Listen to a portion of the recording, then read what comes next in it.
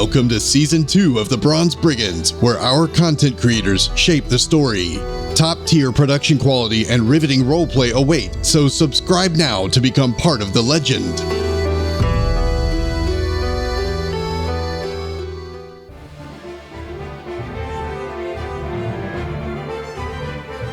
Previously on the Bronze Brigands. A bombshell revelation left the Brigands in dire straits. The Cowled Wizards were behind the entire war and the Dragon Egg thefts. Having rescued Brad, the group needed to push forward to safety, but also needed to let the guild know what was happening. Zither and Jack teleported back to HQ with Biffle chips, leaving Grissul, Brad, Wilson, and Ain to continue. As they traveled, the party continued catching each other up on what had been happening while Brad was away. They made shelter as best they could, huddling together for warmth, somewhat forcefully. The cold night was peaceful until Ain spotted hooded figures in the night approaching their bivouac. The dark exploded into combat with 3 cloaked wizards intent on taking them out. Magical darkness enveloped part of the field, but the companions fought through it, taking down 2 of the wizards. The third shimmered and disappeared, popping up further away. And before Brad could end his life, he caught Ain with a reality-warping spell that had the ranger confused and lashing out wildly, even at his friends.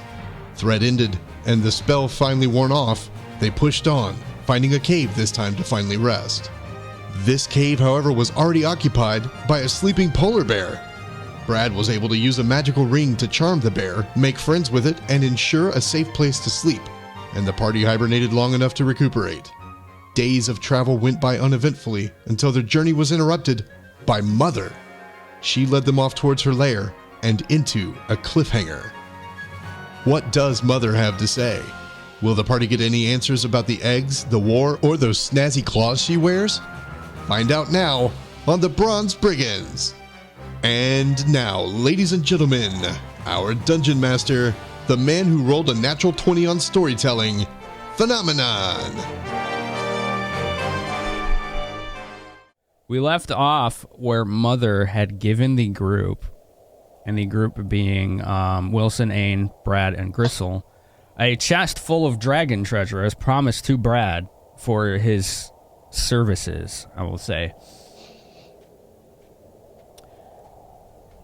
She had tried to see if Wilson could figure out how to use the spectacles she gave him, and eventually they did figure it out, but it turns out that the one thing he tried to identify was so rare and powerful that even with these, he was unable to discern what they do. She also said that she would answer questions that the group had as best she could, and she wanted to head back to her lair. She simply says, as you guys are walking to the east, that we'll have a way to return you to the city quicker if we can get back to the lair. I'm done with being in this God's forsaken place. Grissul grunts and huddles in her many furs. Yeah, I never thought I'd say I'd want to go back to the city, but I don't want to be here anymore.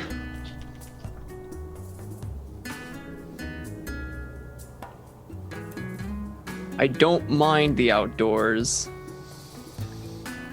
but this place is not for me.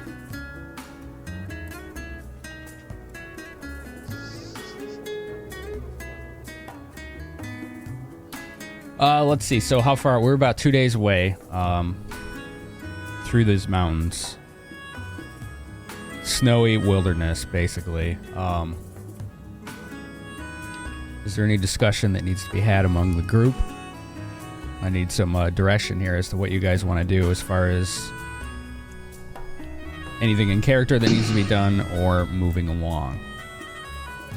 Yeah. So, I'm gonna walk a bit behind Brad.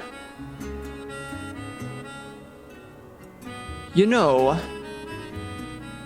I found these spectacles quite amusing. Do you mind if I hold on to them for a bit? I have no use for them, they're yours. Much obliged. That's how it rolls around here. The hell are these guys talking about? We're a team before we are ourselves. Except for me, because I'm better than everybody. Just this bastard. Just muttering into her furs in the background.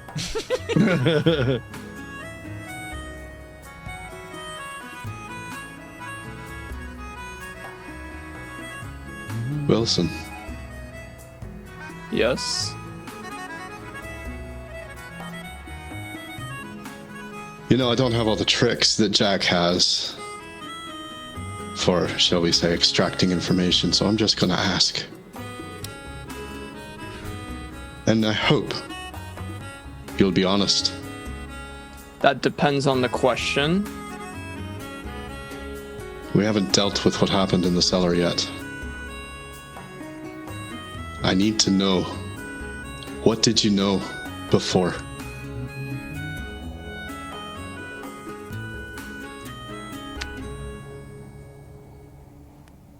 You mean what I knew before regarding... Did you know they were going to take her and lure us into a No. trap? All they told me was to watch over you. You didn't know their plans, what they were going to do? Just observe.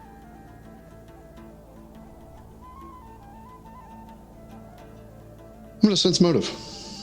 Go ahead.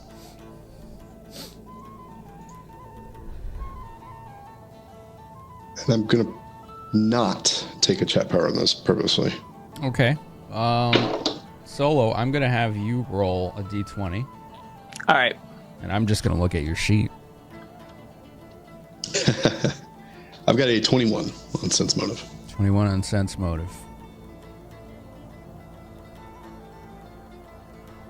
What's your roll, Solo? Oh. Just the roll of the d20. That's all I need.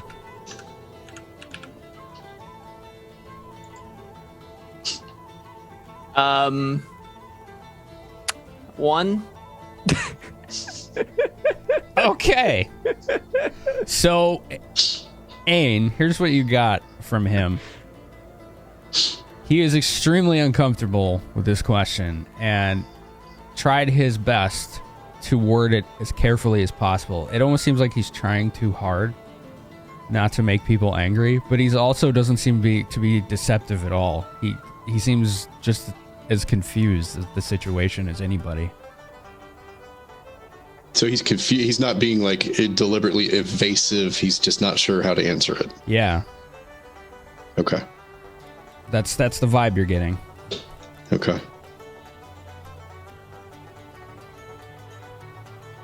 I believe you. You seem to be. Well, I don't believe you meant anything to happen to anyone. And I know you felt like you had no choice. I can't speak for everyone else, but I'm willing to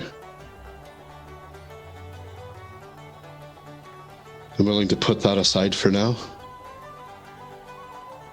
Care to go into any details to what happened? He said he was magically controlled to do something or whatever. I mean, that doesn't seem like it's really his fault. I know how those dastardly, tricksy, garbage, trash mages do their jobs, do their work, their trickery and deceit. That was the one part we didn't catch you up on. Would you like to tell him what happened? What happened to me or what I was supposed to do? Yes. The whole bit. Be honest as well. He needs to know.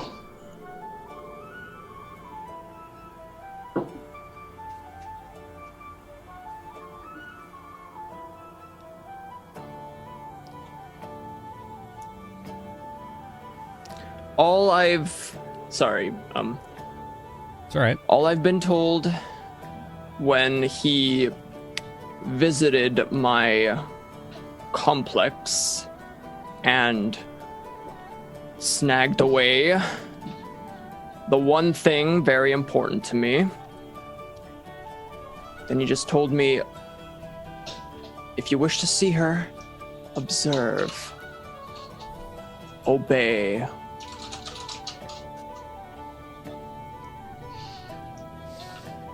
And so I did. I ventured out, managed to, I would say by chance, but I planned to meet one of the higher-ups of the Bronze Brigands and convinced him with my abilities to let me join the brigade, and thus I entered the brigade as what you might call a spy. And was to stop this man from holding your daughter hostage again to aid his cause against us. More like to Is your daughter prevent safe him. now?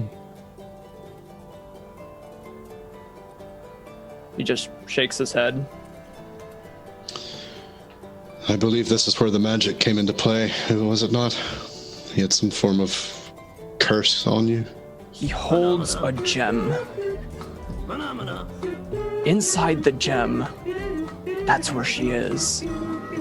Question is, what is a phenomenon? Oh. Question is, who cares? Didn't you say something about a gem before? Wilson, I didn't know that. And, Hayne, I think you're the only one here, other than Wilson, that's seen one of those. Yeah, Brad, the Melody. Her soul was trapped in a similar gem. I saw it in his hand and it vanished before he faded into snow and ice. Sent back to use it again, I suppose.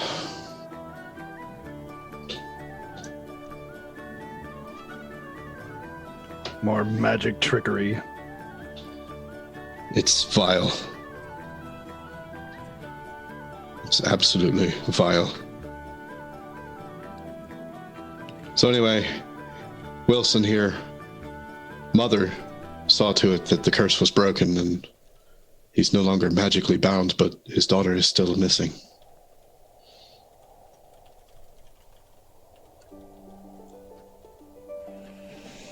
See. As for me, he has as much to gain from finding and eliminating Gassoon as any of us. So I choose to trust him from here. But, I will keep an eye out. Right, Grissul? Who doesn't like to cuddle? I don't trust this son of a bitch. She's talking to herself, but she's staring right at Wilson. No more cuddles. Mother turns and she says, "What is this gem you speak of? That you said she's captured? In a gem?" He held a gem and just waved it around. Well, taunting me, per se. But it...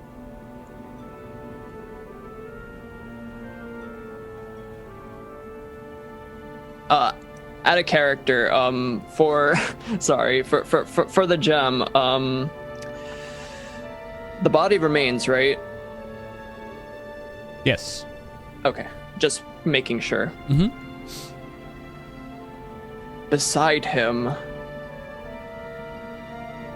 my daughter's body just lay there, lifeless. But he was holding this gem as it was something. It was absorbing something. And then he just told me inside the gem contained her, and I would have to do what he asked, or she'd be lost. She's like, "I have suspicions what that could be, but you may want to ask your fellow scholars for confirmation. Ask them about soul trapping." Soul trapping. Have I heard of that before? Knowledge Arcana. All right. And we have 10 blessings, just so you folks know. You guys we are full, aren't we? Already. It's pretty amazing. Okay, let's do this. Cheers to chat. Are you using one or no? I'm not. Okay. I already rolled 15. Okay. 15. No, you're not sure what that is. You've not heard of it. Oh, it's gonna be one of those days.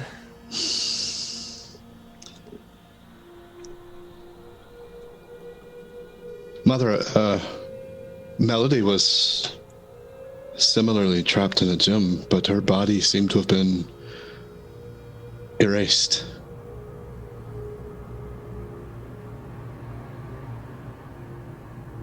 Do you think that wouldn't be irreversible, would it?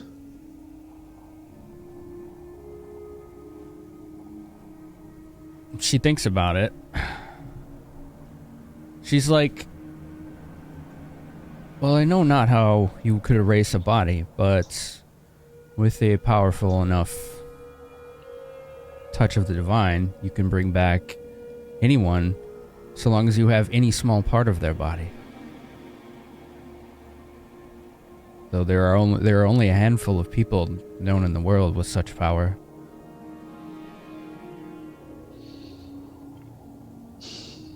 I see. It's troublesome. We'll deal with that when we get the gem. And we will.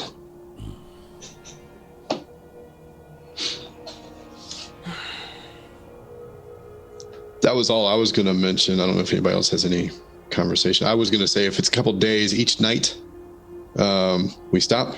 Ains going to cast Keep Watch so that he can stay awake all night on guard and not suffer any ill effects. Okay. If no one has anything else. Okay. No. I think I did everything I wanted to do. Sure. As the travel wears on hour by hour, the sky begins to become even more overcast, the snowfall heavier. As each hour passes by, you make camp at night under a small copse of trees, pine trees, with pretty large canopies that you'll be able to rest under, making the rest relatively comfortable comparatively, because you're not being snowed upon constantly. It's still very cold, though most of you are prepared against the cold, except Grissul, who is used to effectively what is constantly hot and humid weather. So she's not doing so well, right? She's prepared. If anyone actually wants to look at her, they can figure it out. Fair. Ain, you take the whole night's watch with your spell. That lasts the whole night? Is that how that works? You're muted. There I go. Yeah, it's up to 8 hours. So it's what happens when it basically wears full off? rest. As long as you get the 8 hours, there's no negative benefits. You get your spells back. You gain all the benefits of a full rest. But you stay alert. Interesting. You stay awake, right? That's really Any cool. vigorous activity will interrupt it, and then you have to go back to sleep. Oh, okay. So, or cast it again. So you have to get the full duration, or you're suffering. Right. Got it. Okay. Well, you last the whole night. It's a very quiet night. Given the weather conditions, you think even wildlife isn't interested in going out at night right now. They're basically staying in shelter. And as the next day passes, the weather is a bit more clear. Let's see. I'm kind of curious how Grissul is staying warm. The next day, Can I like make a perception on how everyone is doing? What is it? How are they doing? In what way? Like, you know, if they're normal, they're not shivering or anything, like keeping warm, all that. Sure. What is with today, dude? Dude, we got 10 blessings, man. Start using them. Start using the damn things. Another 2. on! 14. I use a blessing to allow Solo Man to reroll. Very funny. I rolled a 14. You're so busy trying to make sure that you stay warm that your own attempts to ascertain their own condition is very distracted.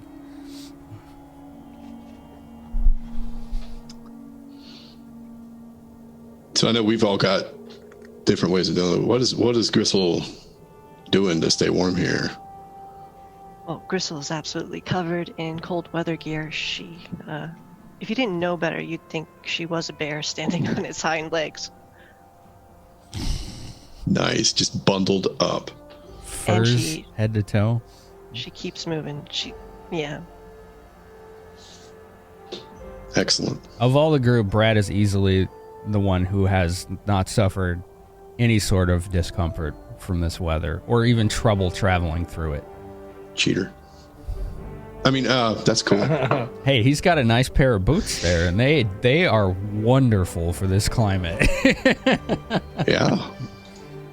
For those of you watching at home, it's a Pathfinder magic item called Boots of the Winterlands. Give them a peek. They're pretty nice. The next morning when we get up, I've seen Grissul bundled up so bad. She seems like she's all right, but when I prepped my spells that morning with the prayers and meditation to Jafania, I will prep Endure Elements. I'm going to walk over and place a hand on hers and cast Endure Elements.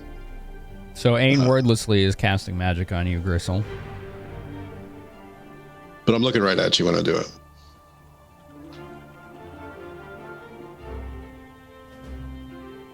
You okay with that? How are you The hell reacting? are you doing? The hell are you doing? This will last for the next 24 hours, and you won't need those coats. She'll stand there and let it happen. Just, any second ready to stab his throat out if she doesn't like the effect.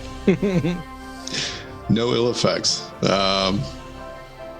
So for 24 hours, you suffer no harm from being in hot or cold. You can exist comfortably from between -50 to 140 Fahrenheit without needing to make any saves. All your equipment's protected. So it's going to feel like a nice warm summer day for you. This glistening aura of gold sparkles shining up into the air from the ground envelops you, and it feels like you just were wrapped in the most comfortable blanket in like a suboptimal temperature environment. So it just feels like what it would if the room was slightly cold and you put a blanket on and wrapped yourself up. But your whole body feels that way.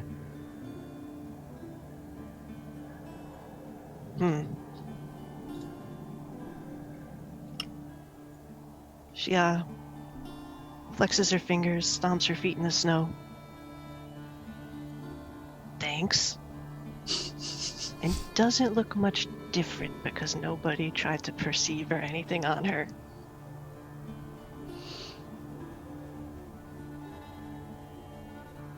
Well, I was asking.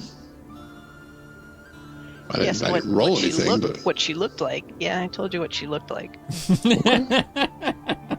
didn't seem anything out of the ordinary to me. She thinks it was very sweet of Ain. Okay.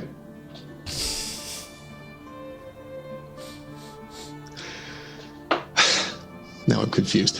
All right, she sounded kind of off when she said thanks, so I want to roll an insight thing. What is that? Sense motive. Is she okay? With a 20. I'm sorry, a 27. It's hard to tell because she is covered head to toe in gear, but you think her emotional misery is real, but you're having a hard time believing anything is actually physically affecting her. I see. Maybe she just really fucking hates being in cold weather and 2 to 5 feet of snow. Maybe. Grissul, are you alright? I'm fucking peachy. I'll take that as a no. We'll be out of here before you know it. Mother, And she marches Probably. on. Mother's like, it's not much further. Less than a day. We'll be there and we can get you home. If you have any Excellent. questions before we get there, now is the time to ask. Because we, and I mean the Order of Bahamut, we have lots of work to do and we can't entertain you forever. There are more eggs to be found, as I'm sure you know, and now the enemy knows that it won't be as easy as they thought. I got one. How do we kill a bunch of wizards? I believe you demonstrated that quite successfully not a day and a half ago. That was only 3.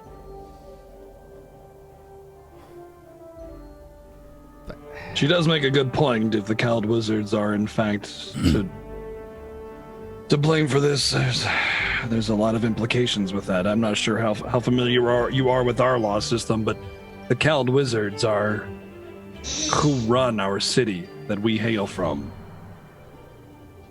They're very powerful. They enforce high-level magic and very strict laws against magic use in the city.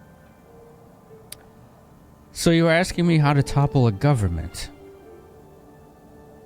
I know a lot, but that isn't one of them, I'm afraid. Didn't hurt to ask.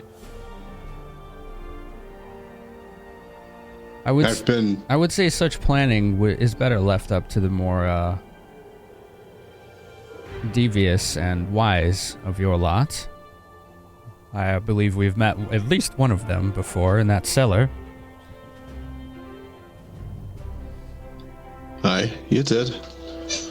Devious, at least. I don't know about the wise part. Me neither. Ouch. Aww. The sneezes are real.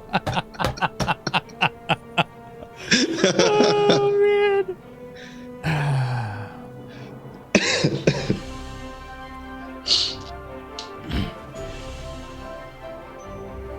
I've found in my travels that most governments are made of people, and people die on the end of a sword, if nothing else. There are methods to help combat against individual spellcasters, of course. But I don't do politics, despite all the scenarios that have been occurring in these mountains. We only got involved as a matter of survival for the dragons. And we hope that by giving you the information we have and will, that you'll put an end to all the nonsense happening in this region. It is not altruistic entirely. I think I can speak for all of us when we say we don't want those dragon eggs to fall into the wrong hands. And the hands that want them are particularly wrong. I agree. There's not that much that can be done when we're not going to be here. We'll be back in Athkatla.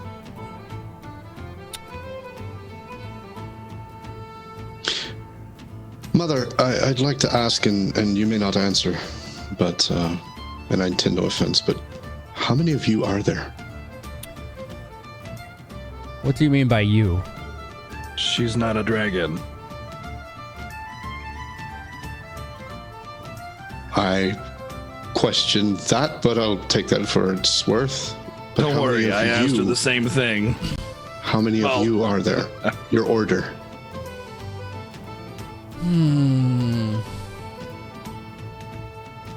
It's an uncomfortable question. I know it is. Not enough. Though if you think I'm a dragon, that is quite the compliment.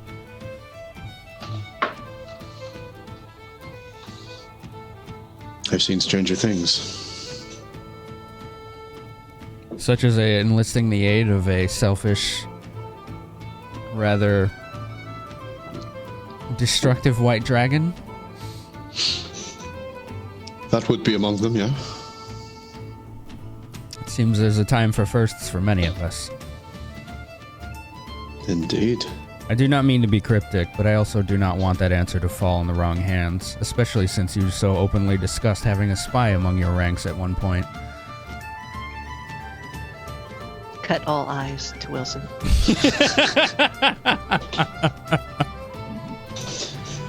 Are there questions I can answer that may be of help to you that do not divulge personal details about myself and the organization?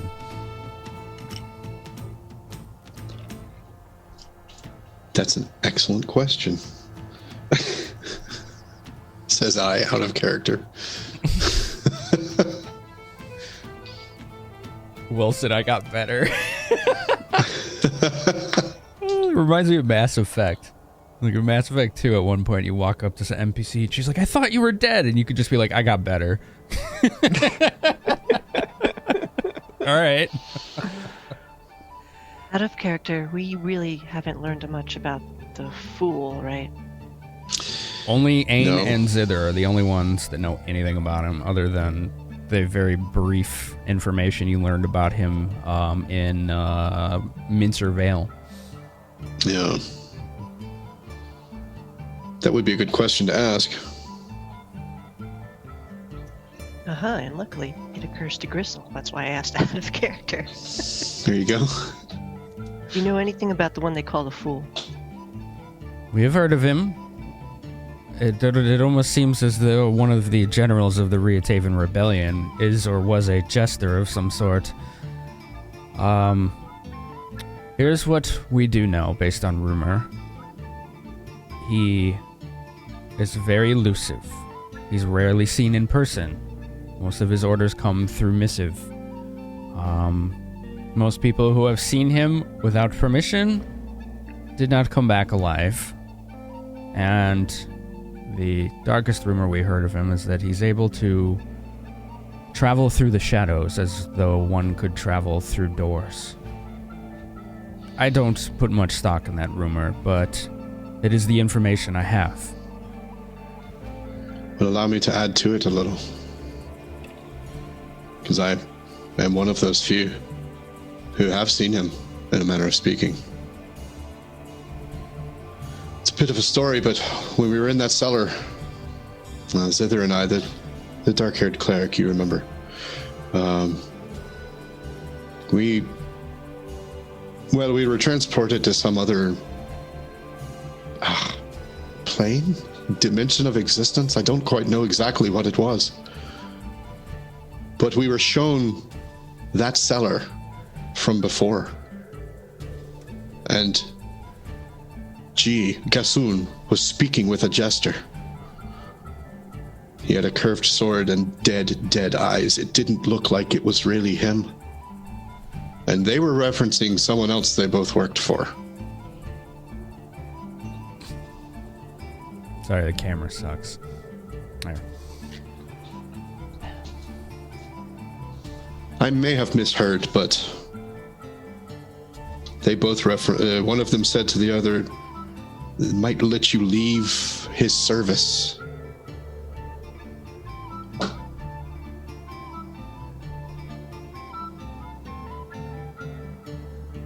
But I don't know whose. Were there any other details that they discussed? You would ask. I was hoping somebody took notes, because that was a very important part. I bet Zither did. I know Zither did, and I did to an extent, but I was kind of caught up in it too.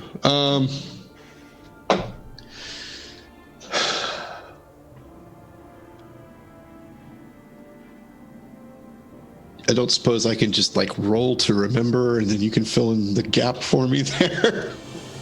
Yeah. There's a lot of these things that are a lot more recent to us, like as characters, than they are as players, because that was like 3 weeks ago for him, but right. like yesterday Yeah. for Ain, you know.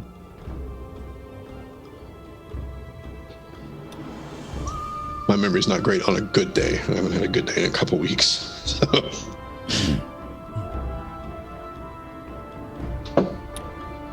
I want anyone who was looking at her while Ain was talking to roll sense motive. Okay. Oh, actually, no, not me. Ooh, Okay. Does that count me? 18. Were you looking at her, or were you looking at the ground, or something else? No, I was like, Wilson is looking ahead, but he's not paying attention. He's kind of like zoned out a bit, just thinking. Okay. I would have been looking at her, yeah. All right. We have 10 blessings, people. Don't stop forgetting that, please. All right, I'll take one because it's not my best skill.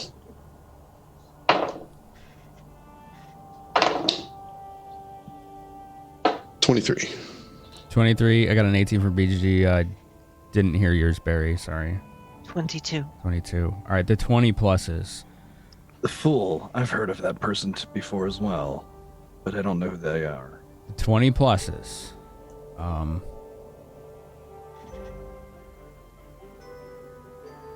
Her attention, her posture shifted when Ain mentioned being moved to another plane. Like, it was subtle, but it was like it caught her off guard. You noticed that detail. Interesting.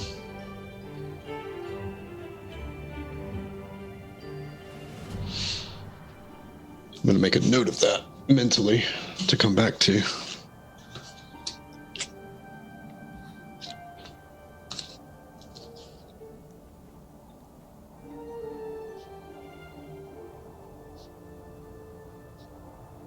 Was I supposed to answer something at that point? Because I got lost. Yeah, well, so I was trying to remember what else was in that conversation between Gassoon and the Fool that I should remember. Roll intelligence. Chat player, please. Yes. Straight intelligence roll, I'll definitely take the bonus. Okay. Down to 8. Ooh, nice. Yeah, good call. 20. So the Fool definitely referred to the man in black as a person named Gassoon multiple times in a very shrill, shrieking voice. He also mentioned asking Gassoon if he basically directly asked him if he thought the Shadow Thieves would intervene. The Shadow Thieves, huh?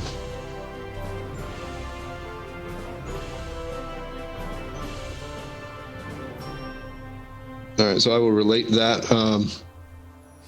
I also recall the jester, the Fool, we were calling him, asking Gassoon if he thought the Shadow Thieves would intervene. The Shadow Thieves. Oh. I know nothing of this. Does anyone have knowledge local? Yes. And there's an Achu in the background. Yeah, I'm sure.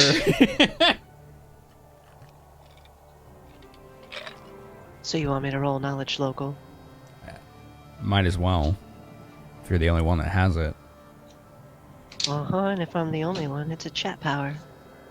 Do it. 'Cause I've got it, but I refuse to use it because there's no way I'd know anything local. 24. 24, yeah. You personally never had dealings with them. You think Moida may have it once or twice. They control most of the black market on the entire Sword Coast. They're generally a neutral organization, and by neutral I mean very strictly neutral. They act only in their own self-interest, and no job is denied if the pay is right. Like they have a very strict code of honor, where if the money is there, they can do it, and they tend to, and they have some pretty good influence among governments and organizations all along the Sword Coast. Information brokers primarily.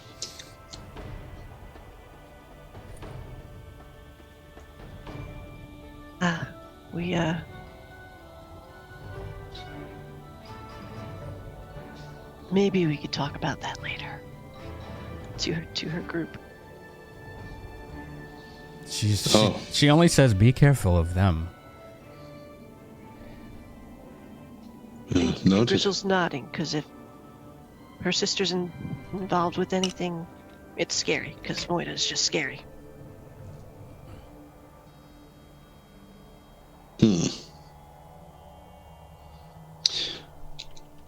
I saw you. Apologies, but I did see you stiffen a bit when I mentioned the plane.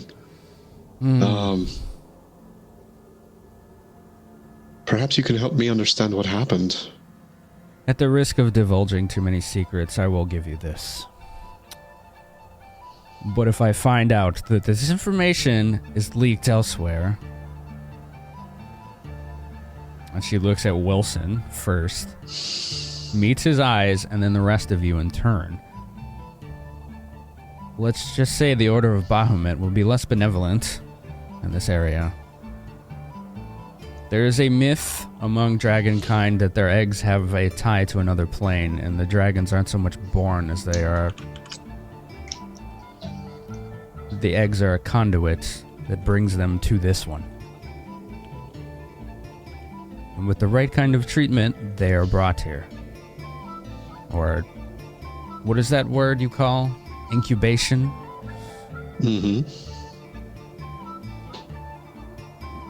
As you might or might not know, dragons aren't simply beings of nature. They are magical creatures. So it stands to reason that they aren't just born of nature, like a bear, for example, or a falcon. Indeed. Well, there's one detail I left out of that, but now I feel I should share. And I don't know how to say it that doesn't sound insane. But this is what we saw. There's a member of our guild, little man, kind of simple. He bakes phenomenal pies. And he was in that cellar, bound. And there was a glowing sigil of some kind on his head. And when I got close, I was pulled into it and zither with me. And we found ourselves in somewhere else. I want to do another examination when we get back on him.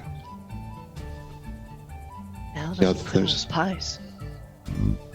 I don't know. But I know it's in, well, I don't know. I don't know if I was in his mind or somewhere else. I don't know if he was a conduit or... I haven't been able to make sense of it.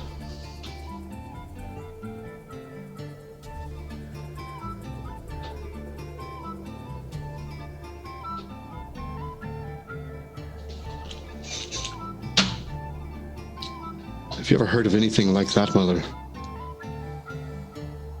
No. I'm afraid not. And if everything you say is true, you need to make sure that nothing happens to him.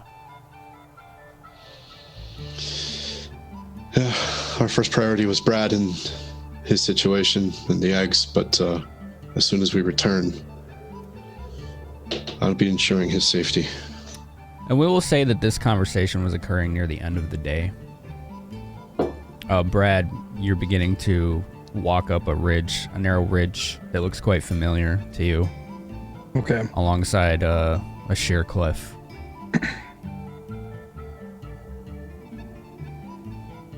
We're almost there. We can have you home by dinner. I have a question. You want us to keep track of these eggs, but what is the best way to care for these things? I think we... What was it? We talked about it out of character. Right. So Brad doesn't know anything. Brad doesn't know in character, the others do. Okay, cool. She's like, if you truly wish to care for these eggs to bring them to life, it's a risky endeavor, but I wouldn't be opposed to it. However, also know that the eggs being magical, will simply remain inert until treated as such. So it isn't any emergency to bring these to life. But if it is something you wish to do, we would be indebted to you. So I pose that to you before I give the answer. What would you do? Would you simply protect them, or would you try to bring them to life? If it's no inconvenience to me, there's no reason to at least do things in between when we're busy to help bring them to life, so I don't see any reason to decline that.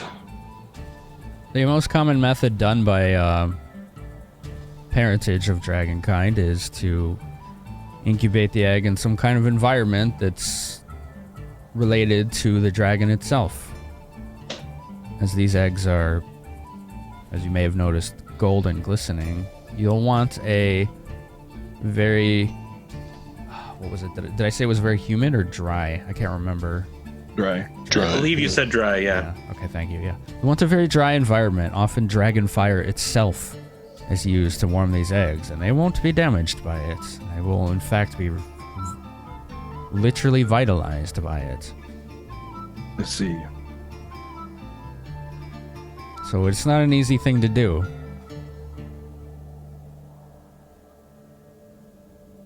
Extreme bursts of concentrated heat and fire in a very dry environment.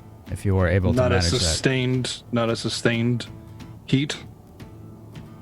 Well, the ambient temperature needs to be hot, but the fire are usually done in bursts on intervals of weeks apart. I'll do what I can. Very well. I will keep that in mind. The 2 eggs, then, we will leave in your care. But only your care. Please be careful who you trust with them. No other eyes shall lay upon them. Indeed. Very You good. have our word. And as the group winds their way around this very narrow ridge, it's like, or not, it's a ridge. It's a very narrow ridge that's along a sheer cliff face. Brad, you find a spot where it ends, and it looks like there's footprints and snow right there, but there's a wall in front of you. Uh-huh. From your past experience, you know what that wall is. Where I left? Yeah. I guess I'll just wait. Like, if she's ready to go and open it herself, then I'll let her. But if, she's kind of like stopping and waiting, then I'll... She is. She's fiddle with basically it. gesturing for you to go ahead. Okay, then I go ahead and, like, open it the way I opened it before, or whatever I remember doing. I would say you remembered it was an illusory wall. Oh, okay, so then I just walk through it. Yeah, and all of you notice Brad literally just walked right through a fucking mountain face. Knowledge Arcana? Sure. If...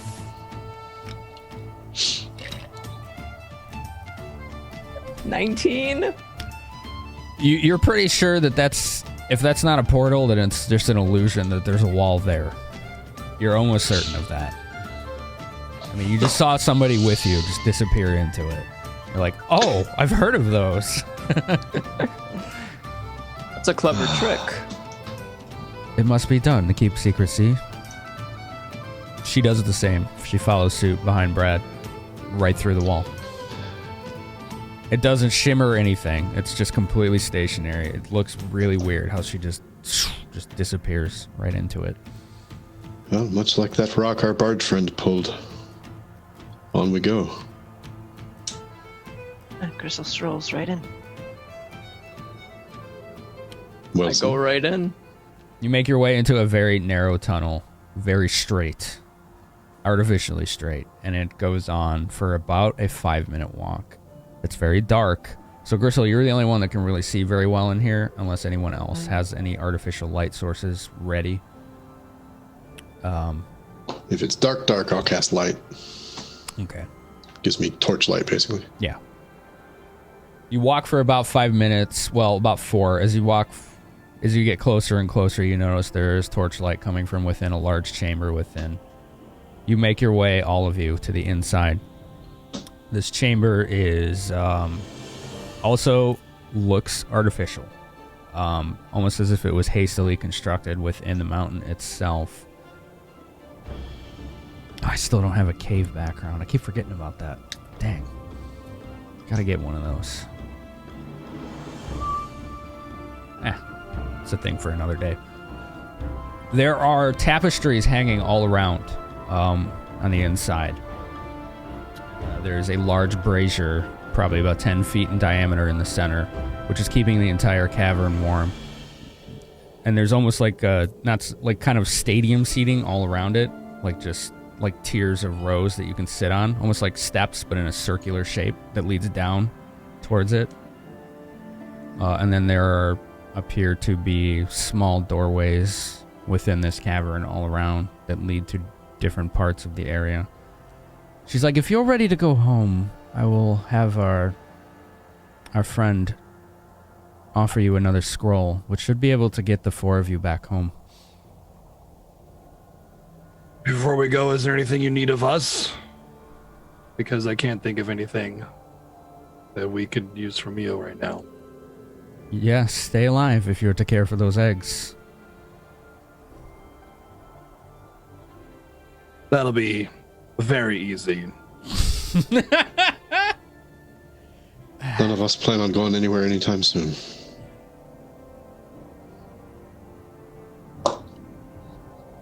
She's like, yeah, just remember, this one was a spy, but it wasn't his fault.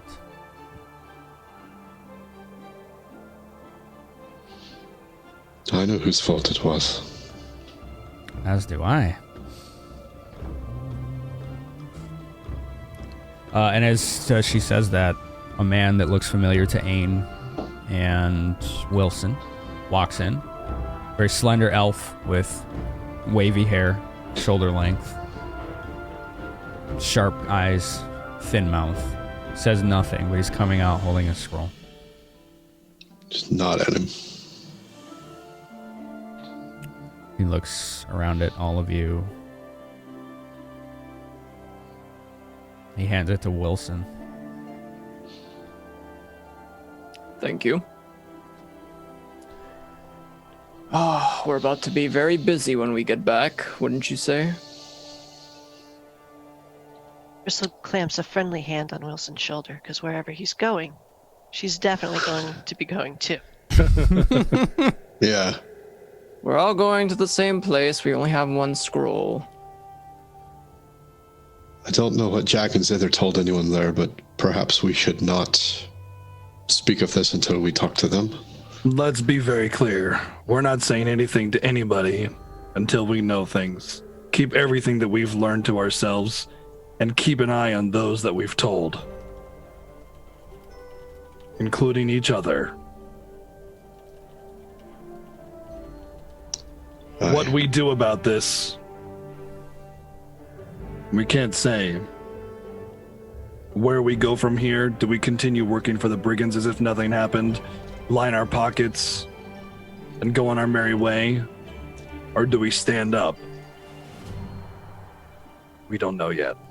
We can't say yet. We don't know the thoughts of everyone else that know this information and where this leads and how deep it goes. I do know that the man in black, this Gaston, must die, and I will be the one to kill him. As long as I'm there to watch. Do it after we secure my daughter, please. Worry not about your daughter. I will make sure she is returned safely as well. So not a word, then. Shall we? Good luck. We will contact you if we need anything. There is one thing I want to do once we get back. You remember the trope, Ain? Which trope? The traveling trope.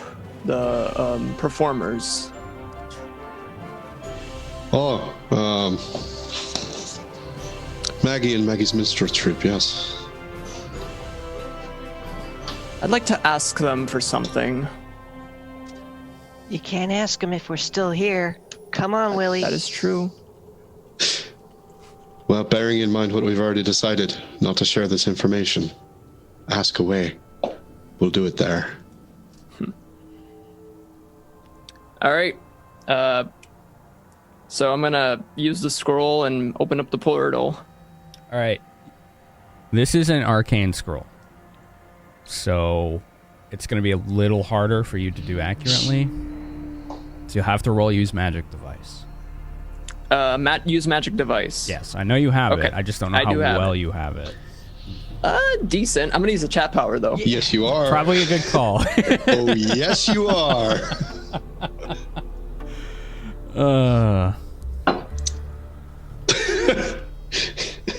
All right. You guys ready? Uh-oh.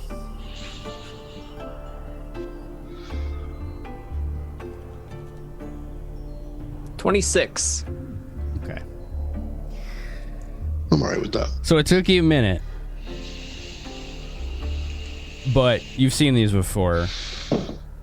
Only because the symbols on here remind you of the kind of visual effects you saw when being teleported before. So you're like, I could probably do this with this in hand.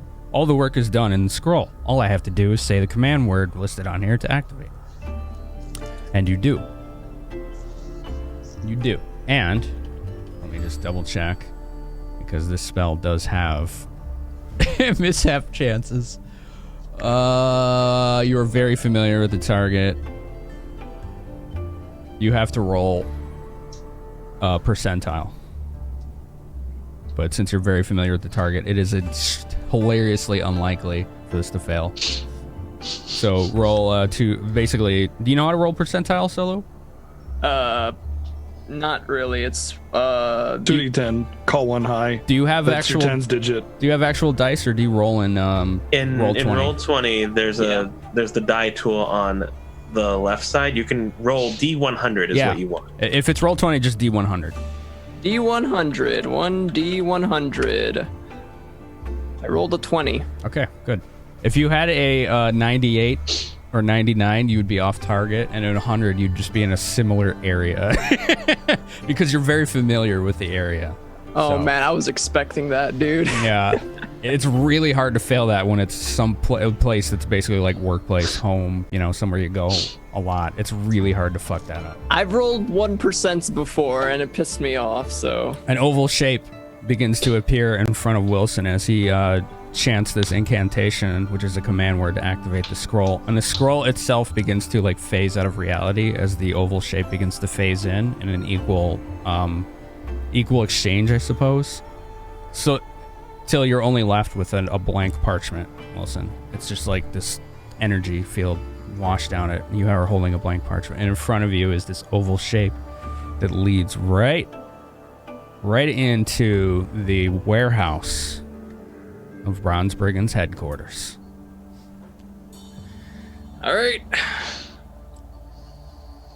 First one's I up. step through without a word. I just go. I follow. Very So is Grissul. unceremoniously. With her hand on his shoulder. You can let go now. Look at Mother one last time. It's like, you better hurry. Take a firm grip on the bird and step through.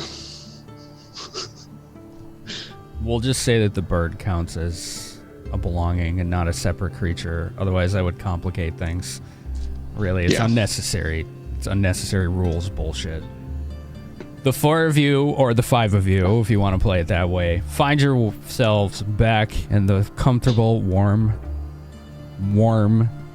warehouse, muggy warm, of Bronze Brigands headquarters, and that's where we're going to take our first break of the night.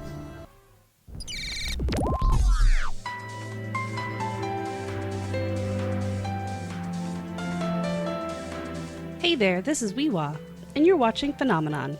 If you're looking for cats or beans, you'll find no better source of them than right here.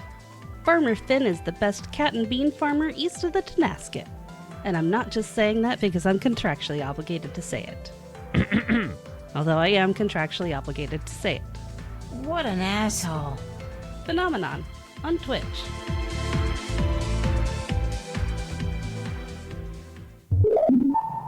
In the criminal justice system, the people of Athkatla are represented by two separate yet equally important groups.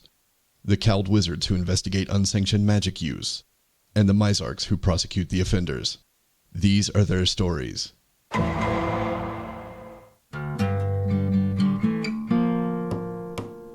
Tune in Saturday night at 7 Central for the Bronze Brigands, or get thrown in Spellhold Prison. The wizards are watching. The Bronze Brigands, here on twitch.tv/Finamenon. Before they teleport back into the warehouse, Jack was keeping busy in Bronze Brigands headquarters. Jack, what were you doing exactly? So this is gonna be fun. I'm gonna go find the librarian. So you're looking for Farandul, right? Thank you. I was about to ask, what's her name again? Don't know, really. Farandul Vanelli. Farandul, great. Okay, I'm gonna go looking for Farandul. Okay. So it actually isn't too hard to find her.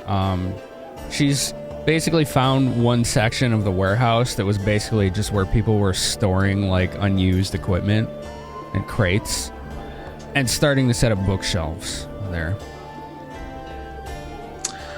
Cool, great. So I'll go over and just sort of be like, hello. Congratulations on getting the position. How are you finding things? There we go. Sorry. It was on the So wrong good. one. It was like, that doesn't check.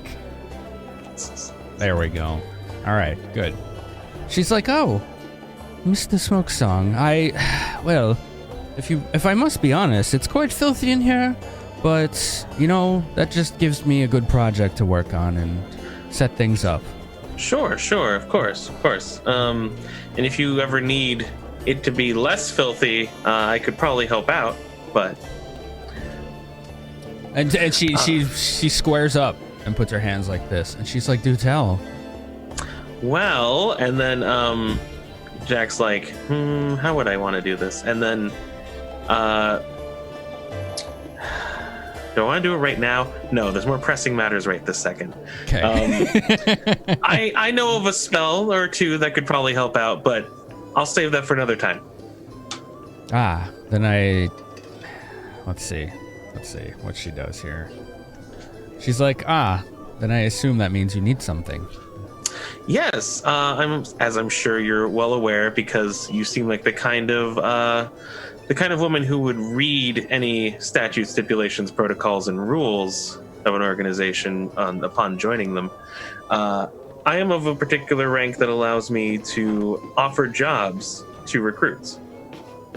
An officer. Of course. What can I do for you, sir? So, first of all, I need to speak with you in private. So, and I promise you, I'm not trying to be, how do I want to put this? I think the word is, hold on, I'm gonna Google this real quick. Lecherous? Yeah, but there's another untoward. Is that? Yeah, I think is the word. Untoward. Yeah. Untoward. Thank you. Not trying to pull a Bell's FO. Right. But the fastest route to us having a private conversation would probably be to go to my room for a short while. Very well. All right. I lead her there. We go into my room. I lock the door. I'm immediately casting detect magic, specifically looking for any magical effects that I don't recognize.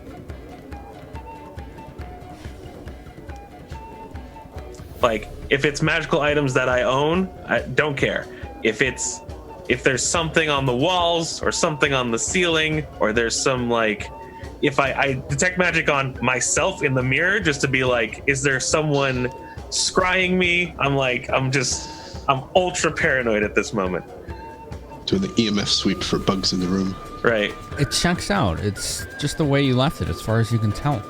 The All right, only magical great. things you're checking are on your person that you knew of. Okay. And her.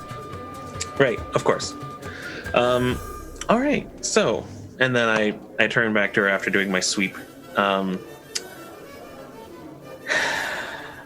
First things first, I have an official job for you. And then he's pulling out a scroll and is writing on it, basically a job proposition. I want you to do some research into specifically, and these are a myriad of topics, so feel free to take your time. The best ways to acquire or alchemically create dragonfire. And two, this is more theoretical. I want you to discover a historical, or not discover. I want you to do research on a historical and economic proposal. What does lose by being in the war? What? Oh, he got it. And I mean this from a financial perspective. How much money is the war costing specifically? And what do we lose in potential by not having, for example, certain trade routes closed due to the war, or particular supply lines that are cut off, or et cetera, et cetera. All right, let me take some notes here. Yeah, I should probably just have messaged you these notes too. If you have them already written down, that works too. I don't, but I'm about to. Okay, however you want to do it, man. That's fine. If you could do it, that would be better, if that's cool. Basically, what I'm looking for is an economic analysis of the war and all potential costs for and then this is the harder part. I would need to ask you a personal question. How good are you at lying? Not very, I must admit. I've directed almost all of my life and pursuits into teaching, and that of a scholarly nature. I see. Well, very well. I have a plan for that too, don't worry. She's kind of like straightening as you begin talking about lying, and she's no longer squared up in posture with you, but kind of like turned her body at a bit of an angle. So the first parchment that I wrote down is essentially just the notes I sent you, in a way that's like, you are doing research for Jack Smokesong to do and give a report at some point in the future, and then handing that to her. This other job that I want you to do, and so he's writing down on the parchment, general research on the nature of magic and history of on the parchment. And he's staring at her directly. He's like, I need you to go through a couple hypothetical scenarios for me. Let's say, hypothetically, you needed to, I don't know, let's just get weird or crazy. Let's say someone needed to defeat a Cowled Wizard. And hypothetically, how would one go about doing that? I specifically want you to start researching the history of the Cowled Wizards, where they come from, how they draw their power, and secondarily, I need you to look into the actual power of the weave and if it can be, let's say, altered or poisoned. Wow, I chose the right guild to join, didn't I? Well, I will say it's never boring. You've got all of this written down, by the way, so I don't forget. Yeah. Okay, because Yeah. I'm about to send you the second piece. something like this has happened in a different campaign, and I spent 2 hours making rolls for all this kind of stuff. So the second job has the parchment. The parchment is just a cover, and all it says is research into the nature of magic and history of actual job is research on the history of the Cowled Wizards and how they draw their powers and affecting the weave in a, let's say, targeted way. She's like, Now, before you speak, you are, of course, because we don't force anyone to do anything, you are free to turn down my job. The first one I'd still like you to do, and it's fairly on the level. The second one, I understand if you don't want to do this. However, during this job, I will never bring up this topic ever again in front of you. You will never bring up this topic to me in front of anyone. If you need some assistance on this second job, you will relay to me some message, something innocuous like, "Oh, I wanted to meet for drinks sometime." can it be And- tea? Sure, we can say tea. Good. They would see right through me if I said I wanted to have drinks. That's fair. The second thing is that this parchment, and I'm handing her the one that's fake. This parchment is because you are not good at lying. This parchment essentially gives you a jail at a free card. If someone approaches you and asks, "What are you researching? Why are you, for example, checking out these particular books?" You show them this and tell them, "I am on a job from Jack Smokesong," which is not a lie. You are on a job for me on these particular topics. She is looking uncomfortable. Do you think you could do that? What do I do if someone superior to you asks? If someone superior to me asks, you can tell them that you have no idea why I'm asking you to do this, and they should talk to me. This is,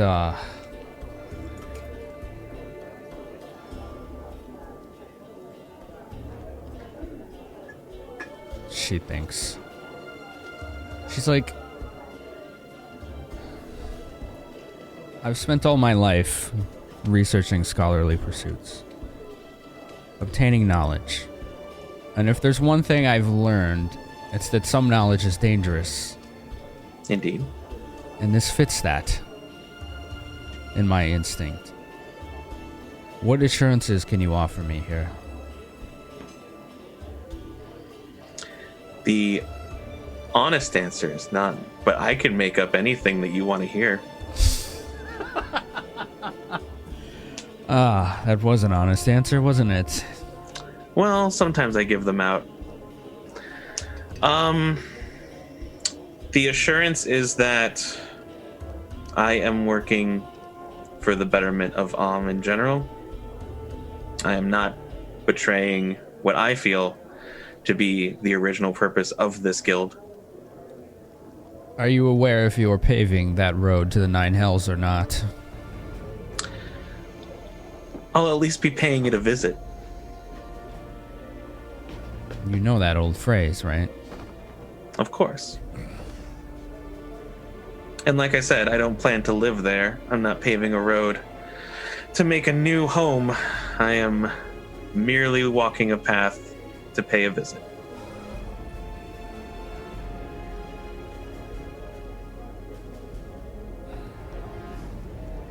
I'll do it, but for one reason, and one alone. Because now I need to know what you think you know. Very well. And then Jack hands her the second parchment. Obviously, because of the nature of this job, I will be, for the second job, you can, of course, claim the normal guild rates, but I will also be paying you under the table in an amount of, let's say, double your normal rate.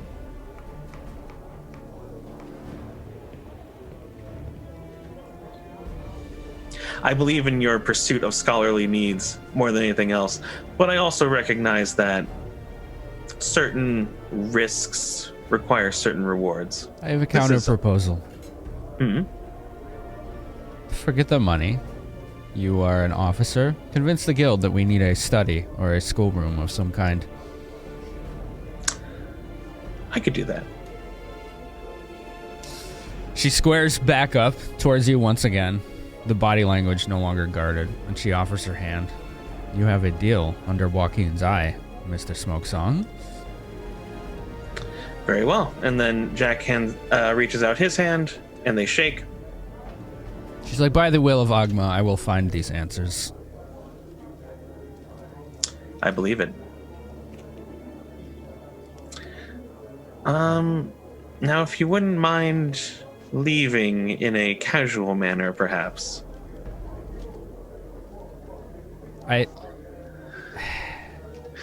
Whatever you say, and she just kind of throws her arms up in resignation, because she doesn't seem to understand that, and just... Right. just walks out in her normal posture. Perfect. Which is uptight, effectively. Like, she's, rigid. I like rigid better. Mm-hmm. That's a better word for it.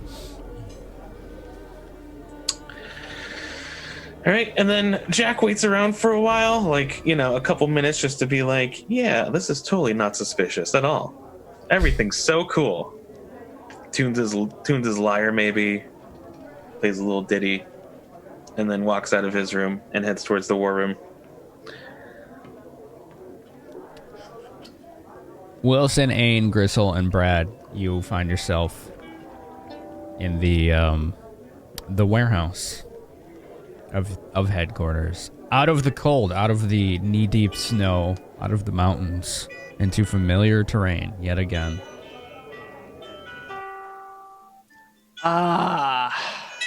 Good to be back, eh? There it is. Sorry, the music wasn't playing for me. So, I miss the forest, but I don't miss the cold.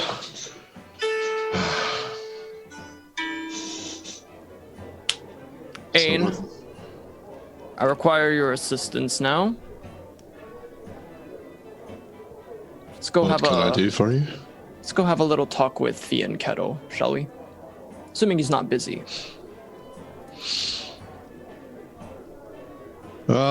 We do need to. Should we find Jack first, though? We can relay what we find later. I need to perform a examination on him. There's something that's been bugging me.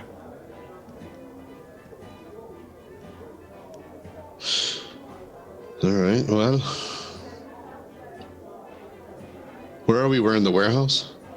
In the back corner, basically where you did the interviews. Yeah. Okay, so I'm gonna go and find Fianchetto. You find it, yeah. The back corner is basically, there was a table set there where you did interviews, and in the corner there were shelves with various clothing. There are still half-finished projects left on the table there that look like clothes Melody was mending or creating for people. I take a moment to kind of gaze lingers on that. Kind of slow to turn and walk out of the room. And for out-of-character reference for everyone here, all five, you're all on the same timeline right now, so... They basically arrived as soon as your conversation was over, Ace. Cool. Do I hear the, like, some sort of whooshing sound as they go through a portal and show up? Do perception. Oh, good. I'm really good at those. I mean, I'm fine. I'm good at this. I said the same thing, then I rolled a 1. No, it's fine. Are you gonna do this the whole time? I might.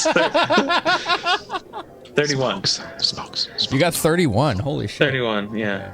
No, you don't hear a whooshing sound or any sort of magical effect, but you do hear a minor commotion coming from the war room. Like a, Oh. Just All like right. a, what was that? You heard a, what was that? Coming from in there. All right. Well, then I go towards the sounds that I'm hearing. I try to peer around, like, what was what? What is there? And just, like, trying to see what everyone's attention's at. Okay. Trying to load a sheet here real quick. Where the hell is it? There it is.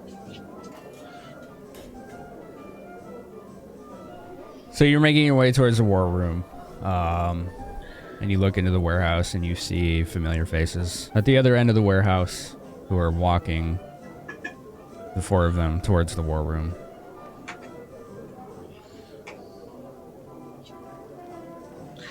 Okay. I just see the four of them. They're fine. Everyone looks like they're in good health.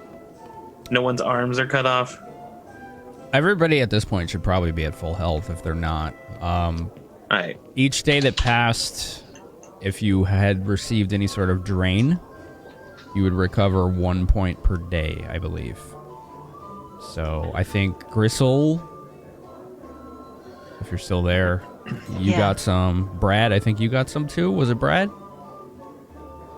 Yes. I don't know. Sorry, I was muted. I was like saying, hi, Jack. Oh, good. Brad, good to see you again. And look, you're not Always dead. good to see me. Not being chased by strange, bloodthirsty wizards. No arrows sticking out of you. Wait, how do you know about all that? Do you not remember the part where we lifted off the ground where an avalanche happened? Oh, yeah, I forgot you stopped by for a few seconds. It is always a pleasure to talk to you, Brad. I know. Well, I see some things haven't changed. Listen, the job before all this happened, the rescuing Aisha girl or whatever, did we get paid for that? I need to report my end of that. Right. Yes. We did. Then we can catch up on all the good times. Yeah, all the good times. The times when you weren't around. Those were the good times. I just like walk up alongside him, kind of plop my hand on his shoulder, and I go, "Well said. Good job. You must be very proud of that one." I walk off towards whoever's office I would go to. I don't have the roster up. You would both get 100 experience.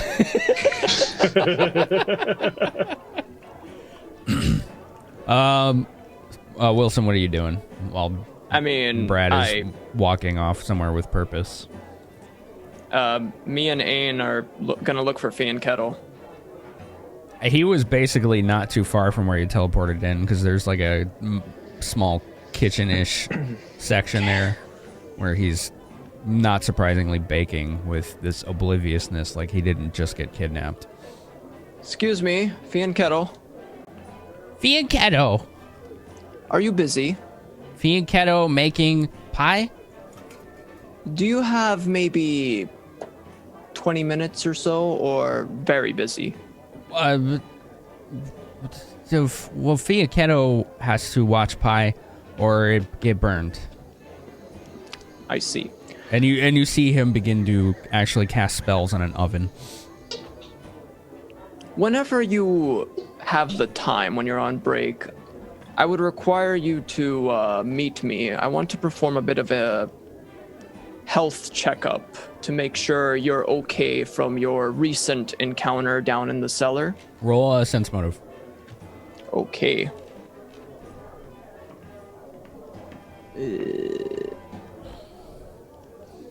15. Okay, so this is what he says, and it is probably the most bald-faced nonsense you've ever seen. Finamenon love... And he's like shaking. Love health checkup. If Finamenon not doing that, he busy. He have to make 8,500 pies. It'll be fine. I'm not going to do anything. I'm just going to examine you. He looks terrified right now. I'm going to walk over towards him. Yeah, I'm going to walk over towards him, kind of kneel down, and say to him, Finamenon, it's okay. No one's going to hurt you. We just want to be sure that you're okay.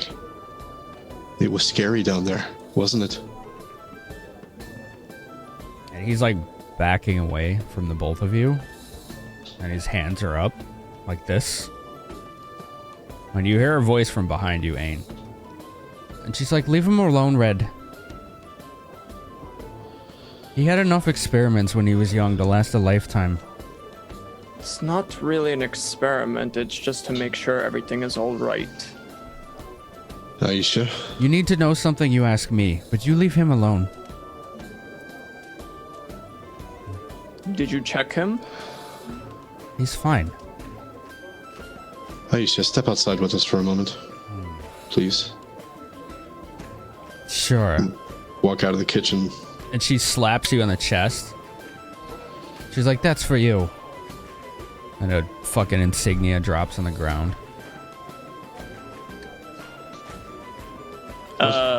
So fucking. Who, may I ask?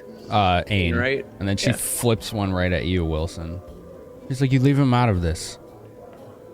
I didn't mean anything by it. I'll pick up the insignia, and I'm not even really looking at it yet. Okay. I'm gonna try and catch it as she like flings it at me. Dex check. Okay.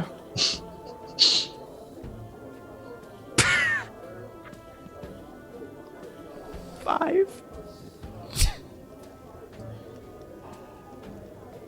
That's the. You try to catch it and it bounces off your pinky and hits you in the forehead and then bounces on the ground. That would be the third 2. For those of you playing at home. We have 7 tomorrow's blessings. I suggest all of you start using them. I'm going to start DMing you solo if you keep being stubborn about this shit. I'm not. I'm actually forgetful.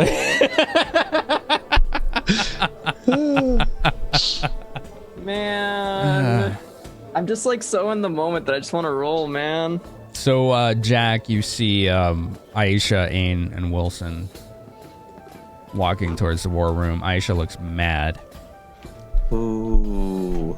Like, I actually, you know what? I say that I use that exact like thing. I'm like, ooh, someone's in trouble. And she's like, you're damn right they are. And she storms past you. You're damn right they are.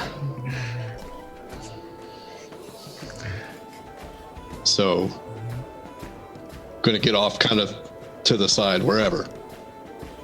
Away from... So she just looks at you with irritation, sweeps her arms off somewhere, and she's like, after you, wherever we're going. Yeah, I just want to get alone.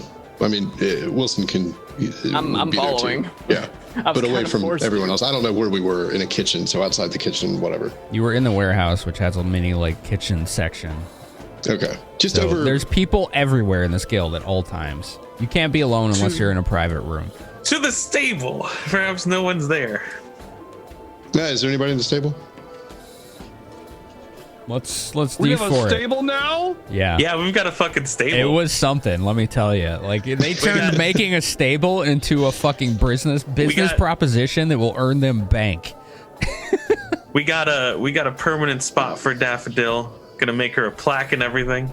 Oh my god. All right, so I rolled a d4. A 1 was a fail. So the stables are currently empty aside from horses. Good. We're gonna go talk to horses then. Spy on the Daffodil. So I'm just walking to the stable. I'm not even paying it. Like, I'm following. I'm no happier than she is at the moment. Because that kind of hurt. Anyway, we get to the stable.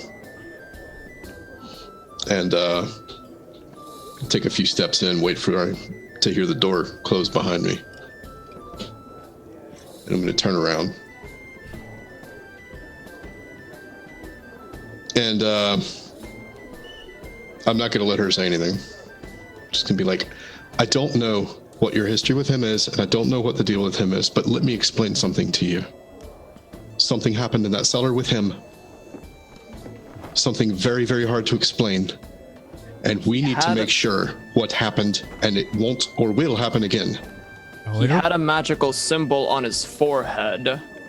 It did something, I'm not entirely sure what, but it was very, very strange. She's like, let me guess, you spoke to the voices in his head. I didn't speak to them, I saw them. I was in there with them. Well, that's a first. But I'll tell you, without any of this antagonism, that if you ever say you're going to experiment on him again, you won't enter this guild ever again. I never said I was going to experiment him. Just a health checkup. You leave him alone. You ever wonder why a halfling in his late 20s talks like he's 5 years old?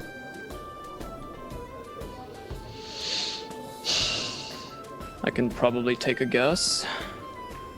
I assumed he was simple in some way, but You can blame his parents for that. They're trapped in there with all the other voices because of it. wait, you're saying you knew about this? Why would I tell anyone? Do you know what city we're in right now? The Cowled Wizards would have him experimented on until he was dead. Aisha, Zither and I were taken in and almost lost. You were We not were disconnected lost. from all of our powers. Magic was inaccessible. Wherever it was you were taken, it was for a reason. You got back. Barely. At least allow me to perform a very simple medical checkup to make sure that he is perfectly healthy and he won't fall sick. He's fine. I already did that. Okay, that's all I wanted to know. And I just back off. Who else knows? Balzepho knows, and that's it. And that's the way it needs to stay. There's something going on with him. Whatever experiments they did created some kind of instability. I don't know it myself. As a follower of Shandakul, we're all about the protection, creation, and guarding of portals. And as you no doubt learned, there's some kind of portal either in him or connected to him. I would say. You were not in danger. He would have protected you. I don't think you can say that with any certainty. I think in this room there is one expert on portals, and it is I. I understand. Portals, perhaps, but not necessarily where they lead. We apologize for the disturbance that we have caused. She points at It won't Wilson. happen She's again. like, you choose your words more carefully next time. Noted.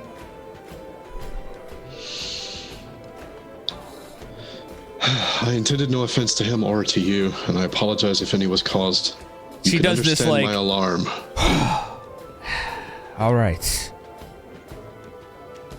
Then I know your true intent. I apologize too. You must handle him with care. Treat him as if he is a child. He is stunted because of the actions of his parents. And whatever connection he has to that place that you say you went to is their fault, not his. Well, then, may they burn in the 9 hells. Wherever they are right now, stuck in him, is probably worse. There are other things inside of him that are trapped. Yeah, the bear, the wolf, the imp. So you did see them. Oh, aye. That I did. That's just a part of a representation of what's really there. There are ways to view the inside of a portal without traveling in it.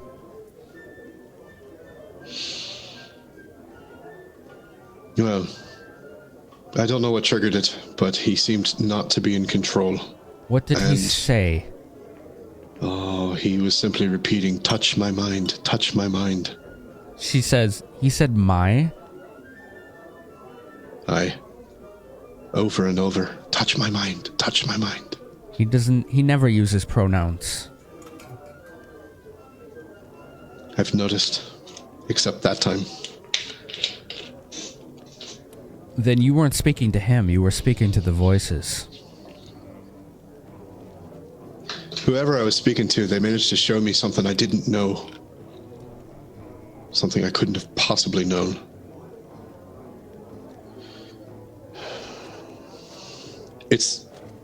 I fear.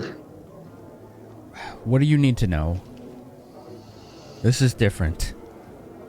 Get to the others. This is not something we need to be talking about behind secret doors. Find your friends. Are you sure? You'll expose his secret. Do you trust them or not? I do. Do you? I trust you. I could care less about their intentions, but if you trust them, fine. Very well. And she's like barking orders at you. Like, just go get them now. I will do so. And I go off to find the others. And Ain, I think at this point you would finally take a moment to look at the insignia as a new one. I was about to say, yeah, while he leaves, I'll kind of realize I'm holding it. It's a badge with a steel sword on it. So you've been promoted to Steel Blade. Whee! Let's go ahead and do that. On Strimmerstram. So what does that do? Steel Blade rank. Here's what it entails. And this is something that has happened for both Zither and Jack. Now you. And also Wilson and when we get to it, Grissul. So, a lot of promotions going around here. Steel Blade. You now have a personal room instead of a bunk in the barracks. You are Mr. Ace. I think you're muted. 4 or 5. What the fuck? Everybody's done it. I'm not trying to talk to you. I'm memeing to myself. Okay, sure. I could have unmuted, but it would have been like, you get a promotion and you get a promotion. Everybody gets a promotion. I love it. Everybody's done it tonight. All right, your pay scale. Anyone who's been promoted to Steel Blade. So Wilson, Ain, Grissul. Pay scale is 150 gold a day. Please keep track of your pay scale, because I do not. Plain and simple, I do not. I have enough to keep track of them. Sorry, I have to prioritize things, and what money you get is not one of them. Let's see. You have a large degree in, say, in design of upcoming missions. You can offer missions to members of 2 ranks, or 2 or more ranks lower, and you get the personal room. In addition, your insignia initially did +1 competence bonus to perception and diplomacy, right? Mm-hmm. In addition to that, it also has a morale bonus to will saves +1, which won't stack with Jack's song, but it's persistent while you always wear it. Cool. Well, I always welcome comments from the peanut gallery if they're the players, so don't worry about it, Ace. You can play it how you want, but I'm just saying right here, I appreciate the table banter, you know? Everybody can be a part of a scene, even if it's out of character. And if that's not your style, that's cool too. But I'm just putting that out there as an option for everybody. Did you just unmute yourself and then remute yourself and say something? Yeah, I did. God! Hey, you know what? Who am I to say what the man's style is or isn't? Oh. Gotta love it. Gotta love it. For the memes, right? Indeed. For the memes. All right. I get a room. Nice. Get a room. So, Ain, Wilson, and Grissul, I need you to DM me with the kind of amenities you would want in your room. It's a 3x3 room as far as tiles go. I get a room? Yeah, 15-foot square. How the hell did Solo get higher rank than me in the 2 months that I was gone? I have no idea. Oh, you get one too, actually. Well, I mean, that's why I did go to turn in my mission for Aisha and get my pay. You'll get one, yeah. I'm looking at, basically, I have a promotion point system, and when everybody reaches a certain point level, they get a rank up. And, like, the Steel Blade, 4 people just hit it. Ain, Grissul, Ding. Brad. Yes. The promote when ready paradigm. Must promote. Right. Actually, I got it wrong. You want to know how I got it wrong? Who can guess? We're waiting. Who can guess? Who's going to guess? I'm supposed to get 3 ranks. Close. You ranked up and Wilson didn't. That makes a lot more sense. You're close, Wilson. That tracks. I was like, something ain't right here. I was looking at it and I was like, no, I'm reading the wrong name. So yeah, Brad, Grissul, and Ain all ranked up. They all have the same exact points. Wilson, you got some catching up to do. But what is your rank according to the roster, Wilson? Because you may have ranked up, but not to that one. Let's see. Copper. You're still copper. Then you're still copper. Yeah. Okay. So, steel blade for Ain. I saw it happen live. That's all amazing. You literally are watching the spreadsheet updated live. Your promotations. Your promotations. Get a room. Yeah, you get a personal room. So amenities have to be reasonable, but like for example, Zither wanted a setup where she could practice, like carving and chiseling rocks and things like that. Jack, you wanted like a changing room and things like that, right? Yeah. So it was like it was all things that fit in character that made sense. You get those. You can use. Here. Yeah, you can Bright use. lights. You can use those to, create things or better benefit your character. Like I could imagine BGG getting something that facilitates weapon craft, for example. It's already, yeah. It's already what I had in mind. And since you have ranked up, I give bonuses to those kinds of things. BGG, you're level 8, right? Yeah. Yeah. Jack's 9. Wow, it's been a while since I did this. Sorry. Okay, we're good. Yeah, there is a roster command. You can look at the active roster of the guild themselves. I think I may have accidentally minus 10,000 experience points off my sheet when I moved up I forgot to carry the one kind of thing. Oops. Well, our experience tallies are all on one sheet. You can add them up over time. Yeah, that's true. If you really need to. I don't know if I'm looking into it. It's fine. All right.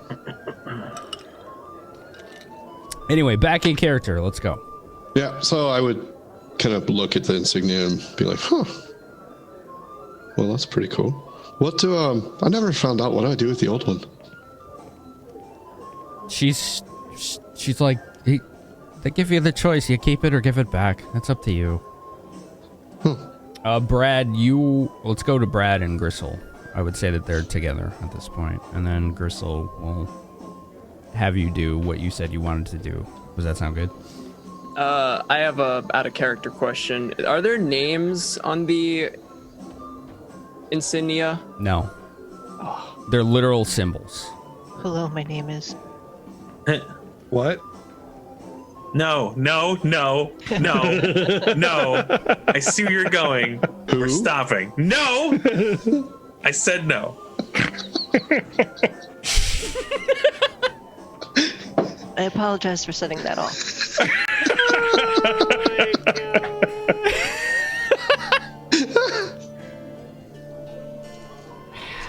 I'm muting myself. I can't hold it in.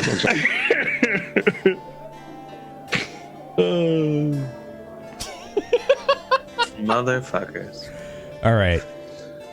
Brad and Grissul, what are you doing? Reporting to probably Belzepho. They are not here. Belzepho's not here. Previ is not here. Brahm is not here. Vilmar? Vilmar is here. Or Aisha, whoever I see first. Vilmar is in the war room. Aisha, you don't see. Okay, Vilmar then. Because she's the one that stormed off, chewing out Ain and Wilson, and they walked off somewhere. So Gotcha. you all saw that. All right, Vilmar's here. I'm a little late in reporting this, but some things happened. It's been a while, huh? Yeah. We're glad to see you're back. But as you see, have noticed probably in the last couple weeks, Asia's here. You're welcome. I'd like to get paid and all that good stuff, but if you need any additional information about the mission, I can fill you in on some details, perhaps.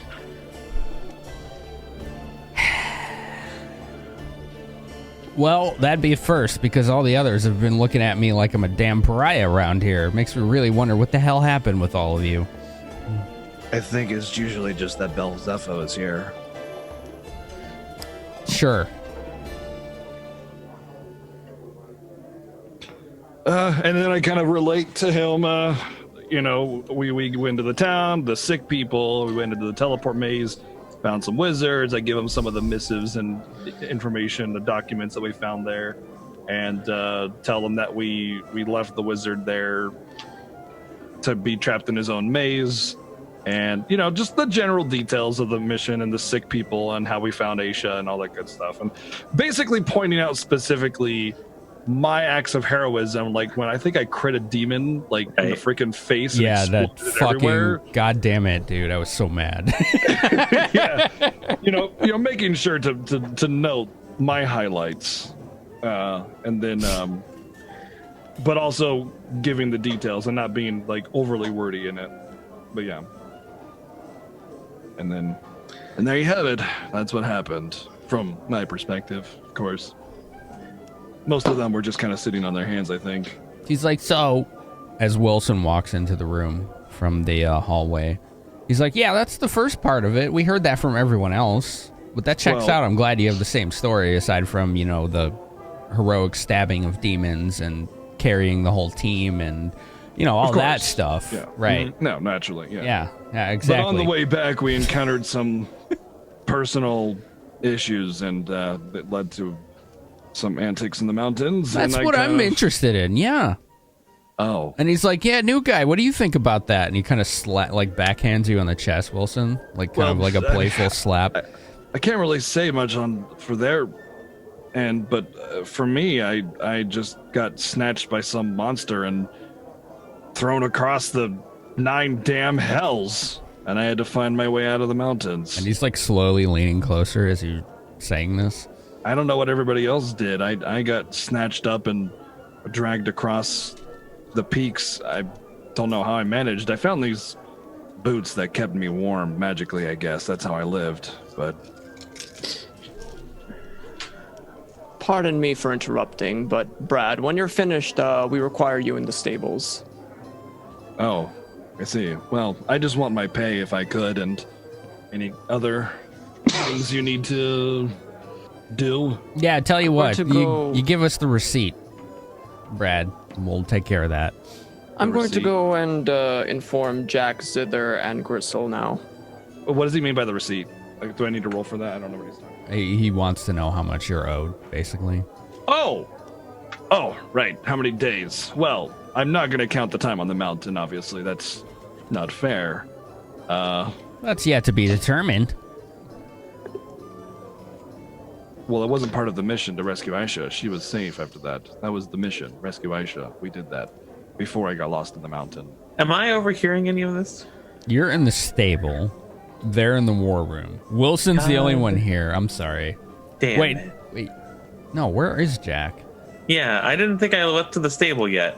I didn't No one's inform collected Jack me. yet, so... Where were you at this point? I have lost track. I was still hanging out in the war room. Just you're totally there then. You're in the corner. You're the fly in the wall right now, so... Oh, okay. Your prerogative. Well, it was 4 days to the town, to Krumor, I think is where it was. Nashville.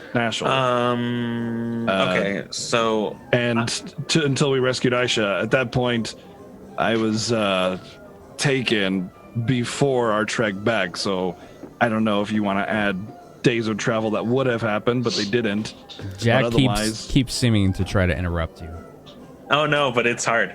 It's hard.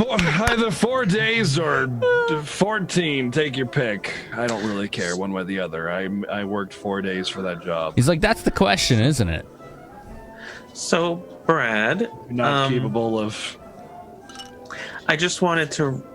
You weren't there, so I understand why you wouldn't know, but when we left to go find you and that whole time within working that, That was actually sanctioned as an official job since there was an officer. So anything that was related to you, getting you back. 14 days then. And and all that work. That was 2 weeks we were in the frame. mountain, right? 2 weeks? Okay. Yeah. So plus the 4 days there. So, yeah. That'll be 14 days worth. Technically 20 because they have 10 days. 5 days is a week, isn't it? You count the days, not the weeks. So 24 days. Okay. Then. But yeah. Wait, a week is 5 days here, right? In this world? 10. No, it's 10. Oh, 24 days. Sorry. My math is a little bit rusty. I'm a smith, not a math magician. That's not the word for it, but okay. Whatever. Pardon me, Jack. We also require you in the stables. Oh, whenever you good. can. Oh, Brad, you should check out the stables. He's like, I just whenever want you you're to know. He's like, have whenever you're stables now? done math magician, whatever the hell that word is, you come to me. You tell me. 24 days. Great. Give me the money. I look forward to your report on why it's that many. It's my money and I need it now. Mr. Freeman, they're waiting for you in the test chamber. And you just hear echo from the hall, like, No wonder everybody's treating you like a goddamn pariah. I turn around and Who are you talking to? Wow. I turn around to Jack and I'm like, we have a stables now? And I just kind of walk off towards wherever Wilson is leading us. Yeah, we I'm actually do. going to fetch Grissul. Grissul and Zither, because I haven't informed him yet. Does he alert me that he's trying to find Zither? He did say it out loud a minute ago, I think. that's a question to you, Solo. I don't know if you heard it, but I told Brad like I was gonna go find Jack, Zither, and Grissul because I didn't Okay. know you were in the corner. Okay, so Fly in then the wall. right, so then I'll be like, don't bother looking for Zither. Is she not around? She's not, and I don't explain myself at all. Sense motive. Go ahead. Chopper. I'm gonna use a chat power too. You go All right. ahead. You use that chat power. still got see how far. You see how far it gets you. 6 left after using it. All right, I'm gonna use a non-chat power bluff, which is gonna be a plus 19 still. See, I probably would have given. Well, no, I wouldn't anyway. So first roll, natural 1. Of course. I rolled a 3, but that's a 22. All right, what's the second roll, Mr. 23. Wilson? Whoa! Beat him. He beat him. All right, what is he sensing from you, Jack? You feel like Jack isn't telling you the whole truth, and he knows that he has a pretty good idea of where Zither is, but is not saying a word about it. So am I right to assume that she's just not around here? Does he say that to me in character? Yes. Okay. That's what I said, isn't it? I thought I said that. Didn't I say that? Very well. And I just go off and find Grissul. I wave to Vilmar as we're leaving. It's like, by the way, sorry, Brad can be, Brad. And then I'm leading him towards the stables. And it's like, oh yeah, so the stables. Actually, me, Zither, and Bifflechips made it in like an hour or two. It's crazy. By the way, I have this lyre now, and I'm showing Brad. It's like the lyre of building, and I could just make shit. It's crazy. A liar for the liar. I mean, yeah. I mean, that's my instrument choice. Yes, I'm not sure what you're implying. And Brad, you make your way into the stable, and it's Listen, it's a bard's job to embellish, and I just kind of pat him on the back. And as you make your way into the stable, you were gone 20 days, right? Maybe 24 days in total. Yeah. Yeah. This stable looks wonderful. Like it was the combination of materials it was made out of was like clay, sandstone, alabaster, I think there was marble in it too, right? Wow. Yeah. There was it was marble. whatever was in the sediment and rock nearby. They basically combined it, and it has an extra door, like a set of double doors on the eastern side, leading out into the open slums area, into the streets. Like a fountain and everything. There's not a fountain. It's not like Greek architecture. A live quartet. It totally made the Parthenon, but for horses instead. Right. The Horseanon. I look around at the stables, and I mean, I'm obviously looking for something specific. Oh, okay. It only takes a few seconds. And tucked away in the corner stall is a familiar, I suppose we could say, face, eating carrots and apples. Okay. I immediately go over, and I don't care if like people are grouping up to talk, like whoever's in here. I just put my hand up like kind of dismissively, and then walk over and grab a handful of oats and start petting her mane and letting her eat out of my hand. Misty girl. She seems roll handle animal, but I'm give yourself a +5 bonus because it's yours. Yeah. Let me get over my skill window here. 23. 23. She seems to whinny as you approach in excitement, and you've heard that before. It's not a common noise that she makes. So knowing your companion here, she's pretty excited to see you again. It's been a long time, so. The horse-colored horse. Your words. I thought she was spotted. Did you say she was spotted? No, I think she's just your. I don't know what the breed is. Palomino is the spotted one, but no. Okay. Horse-colored It's horse. Right. He said she was horse-colored. Right. I think she's just a standard brown. Okay. So Aisha kind of looks at you, glances at you, and looks to the rest. Jack, Brad, Wilson, Grissul. I haven't heard a word from you. He said he was. That's because, Wilson went to get her, and then you guys were talking. Okay. Yeah, true. Grissul never left the warehouse. You said Fianchetto was in the warehouse, right? Yeah. Yeah, he was in the little corner. Yeah. kitchen area. Grissul never left there. She hung out with Fianchetto after Aisha came, yelling at the men. But she's significantly less clothed now, and she's just hanging out talking to Fianchetto about pies. Specifically, the one he promised to make for her. Which one was that? Can you remind me? She told him she'd let him know at a later date what she wanted, and Okay. this time she requested something to stop magical fuckery. Oh. Yo, Ryu Olsen, thank you for 500 bits. That's another Tomorrow's Blessing group. You're up to 7. And thank you for using Hunter's Cheer. Okay. So Fianchetto, he's still kind of shivering, so you're gonna need to roll like some kind of social check here. So however you want to get him to calm down, how would Grissul try to do that? All right, well, chat power first. Sure enough, Ryu just supplied one. Back down to 6. Let me look at my options 1 sec.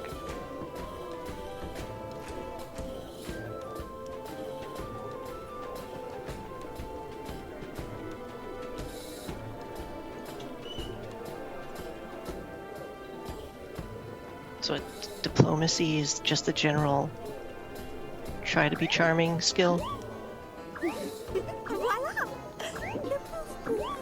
Diplomacy is charming. Yeah, I'm basically trying to sway someone to your side. There's bluff, lie him into believing you, intimidate. Pretty self-explanatory. Alright, 26 diplomacy, and what Grissul is doing. Saying, don't worry about those guys, especially the skinny one. Aisha will take care of them. By the way, that smells amazing. he just looks at you with like those like puppy dog eyes, you know, that have been crying, like they're swollen. Oh no. But they're like shiny. Yeah, he's totally been bawling. And no, he seems to warm right up to you. Ryu, thank you again. Sorry, out of character, dude. Thank you so much. 500 bits again. We're back up to 7, folks. So you got blessings. Keep that in mind. Keep that in mind. Do you want a safe cuddle? And she's just gently reaching out to pat him. And he walks up to you like a young toddler would, or an old toddler, I suppose. Like I don't know that age group. He basically acts like a 5-year-old. Just a young child, like that needs emotional support right now and is accepting it. So he just kind of waddles up and opens his arms, and he's like hugging Grissul's basically leg. He comes up to like maybe her thigh, standing. But if she's crouching, you know, that's different. She would scoop him up and totally look like a mother with a toddler, since major size difference, and just pat and shush him and tell him not to worry. And stare daggers when Wilson comes back into the area.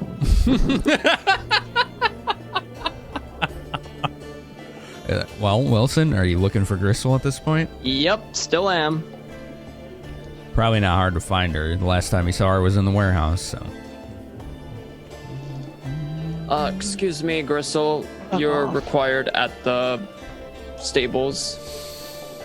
And he kind of shudders when he sees Wilson again. Hello there. I'd like to extend my sincerest apologies. Oh, dear. What, you sorry? Very much so. Fianchetto don't like doctors. Well, I completely understand. Not all doctors are bad, though. And I, squat down. She's holding him, so you're gonna have to get tippy-toe. Yeah, I'm just, squatting down to lower myself, not so much, you know. Oh, no, she means the other way around.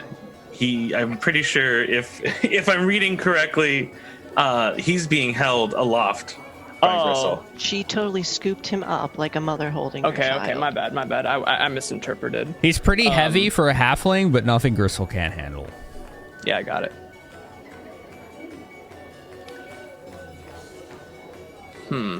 I don't want to do this. Like, halflings are usually, 20, 30 pounds? 2 to 3.5 feet. He's, almost 50 pounds. He's a round fella. Tell me, do you like flowers? I'm addressing Kettle. Kettle. I haven't heard that in a long time. I used to play that character in Final Fantasy XI. And there was people that called him Kettle, like tea kettle. I was like, oh my god, what a throwback. Sorry. That's fine. It was a term of endearment, not an accident. And it's like Fianchetto like sunflower for ingredients. Would you like to grow them? He means wheat flour. Still staring daggers at him. Not. I know what I mean. What kind of flour? Fianchetto no 2 flour. Whatever kind you want. Fuck, I am out of my element here. I don't actually know what kind of flours are used for cooking ingredients. I mean, sunflower oil, sunflower seed. Okay, so if we're talking flour, right? That's what he thinks. It's ground wheat traditionally, and it depends on what you utilize it for. Because if you use the I forget what it's called, but it's the flowering portion of the plant, and grind that. I believe that's what we normally know as just plain flour. But whole wheat, as in using the whole of the plant and grinding that, is also an alternative. Fianchetto local source market flour, non-wizard modified. He liked the real stuff to grow under the sun, not because Cowled Wizard wanted it to grow fast. It's artisanal. Yes, artisans. Fiend Kettle like artisans. He don't like Cowled Wizards. Would you like to grow them sometime? Yes, Fiend Kettle will like. I could show you. And he's kind of loosening in your grip, Grissul, a little bit. As in relaxing? Yeah. All right. She would gently put him down, but still stand kind of in front of him, between him and Wilson. And he just immediately goes right to the oven to keep an eye on his food. Fiend Kettle will grow with Confused Doctor. Shall we? Now? I assume that's the Grissul. No, I'm talking to Grissul. Like after he goes off to examine his pies, I just address okay. Grissul. You good, Short Stack? Fiend Kettle hungry, that's all that matter. I trust you can work that out for yourself. You had Fiend Kettle pie? Fiend Kettle has his moments. I think Grissul would actually laugh out loud at that. And then she'd motion to Wilson to lead on. Okay. Off to the stables we go. Sur le stable. Man, I gotta build a library and now a farm, and like the list just keeps on coming. You don't have to build a farm. It'll only take you 8 hours. Right. Wilson knows a trick or two. A couple drinks. Fair enough. I have a really high nature rank.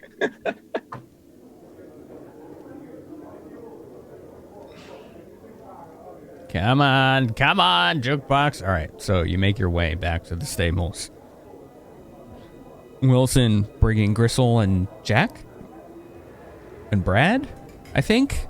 Right? Mm-hmm. I'm already there. Yeah, me and Brett are already there. Okay. We walked over while they were doing their thing in the warehouse. So she's like, well, it took you all long enough. We are sometimes very disorganized. That's what we hear. Very well. Have we ever failed to get a job done? So far, we haven't. Yeah, point taken, I suppose. Very well, Red. Why don't you carry on with what it is you wanted to discuss? And now that all your friends are here, we can dive into the heart of the matter. She looks around, and she's like, you, Twiggy, and she points at Wilson. She's like, make sure nobody comes in those doors on the east. All right. You can still hear from over there. Shout if you have to, but be careful what you say. I'll knock. I'll make a very loud knock if someone's approaching. I'm not saying you have to go outside. Just keep an eye on things. Well, I meant like more so like by the wall. Just standing by the wall. All right, Crystal well, very pointedly uses her insignia. Hey, here's an idea. Point taken. she's like, and she says out loud, that's an idea, but since you're all being so secretive, everyone else in this guild could hear you too if they're in range. So why don't you start talking about why all the secrecy here and the somebody needs to start now, or I'm going to find Vilmar and Belzepho and we'll go from there. I don't appreciate the tone, but Oh really? really, it's been a trying couple of weeks. Yes, I imagine, with all the, soldiers dying and fighting for our freedom and everything. Yes, I'm sure your little trapeze through the mountains was real rough. I very pointedly ignore that, and I look at Brad. I look at Brad and just give a very small shake of my head. Come on, I set that one up so good. I don't know why I trust you more than everybody else in this damn blasted place. And I close the distance between her and I to make sure that I can talk a little bit quieter, and I just kind of say, this entire war is a sham, led by those that lead us. This is here. Hayne just sucks air through his teeth. Just. She's like, those. You mean to tell me the fighting for actual freedom Athkatlan army is leading us astray? No. The Cowled Wizards themselves. They have no say in this war. Oh, not publicly, maybe. Our little trek through the mountain was more than just a whim. It was a whim, but what we discovered there, what I discovered there,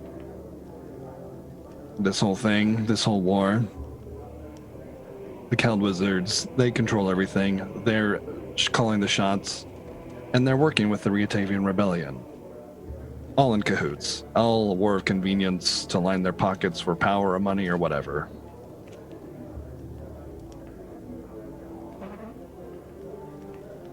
Do you have proof? See, I'm not sure if Brad has proof or not.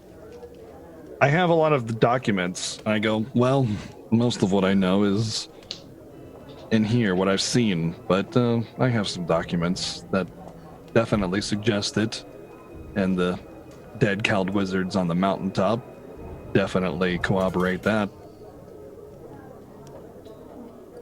I'm gonna sense motive her. Go ahead. I'm gonna use a chat power for it. Mm-hmm. Okay.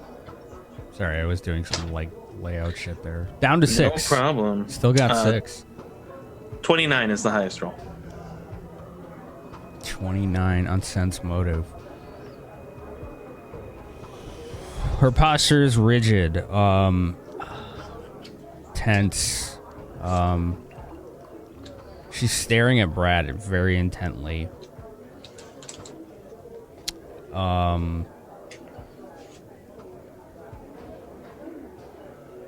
She's trying her hardest not to look shocked. She's usually pretty animated and loud and talkative and interrupts. And right now she's quiet and very stiff and trying very hard to be composed. And to your trained eye only, it doesn't look like it's working. Maybe to everyone else. I make a mental note, but I don't say anything out loud. Something along the lines of visceral reaction, probably honest.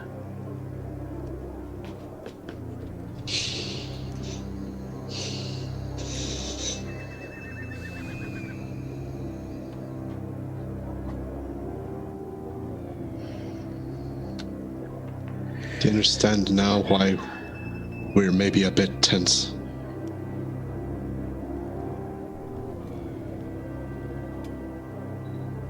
What you're asking of me is a lot to take in. And I need to know it's true.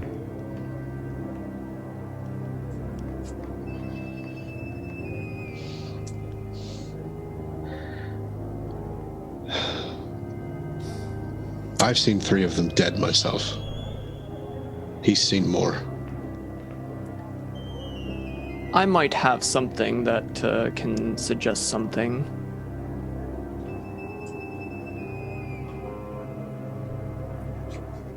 She's looking at you, Wilson. Do you mind if I step away from the entrance or wherever I'm standing? All right.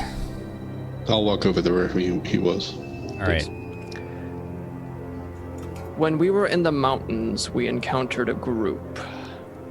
They were wizards, from the looks of it. And I'm gonna take out one of their cloaks that I carried. That's the one Brad tossed aside. I didn't toss. Oh yeah. You did. And I picked it up. I remember. He did it. He picked it right back up. I remember. She's like, it looks familiar. They all look the same, and they were all wearing that type of cloak. What else do you have? That's... My original intent was to use it to disguise ourselves because they were practically everywhere on that mountain, but I only managed to pick this up.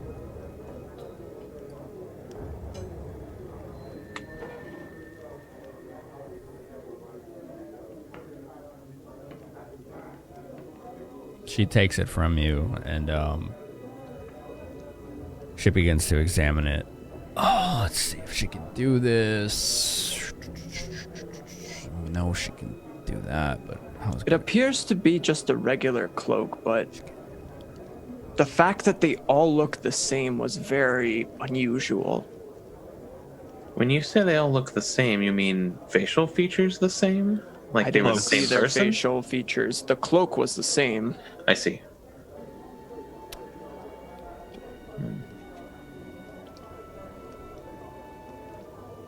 They were certainly wizards. Does anyone else have any other sort of proof to these theories? I give her the documents that I found.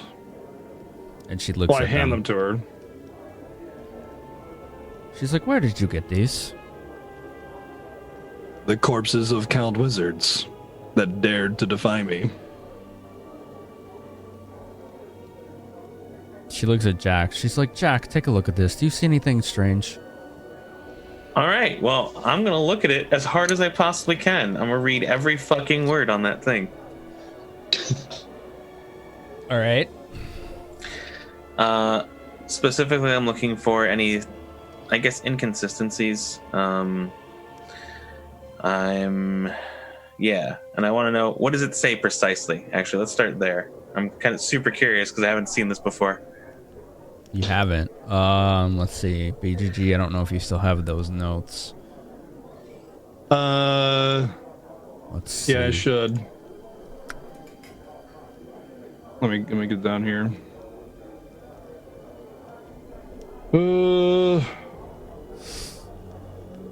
Boss is losing patience, war expensive, sign G, that kind of stuff. There is that. Athkatla Council Army.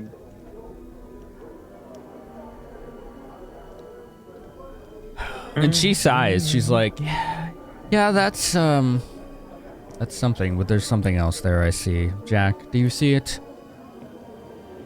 And her eyes kind of glisten blue momentarily. Oh. All right, detect magic. Let's see what happens. And suddenly an arcane mark appears on the parchment. Oh, good. Do I recognize the arcane mark? You don't recognize the arcane mark, but it is decidedly from an organization. You think. Do you have knowledge nobility? Oh, yeah. You better believe I do. It looks like it's not a personal mark, but an organizational one. So it would be a nobility check to determine. All right. I'll take a chat power. Yeah, of course. Right. Of course I will. 5 left. All right. Okay. 27. All right, so what you get with a 27, it's definitely some kind of arcane organization. You know that for a fact. There's a familiar symbol that they use on There's a familiar symbol that they use on those. Hunters cheer 100, hunters cheer 100, hunters cheer 100, bonus 100. That actually will separate arcane marks from, oh, this is a divine organization, this is an arcane one, this is a mercantile house, this is a government, blah, blah, blah. Definitely an arcane kind of grouping. Mm-hmm. That's with a 15. With a 20, you narrow it down. It's a specific organization located on the Sword Coast somewhere. Mm-hmm. There's a specific pattern of markings on the arcane mark. And remember, knowing what you know, and this was established way early in the campaign, these can't be forged in any way. Okay. It's impossible. It's literally like inherent within the magic itself that if it's tried to forge, immediately the read magic is like, this is fake. Great. Sword Coast. It's an organization inherent to the Sword Coast itself. With a 25, it's narrowed down to the country of Om. The symbol itself almost looks like it's a disguised shape of a country's borders. And the borders look similar to the country of Om. So you think that it's quite plausible that this came from an arcane organization within the country of Om. All right. Looking at this arcane mark,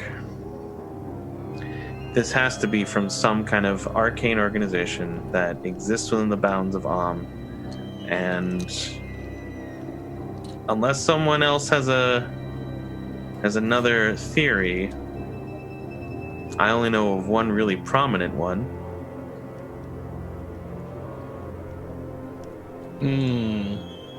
What would that be? Perhaps the Cowled Wizards. That's my first guess. Do we even know what their mark looks like? Actually, that's a good question. And then Finn, let's reach all the way back to session 2. Let's. I was cited for using magic out in the open. You were. Did they give me like a ticket or something with a fee, perhaps? No. Or a write-up? You weren't giving a write-up or a parchment or a ticket. But I was given a verbal warning. But you do have something else. Oh my gosh. Oh, right, duh. I Not that trauma. I completely walked it out. I was just like, I don't know what he's trying to get me.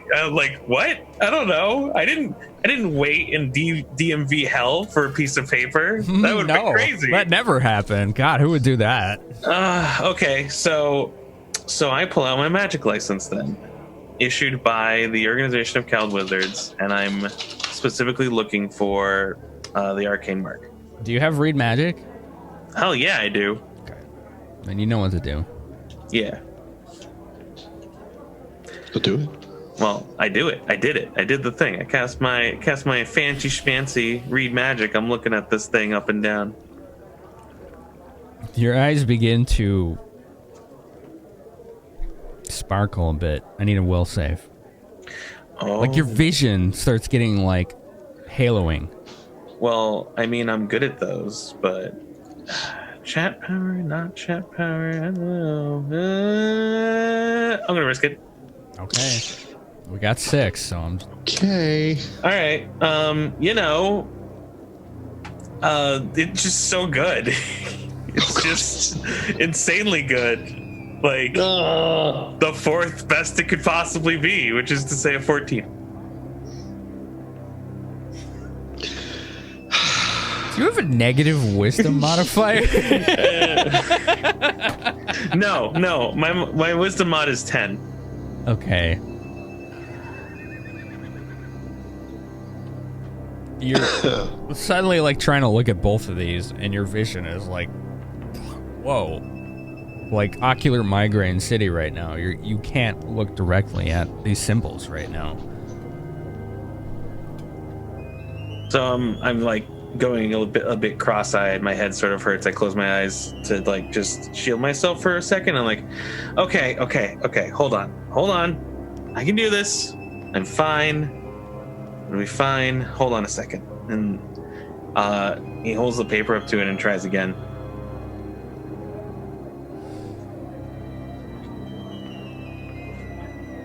I need to see how that works, if that's allowed.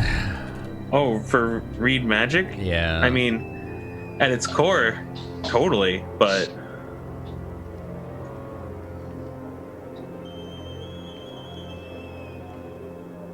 Well, I mean...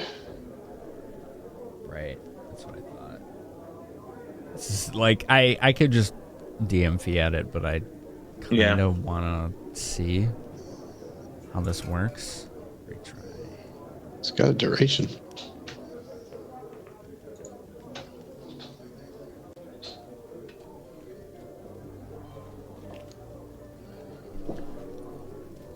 it's like you try again, and it's just like, ah. You all right?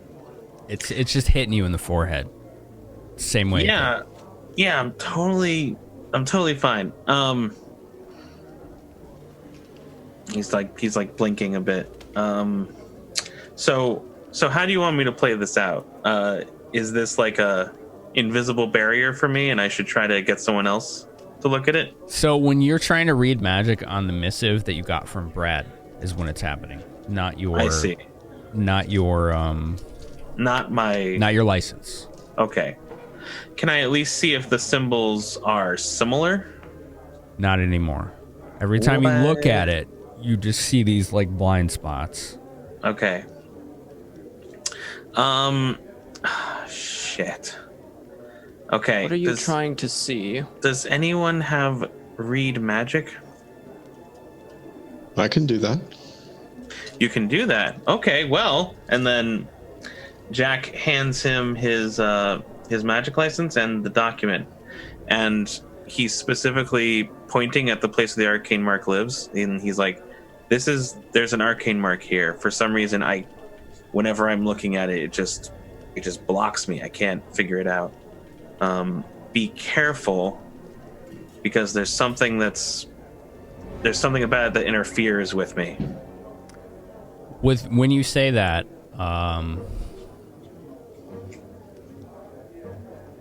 what would make you think could cause that kind of thing? And since you said that aloud, others can think on that too. Right. Stipulation, there's a glyph or hidden word that could stop me. So you know what knowledge is that is for, right? Knowledge Arcana, I would guess. Give it a shot. Yeah, all right. Yeah, I'll chat power this one too. All right, here we go. We are down to 5. Ooh, that's what I'm talking about. Okay. 30.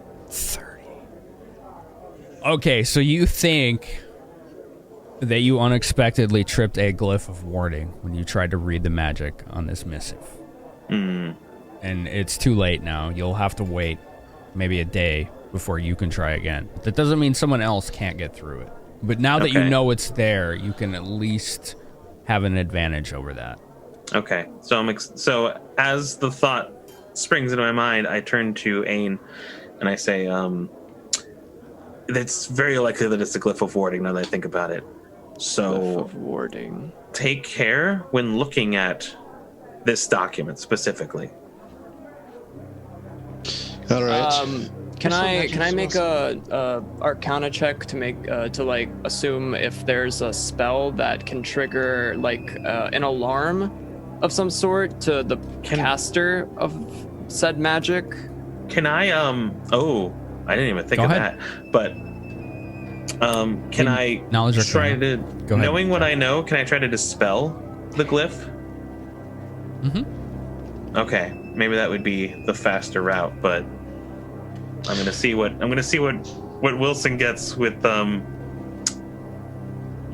natural 114. Yeah. You didn't use a chat power again, did you? I forgot. That's 2 1s and 3 2s for those of you keeping track at home. How do you forget with those dice rolls? Like, really? Like, they literally are just, hey, roll again. Okay, to be fair, I have a 13 in Knowledge Arcana. Like, come on. Dude, even chat is, sick of this. This must be some really powerful magic if you almighty wizards can't decipher this. I heard Barry start to say something. Yeah. Oh yeah, she elbowed Wilson in the side. Ah. I see. All right, so I'm looking at the... Oh, screw it. Let's just figure it out. It says a 13 check to identify glyph of warding. Wait. If he looks like he's going to go ahead and Wilson doesn't react to being forcefully elbowed by a 6'5" woman. Oof. She will say, hey, you know those glasses we got?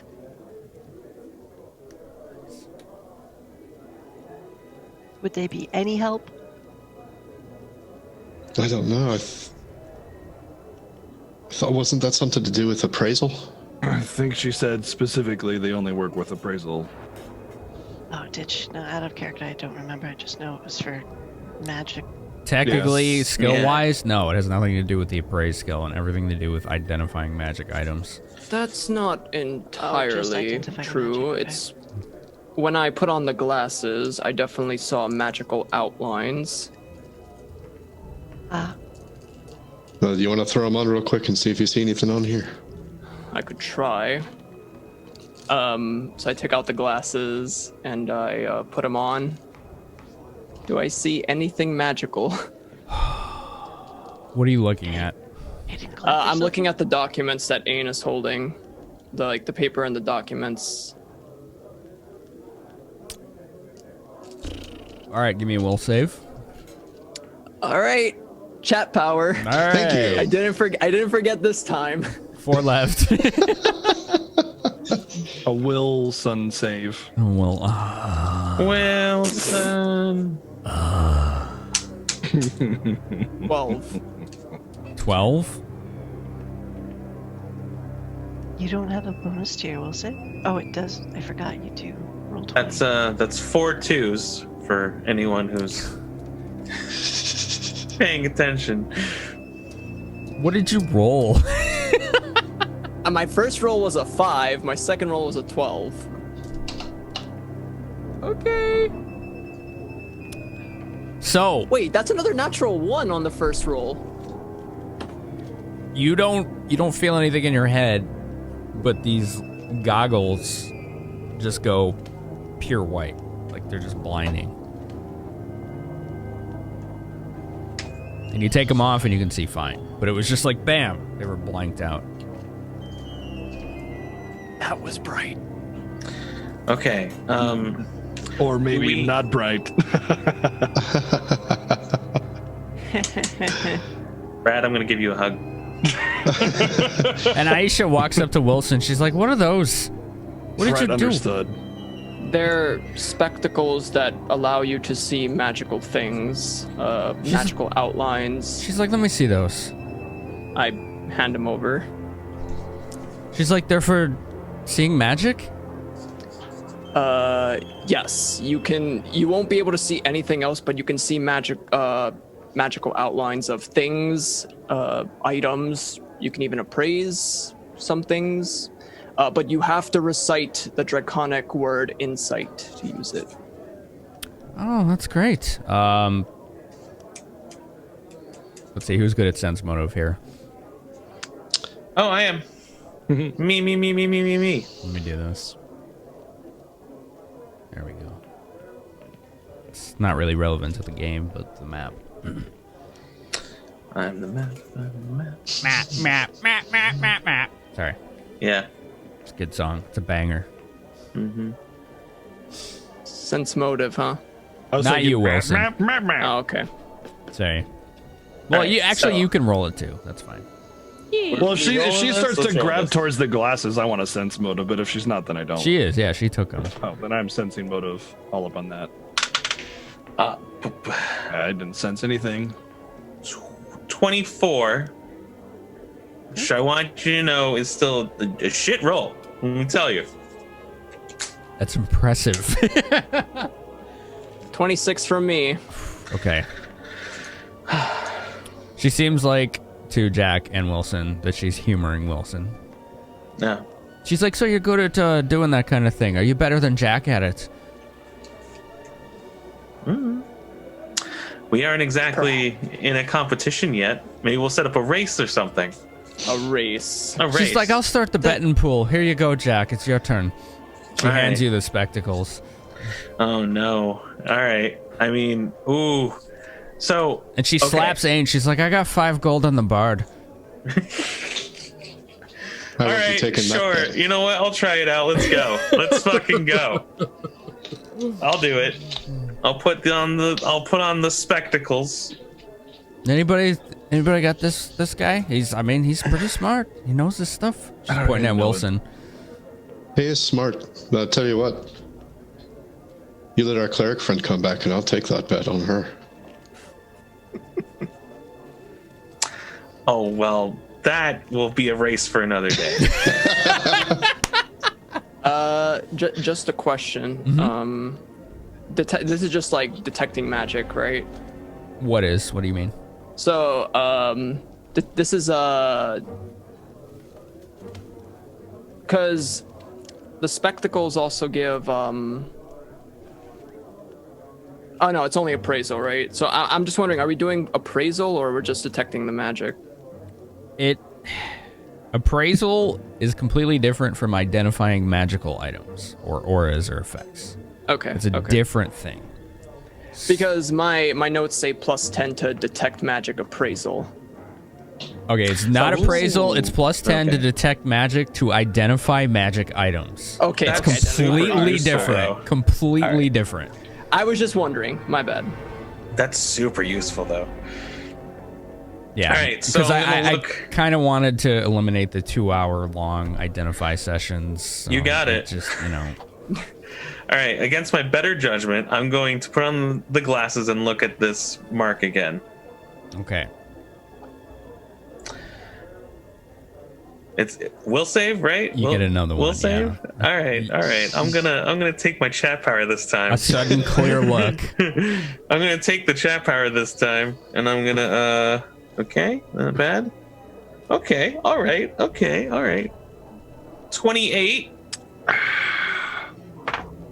It flashes, and then it almost looks as though the rims of these spectacles are holding that flash, and you can see past them. And then you can see the truth of the arcane mark on this missive. On actually both of them. There's almost like there's a hidden mark below them. Like there's some kind of illusion baked into them that you didn't notice before, and you don't think anyone else did if they looked at it. And they're identical. Okay. Jesus. Oh. I mean, 3 blessings. Hunters cheer 1250 That tracks. bonus 250. They're identical, these marks, but the illusory versions. Not the illusory versions are identical. The Right, ones right. past the illusion. The true versions. Yes. I see. So they weren't forged, they were obscured. Got it. Both of these symbols have been obscured, but underneath the illusion, underneath them, the true symbols are identical. I'm not sure if it's that the Cowled Wizards themselves or the Cowled Wizards work for, but they are one and the same. Whoever wrote this document and issued me this license are the same people. Well, there you have it. I'd call that pretty much proof, wouldn't you, Aisha? Yeah. Who do we trust? That's the question. Do you trust me? I don't know why. Maybe it was against my better judgment, but someone had to know. She's putting her hand on one of her flails right now. She's like, do you You're trust in it me? now. Well, I I'm barely gonna met sense- you. I'm gonna sense I motive. saved your life, and then I had left you. So, what do you want out of me? I wanted an answer to my fucking question, boy. I'm gonna sense motive. What's your question? I'll ask it a third time. Do you trust me? Sense motive, Jack, what do you got? Like I said, if I didn't trust you, 26. I wouldn't have told you to begin with. She looks suspicious of everyone in this room right now, and she's not even sure of herself. Cool. For whatever reason, I trust you more than everybody else in this guild, aside from whoever else is in here. And even though I've barely met you, I just do. I think and I'll speak for everyone in this room, I think really the only people who we can trust are the people inside this room right now. Aye. That's not a pretty thought. I traveled with Balzafo and Previa and Rashidi for years. Now, I'm not saying at all that they are necessarily tied to the Cowled Wizards. However, we can't Never confirm one way or the other, which means, for the time, we can't fully trust them. I'm sorry. Could you repeat that? Who did you travel with? Balzafo, Previa, and Rashidi. Oh. What's the matter, Wilson? She never mentioned Brahm. I never traveled with him. You know, he is kind of aloof with how he runs this guild. Yes. I trust him, but not like the others. Listen, Right. these people, they might be your friends. That's fantastic, but time changes things. Time changes people. You don't know where their loyalties lie right now. I know where their loyalties lie, and it's with each other.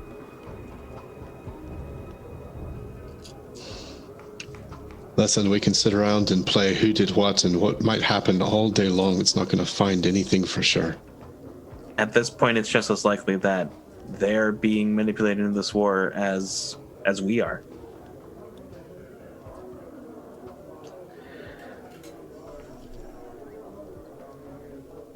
So until we know some definitive answers, We do need to know. Aisha, Melody's gone. They took her soul and destroyed her body. Took her soul. Wait, Melody is gone. Oh, right. Yeah, you told me. Sorry, forgot. These are the same people that are responsible for this other crap going on. Do you know? You said it was G, right? It was G. guess soon. Gassoon. And the fool. This Speaking- person, Aisha, this G we're talking about, we have had a number of encounters with him. He is of the highest level of scoundrel. Speaking of which, did you talk to her about Finamenon? Yes. He was there when they did that to Melody, and he was there when we arrived. That was why we wanted to speak with him. That and the little trick with his mind, of course. Some trick.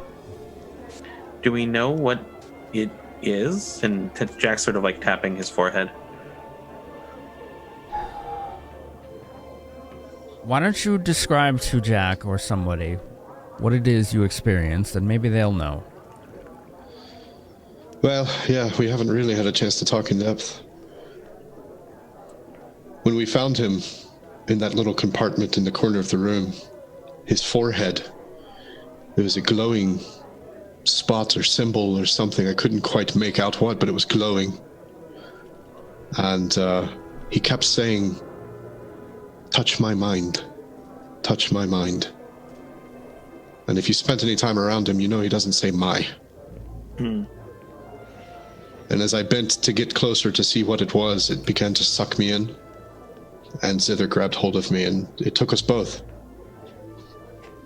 And I'll tell him about where we went. This it seemed like it was another plane or another dimension or something. And there were animals speaking to us, and then we saw the cellar, and we saw G with the fool. And he said, the thing that he said that I told Mother that you all heard. Will the Shadow Thieves intervene? Shadow Thieves intervene. Grissul holds up her hand at that. Go ahead. I have a Grissul? train of thought, and I'm gonna follow it. And then she walks out. Care to share what that is? Oh, Going to talk to my sister.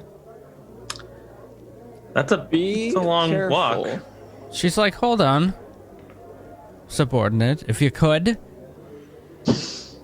You mind telling your friends here what you're gonna do? Maybe it'll help them.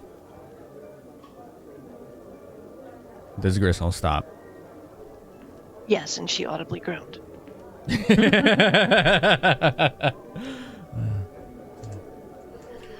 I'm going to visit my sister. She's like Moira this. knows a lot of people in a lot of places. Some of them very dark. She's like, make no mistake. If everything everyone in this room is saying is true, then there can be no secrets among each other anymore. It wasn't meant to be secretive. I just fucking hate all this talking. Perfia would have liked you. So, She's like, what do you mean to do? She knows. Speak plainly if you could. For me, indulge me, please. Because it may affect what the rest of them do from here. Grissul tongues a tusk. She's obviously a little irritated at having to explain things, use words. Bar bouncer, now embroiled in political conspiracy. Fuck this!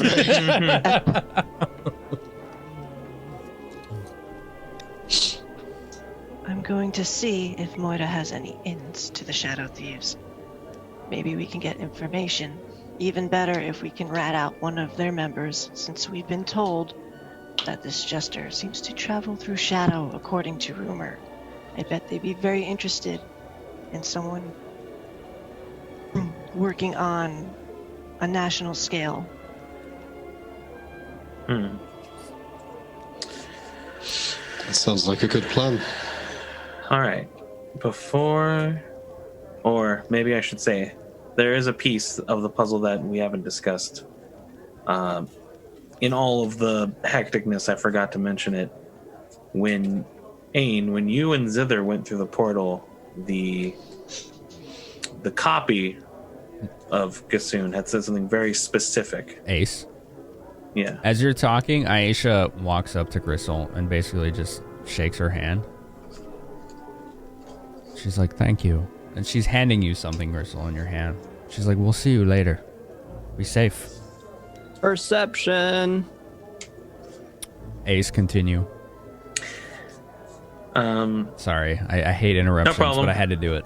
No problem. Sorry. Didn't realize I was stomping on that scene. My bad. It's all right. But anyway, he mentioned two things. Thing one was that he seemed to recognize Fian Keto's ability. He called him something specific. Blasted, I don't remember the exact words, but he seemed to be aware that Fian Keto's portal existed and also was very important for his goals. There may be a possibility that they know about Fian Keto specifically. And because they know, there might be a risk to their life. But the other part is that he specifically said that he works for something or someone called the False One. The False One? The False One, and the False One specifically is sealed away somewhere. That's what you heard, Ain, in the other That's place. what it was? Yeah. I had You written and down Zip- aura because I couldn't make... That was Okay, another false. thing you heard, yeah. Oh. I did hear that. Interesting.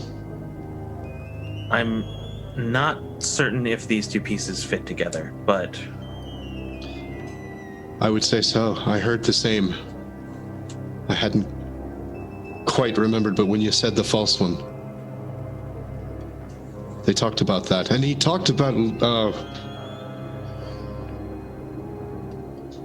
he might let you leave Aura's service. Who's got knowledge nobility? I have the dice in my hand, yes. Who's got knowledge local? I've got the dice in my hand, yes. Who's got knowledge history? I have all but local, a little bit at least. All right, well, those are 3 rolls. You guys can roll those at convenience. Grissul, what are you doing at this point while you're taking the insignia? Which you were just handed by Aisha. Should we just do a little nod and then go on our way, unless there was really another reason? Do I see her handing the insignia or whatever? Because like it was like in a handshake, so I didn't What'd you quite get? catch what she. Oh, right, roll. I got a 20. You saw a handshake. Oh. Sorry. It was pretty slick. What can I tell you? Grissul has big hands. Better to hold you with. Yeah, right? I'm not rolling local. I got a 15 on ability, a 22 on history. All right. I guess I'll roll for all of them because it's history and ability local, right? Mm-hmm. Whichever Okay. one. I mean, you can roll them all if you want, but Yeah, I'm gonna roll them all. I need to know the highest, basically, unless they're all, like, really high. No. So history 22 for me. Nope. Okay. Okay. Highest is 27 for both local and ability. All right, you locked in. And you've heard of somebody in recent history, maybe the last decade or so, maybe further back through your travels, a woman named Aura who rose through prominence within the country through shrewd mercantile deals, a bit known for her gluttony. Jack, you're putting 2 and 2 together with 2 high rolls there, with both local and history.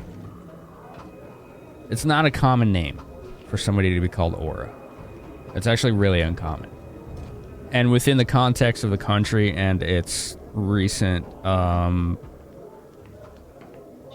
political state and the state of mercantile families, there's one name that comes to mind, and it's Lady Aura Coprith, who was the leading member of one of the highest mercantile families in the Coprith family. They were based out of Riataven, and she is almost like a de facto leader of the city itself, politically, right now.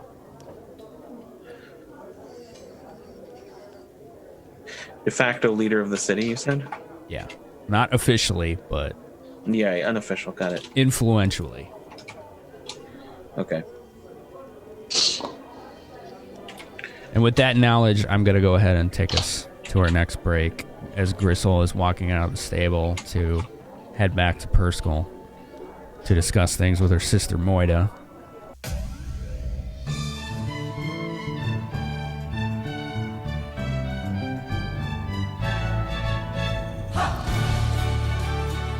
You're watching Finamenon on Twitch TV, brought to you by Ribald's Weaponry, the one-stop shop for any weaponry needs. If you are in need of making someone slightly less living, make your first stop Ribald's. Hello, idiots. I'm Bradovsky Sayanson. I mean, no, don't ignore that last name as I've abandoned it due to my dark and mysterious past. And anyway, I like stabbing things, and when I want a quality implement of stabbing, I look no further than Ribald's Weaponry. No other establishment offers a higher quality of stabbing, bludgeoning, piercing, puncturing, rending, chopping, and killing weaponry than Ribald's. Go to Ribald's, or else. Hello, my name is Zither Samus, a local cleric of Shantia. I enjoy shopping at Ribald's Weaponry simply because there's such unique stuff in there. Like, this one time, there was a super cool dagger with black metal with a blue stone in there, and then right next to it, another dagger that looked completely different with a purple stone in it. You never see the same item twice. I feel like I have to go every week to make sure that I get a good look at everything. And I think they even offer on-site sharpening services too. Oh, and if you ask really nicely, they can even show you other cool stuff they might not have on display, like... When you tangle with a Ribald blade, you really get the point.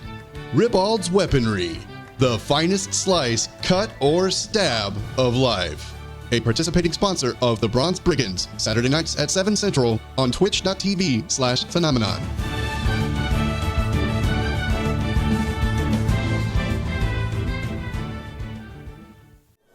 We're in the stables right now. We have a lot of questions, a lot of things going on. Aisha's here with Brad, Jack, Ain, and Wilson. Grissul left to talk to her sister Moida in Perskal because she thinks she might have connections with the Shadow Thieves. Maybe. where do we go from here? Well, kind of out of character. I know Solo had a thing. I've got one more thing, and Solo had BGG a thing. So, Sure. Out of character, I feel like there's a connection we're not hitting yet, maybe, or anyway. The big thing for me is I'm like,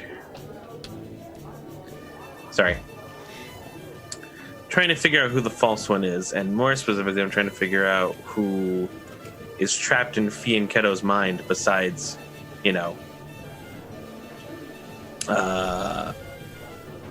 the unfortunate people who did that to him. She mentioned it was his parents, right, that did that to him. But whether you believe that or not, Yeah. But she also mentioned that it was sealing away something, and I wonder about, because I'm almost certain when they talked about the false one, they talked about how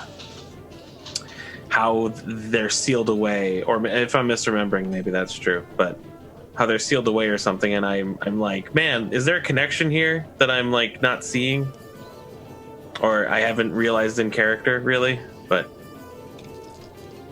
all right, well, that's Jack, where my brain's at. While Jack is ruminating about that, Wilson, there was something he wanted to do. I'm gonna approach Jack. Excuse me, Jack. Mm-hmm. Are you in the middle of something? I'm thinking, but what is it? What's up? I need you to help me talk to the traveling troupe. Maggie and them. Okay. There's something interesting I want to propose. All right. Whenever you have the time, of course. Right, of course. And Aisha, she's looking at you too. She's like, what do they have to do with everything? You'd be surprised what a traveling troupe could do. Far be it from me to doubt the experts. Ain, you had said that they brought up a name, Aura? Could it... I think there's someone named Lady Aura Coprith. Sorry if I mispronounced that. Isn't she, and I'm turning to Aisha, isn't she the most powerful person in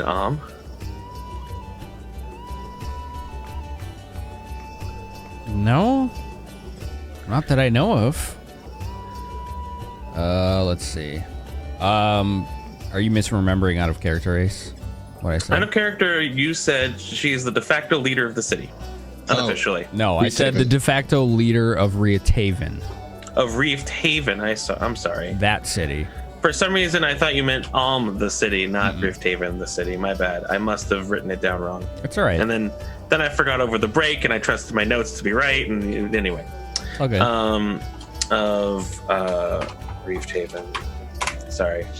So anyway, reverse, rewind, pretend I said the right thing the first time. Okay. I think isn't she like the most powerful person in Rifthaven? That checks out, yeah. That sounds about right. She was before the rebellion. She may still be, but as you know, our communication between the city is diminished. That's a nice way to put it, yes. So that's who G works for then, I think. Which isn't a surprise. We knew that he worked for the Rifthaven Rebellion, or is in her thrall, or perhaps? She works for him. What they said was it might let you leave Aura's service, but that may not have anything to do with what they're doing. It may be their cover. Could be. I see what you're saying. They're using her as a cover in order to perform whatever they're doing, which I guess makes sense because it's what we knew already. I think if we can find a way to determine who benefits the most from these events, we might find our culprits. Right. I agree.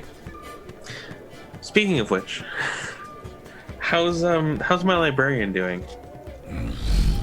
I mean, you haven't seen her since you spoke to her. It hasn't been very long.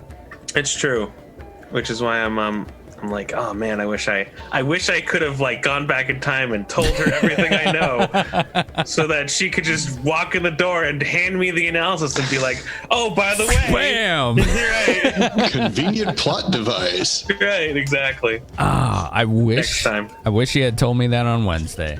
We could have set that up, but that's all right. Right, that's okay. That's for another day. Yeah, Jack, pretty much. Jack, where is Zither? Oh, right. And then Jack pulls out a piece of paper. She left me a note. Said, hold on, let me read it precisely.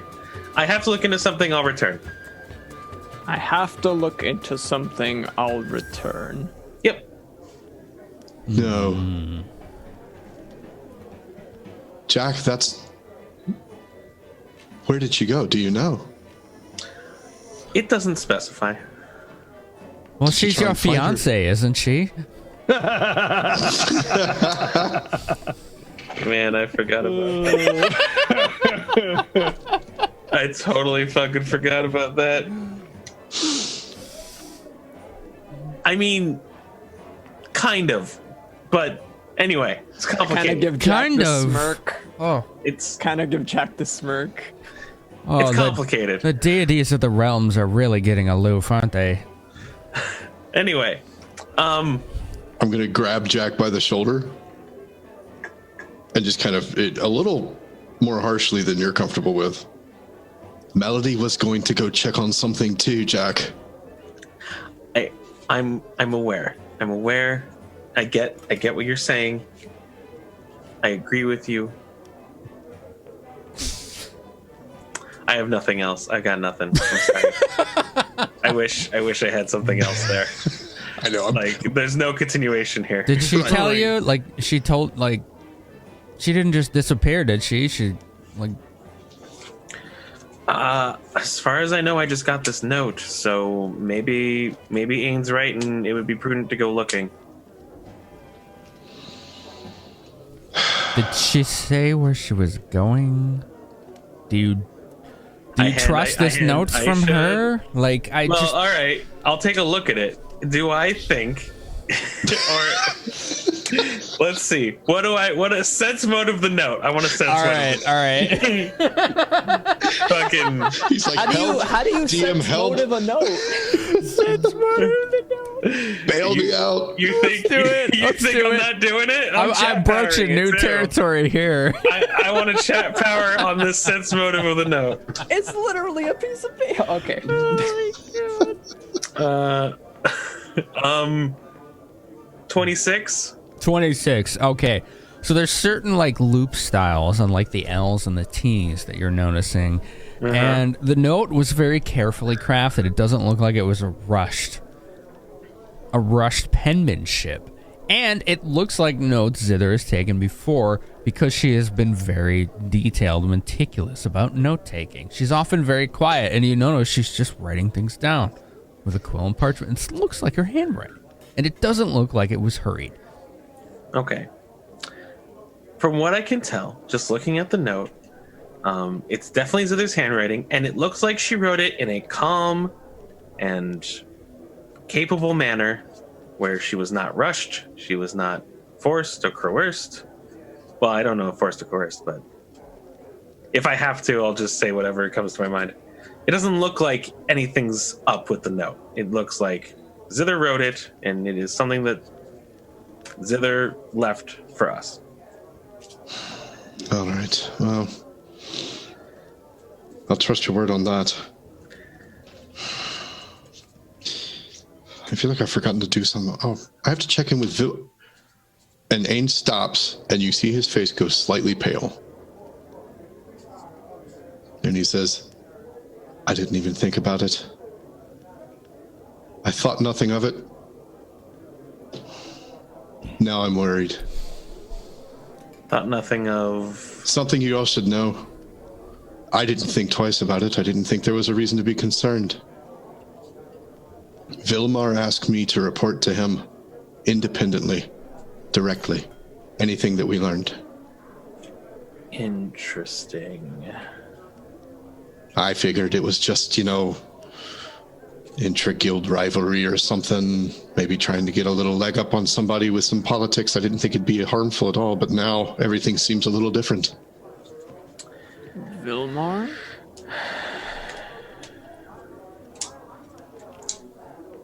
Dexter turning to Aisha and being like, so, how would you say, how well do you know Vilmar?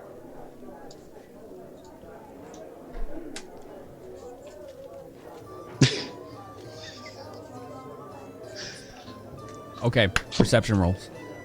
Folks at home, whenever you can make the DM do that. Right.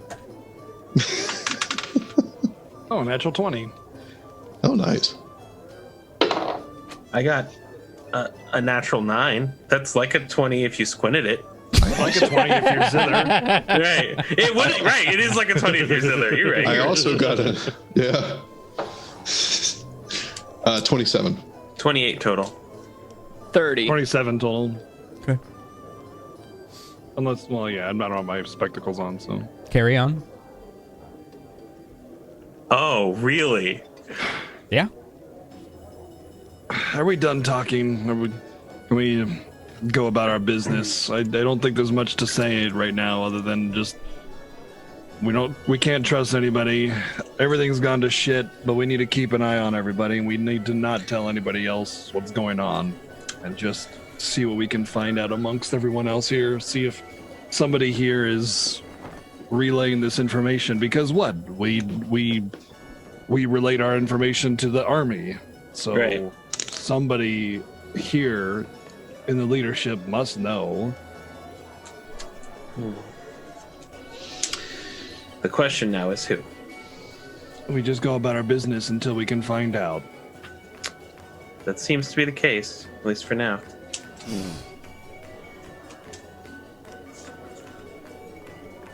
Are we all in agreement? No one else knows? Aye. Where's Belzapfel, Privia, and Brom at? They're out by the Splendor River. The Riatavan army was making troop movements to march past the river and make a potential offensive towards Amwater or Esmelteran. It's a convenient opportunity to engage in exchange of goods and or information. Convenient, or they were misdirected. Either way. Sure. It's inconvenient for us. Right. Who relayed that information, if I may ask? I don't know where Brom gets his orders from. He has a direct contact. I have a suspicion where he gets his orders from, to be honest. But I've never confirmed it. Suspicion's as good as anything at the moment. It's just information for now.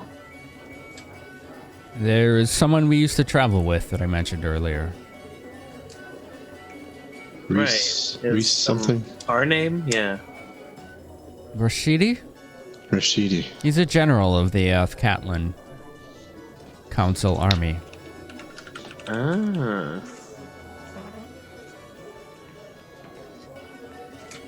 I think maybe he gets his orders passed down through him, but I can't say for sure. We used to travel with him many years back. Silvery Moon, the Sword Coast, this country itself. Rashidi has a special condition, I suppose you could say, and we helped him through it. Vershidi, you say? I see. I'll put it in chat. Oh, is he some kind of werewolf or something? That's not a bad guess, but no. A vampire, then. Those in the know refer to him as the Slayer. We think he was born of god blood. What? Okay. We traveled with him many years. So let me tell you with every ounce of my being that we trust him and trusted him. That was back then. I still trust him. I haven't seen anything to the contrary. But I think maybe Brahm was getting his connection through Rashidi.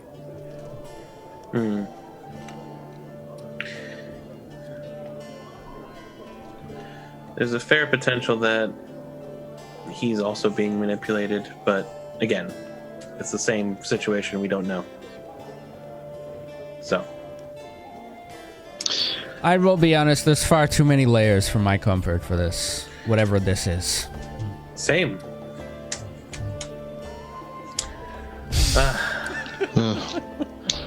For now, Aisha, I think you're... we must continue. If we stay in here too much longer, everything will start looking suspicious anyway. Yes, true enough. I'm going to report to Vilmar, as I promised to. I will not share everything, though. Very well. You all hear that in character? Yeah. I look down? You see nothing. Up? Around? Who's coughing? And you just hear, yo, in the corner. Turn towards it. And you see a cloak brushed away, as it looks like the same pattern of the adobe bricks that made this stable. And as the cloak is swept away, Vilmar is there in the corner. All right, what do I need to roll to attempt to play it off? Sorry, he got a 40 on stealth. I don't know what to tell you, man. He was just there, just like... Bluff, that's what I got to roll. Vilmar, we were just talking about you in the best you possible were, way. weren't you? Yeah. I thought you might be around. In the best possible way, I'm sure. He's like, Jackie boy, I've been around the block. Don't worry about it. No, I'll know better. Well, I suppose we're adding one more to the list then. I guess you heard everything. Oh, I'm part of that circle now. It's up to you if you're going to trust me. Oh, man. But I'm going to tell you right now, why do you think I had you report to me and me alone? I take it you had some suspicions to start with then. Oh, well, maybe your instincts aren't as shite as I thought they were, to use her parlance. sense motiving him. Go ahead. You know, whenever I don't take a chat power, I just get the best rolls. 23. As he said that, he took 2 steps forward and pointed at the group, which to you has always been a body morphism or body language indication of somebody who is absolutely 100% confident in their position. You don't see any deception in that. All right. Well, my instincts are just fine. Do you really think I would simply agree to report to you independently for no particular reason? I don't know why you did it, but you did, and it worked out. Trust me, I got feelers everywhere, and I'm sorry if you feel like you were used. I apologize for that. But you also wouldn't have been used if you weren't good at what you did. And you also wouldn't have been used if I didn't think you were worthy, or somebody who had a fucking conscience. Oh, I'm not worried about being used. I'm worried about being used well. What do you know? You know all about Mialiki's Rangers. Mialiki's Shadow, right? Aye. Why don't you tell us? What do we do? We lurk, we find information, we don't get seen. That's right. And what do we do with that information? Well, you never really explained that part. That's true. I didn't. And you did exactly what you were supposed to do. You kept it. And you only shared it with people you thought were worth it. All right. He's like, So I guess the only question is, I'm the one on trial now. I'm part of this circle. So here I am. My hands are up in the air, away from my scimitars. My bow is at my back. My cloak is behind me. You can see me, plain as day. What do you want to do with me? Can I sense motive to determine what, like, if he's just playing it off or if he's like, he has something to say, like he wants to say something specifically? Go ahead. Give yourself a +2 for the targeted examination. Okay. You can start by paying me without me having to send in a blasted written report. 6 blessings. You have fucking 6 blessings. Oh. You didn't use it. You don't say. Wow, what a shock. Let me guess, 16. you rolled a 2. 16. Not a 2, but still low. It's actually a 6. Woo! You are a bit overwhelmed by all the information that's being divulged tonight. The details, everything that's happening. You're really not sure what he's playing at. I'm going to walk over to him. I'm going to walk over to him. With his arms spread out like that, I'm going to look him right in the eyes. I'm going to reach out and pat him on the stomach. Yellow. Eyes are yellow. Pupils are slit. Pat him on the stomach and walk back to where I was. Pat him on the stomach. Okay, you got to explain that one to me. Because out of like character, I don't even know. A little like, there you go, buddy. You know, just a little pat on the stomach. And walk back and be like, get over here. Quit showing off. You know things we need to know. I know lots of things. I've been around. Well, if you're part of this circle, then you're part of it. What do you want? You can't just make some blanket statement there and expect me to start telling a tale. I need to know what you want. You've heard everything we've talked about. Yeah. Aura, Gassoon, the Fool, the false one. That's a good place to start. Do we know anything about them? We know what Brahm told you. Because I told Brahm, the Fool is a purported general of the Riatavan Rebellion. What you said about Aura is true. She's the de facto leader of the city of Riatavan. To this day, during the war, who do you think got that intel? The Shadow got that intel. With the assistance of those elves in Shilmista. Who knows about the Shilmista elves? Anybody? I can roll a die. Right. Hey, the DM invited a dice roll. What are we going to do? Which knowledge would that be? Local. Or geography, even. We'll go with geography. Local it is. Rare chance to use geography. 24. 24 local. Chat power, please. Okay. Because We're down to 5. We still got 5, guys, so start burning those if we got. First roll was a 1, so that's a good call. Yeah, that was good. Second roll was a 20. I just min-maxed. Wow! 1 to 20. That advantage paid. Thank you, chat, for the support. So 27 total. 27 on Ain. Jack, what'd you get? 24. Okay, 24. Okay, Jack, you know the Shilmista is commonly a common surname, I would say. An elven name for the Forest of Shadows, which is just north of Riatavan. Gotcha. And due west of the Snowflake Mountains. Ain, you, geography-wise, know exactly where it is. You know there is a very, I wouldn't say feral, but territorial civilization of elves that live in the Shilmista. And you personally know, you knew already, it's not the Forest of Shadows, it's the Shilmista. Scared non-elves call it the Forest of Shadows. But those of elven blood know that it's the Shilmista.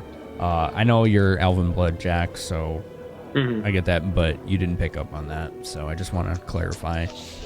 Got you. So it's like a darker Lothlorien. They have remained, despite their proximity to Riatavan and Tether, neutral the entire war, and any incursions made into their woods, especially for, gathering materials, aka wood, has been met with extreme hostility, territorialism, and effective combat. The Shilmista has been avoided and been referred to for the last... How long has this war been going on? 4 years, I think it is? Something like that? I believe They've been neutral the whole time, despite their location. Effectively, Tether and the Reedhaven Rebellion has basically written off that entire territory as unapproachable.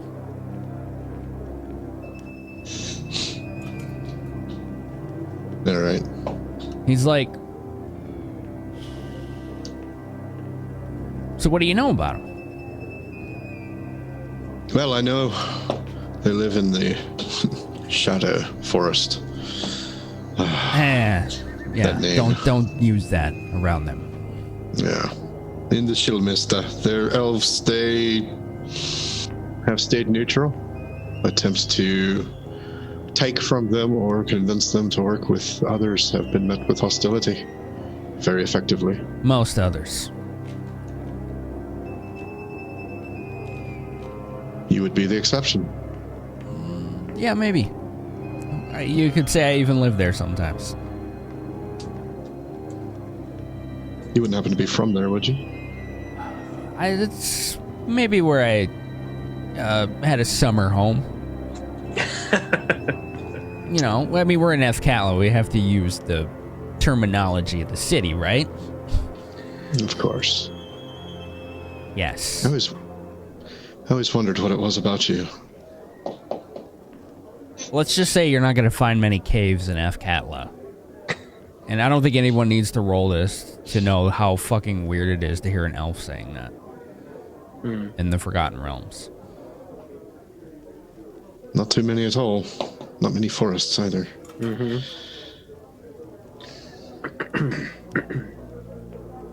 So, anything of the false one? Do you know of what that speaks? I wish I did. You're a brother in shadows, and even though you were brought on a pretense, you were still brought on for the right reasons. And I tell you true, I don't know what that is. May I ask you something? You're in the circle, aren't you? Go on. You say you dabble in information and the shadows, correct? We are experts in reconnaissance and spying and information gathering. Yes, I suppose. Would there... Now, let's assume that there happens to be a folklore, a myth of some sort regarding this false one. Would you have heard about it? He's like, I'd hope so, but I'm not the kind of person that goes researching mythology and history. There's others that are better suited to that. That's a good question. You might want to ask people that are good at that. I have a feeling we might be able to hear it from the common folk. I would like to use a chat power to to try to find out if I've heard a story, a song, a myth, a weird folklore tradition that, wards off the false one. Okay, chat power, 4 left. What knowledge am I rolling? I guess it doesn't matter. It's all plus 11, so... It's all plus 11. Well, all right, hold on. You are looking into mythology, right? Right. I would say that's probably a knowledge history, right? Okay. I'm down. So let's try to specialize this, because I don't want to just blanket give you knowledge roll for everything. Okay. Well, that was worth it. 29.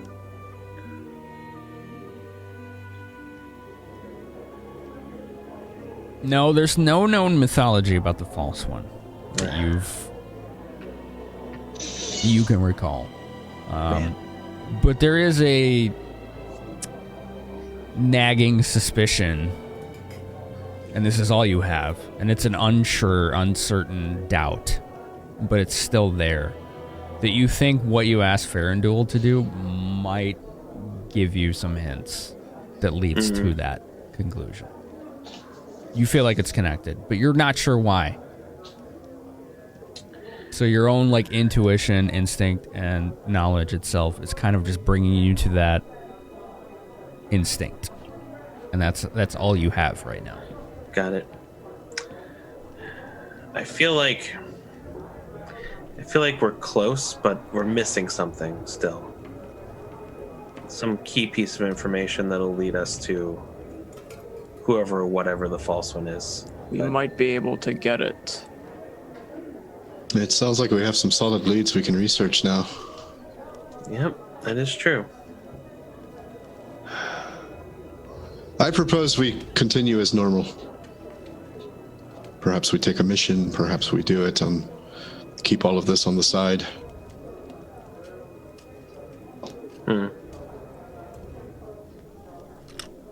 All of our jobs so far have led us deeper into this web.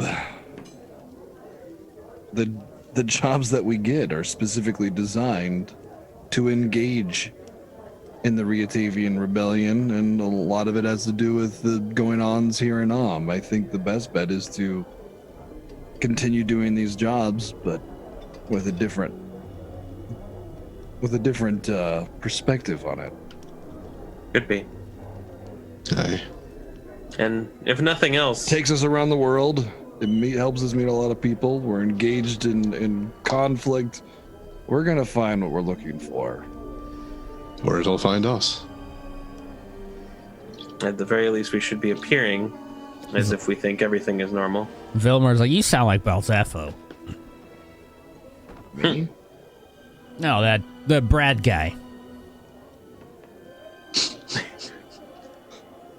He thinks just the world's gonna hand him every answer. Wow, it's like he had a kid and he didn't even know it. Did you even listen to what I said? Oh yeah. I wasn't suggesting the world was going to hand us an answer, but it's definitely going to put us in the line of fire for those answers to be shot at us. I hope you're right. It's something to do other than nothing. Well, I have I have a suggestion. I have a suggestion, and unless any of you have anything else to say, I'd like to hear your ideas on that. Go on. I'm very interested in hearing your suggestion. All ears. We're sitting here in a damn stable surrounded by horses because we don't trust the people we've been working with. Is that right? So far, yeah. And Aisha's just like, for once in my life, I'm done fucking yelling at people. I'm gonna go sit down in the corner and let you all talk this out because I don't even know what to think right now. So Vilmer's like, you don't trust the army. You don't trust the rebellion. Did you ever think about those third-party interests that don't have any interest in this war? Which ones are you... I feel like you said that with purpose, with a specific idea in mind. Well, gentlemen, have you ever been to the, and I say this with sourness on my tongue, have you ever been to the Forest of Shadows? Remind me, we did that one time, right? No. No? Okay. No, that wasn't that. Okay, sorry. Then no. The answer's no.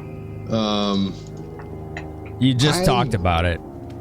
Right. Yeah, that's in I can't excuse me, I can't picture where it is just because I don't have the map. So Ain, you were literally just talking about it. Right, the elven word is Shilmista. Right. The one that's literally right next to Ryataven. Yeah, it's just right next to Snowflake Mountains. Let's give chat a visual on that. I'm gonna go switch to the map here. Here is where the group is, right here in Athkatla. Purple territory. And actually we'll move the group here too, so the group can see too. I'm sorry. All right, group, can you see this? Uh-huh. All right. Group is in Athkatla, right? Got it. Right. Here's Krimor. You've been here many times. Perskull's due south. You just did all your trapezing through Mart Speartop here, north of Athkatla. Amwater right here is where Serving Boy died. As Meltron is here. Keep bringing that up, dude. You just gotta keep bringing that up, huh? As Meltron is here, here's Lake Esmel where you did your boat patrol. Mm-hmm. Here's Kexula in enemy territory. Here's Eshperta in enemy territory. South of that is Fort Keshla. South of that is Trailstone. And east by southeast is Rietaven. But the Shilmista is right here. Red is third-party territory on the political map. Didn't Aisha say that all the leaders were in Splendor River? The leaders of this guild, yes. Splendorler River, yeah. Splendarler River, which is the most ridiculous fucking name of all time, is right That's here. where that cache was that those guys we beat up. Yeah, it was. It was That's somewhere where up that river. that's where I told him the cache was. Yeah, it was actually pretty close to it. Was like, here's the shipwreck you guys fought nearby, right here. And the cache was kind of, they gave you coordinates that were on the Splendorler River, pretty close to it. Now I'm starting to wonder if there might be something to that.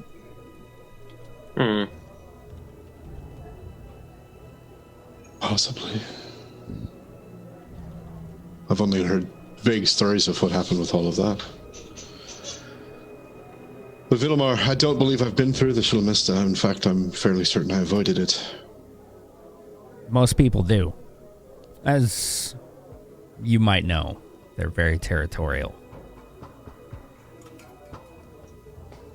So that whole spiel I gave about the elves before.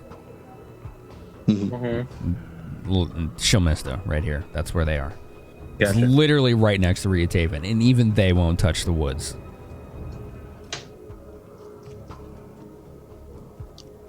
He's like, you want to question the loyalties of everyone? Fine. Make some new ones. If you want to trust some people around here, figure out who you can trust. But that's my suggestion. I know they need help, and I can tell you why. And he pulls out a parchment. Let's see. Where's my thing? Okay. Oh, and he hands you a mission. Special mission time. He's like, rumors in the distant forests of shadows tell of a group of poachers who the Shemistan elves has been, as of yet, been able to drive out of the woods. They're dealing with poachers. Small group, really elusive, pretty unusual for these elves. With all your loyalties in question, maybe getting allies from a third party is a good idea. I'm sorry, you said poachers? Poachers. They're dealing Is there with... a specific rare type of animal in those woods? I don't know. I mean, I used to live there. There's animals all over the place. This is the information I got. Something tells anything that sticked out to you, perhaps? Like, I don't think it really matters. The non-specific nature of this, no. Why would they tell me that poachers are a problem? This is a code. I don't know why, but I think it's a code. We take care of their problem. We get a new friend. I would agree. They don't have any care about one side or the other, but if we help them, they help us. All they told me is that this leader of the poachers is some human with a huge ego who only has 4 fingers on one arm. I'm sorry, what? What do you mean? What did you just say? See. Their leader is some guy, some arrogant asshole who's only got 4 fingers on one of his hands. Which hand? I don't know. I didn't know that mattered. The important one. Whichever one is the right answer. Right. Yes. You tell him. Right. You tell him. DM me. He's like, I don't know. One is correct. He's like, I don't know that answer. it's some four-fingered guy who's apparently ruthless, arrogant, and has made a living poaching rare species in the Shillmist. I like snatch the paper out of his hand and I'm just like, we'll take it. Brad, we don't even know how we're gonna get there yet. What do you know about a four-fingered man? None of your business. Oh, well, that's not very friendly.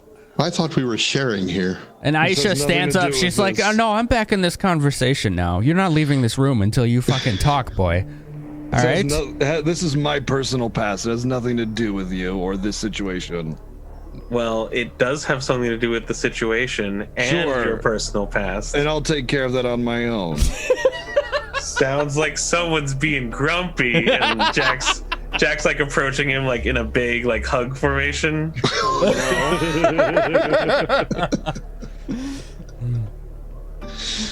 Oh boy. Get away from me. Aww. Listen, I'm all for whatever is going on here and finding the root of this problem. But if you pry into my past, you're not going to like the outcome of it. She's like, "Wait, so this has to do with your past?" It could. Wait a minute. So you're telling us that your past is linked with a potential ally we could gain in this situation? No. My past is linked with this four-fingered man. I want him dead.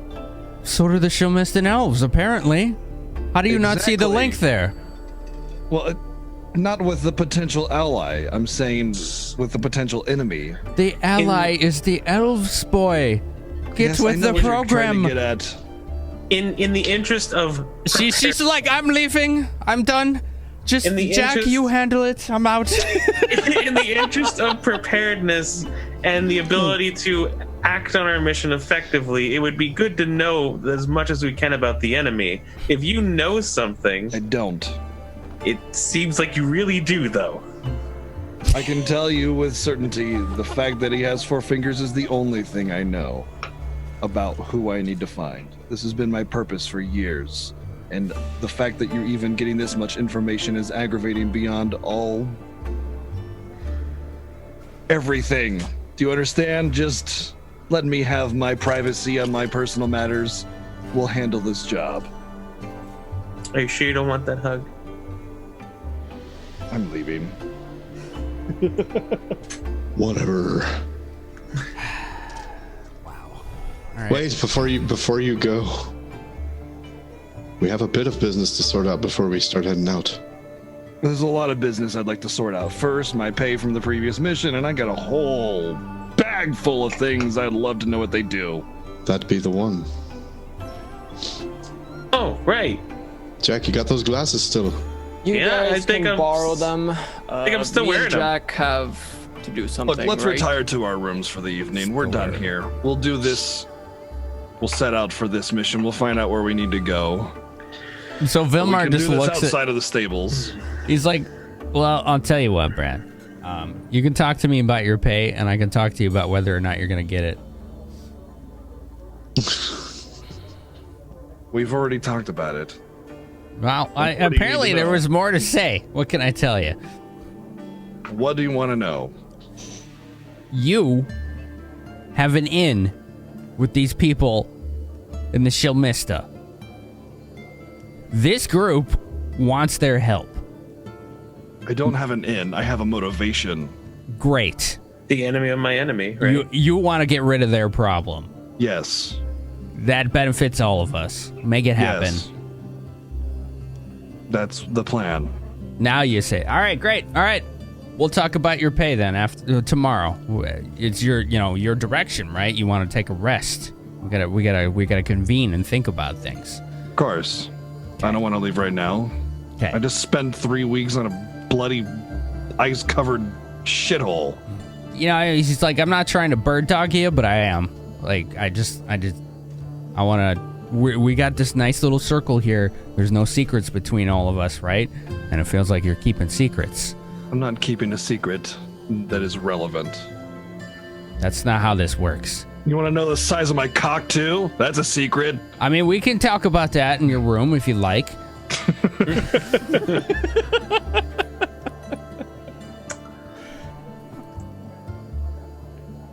Personally, I don't care.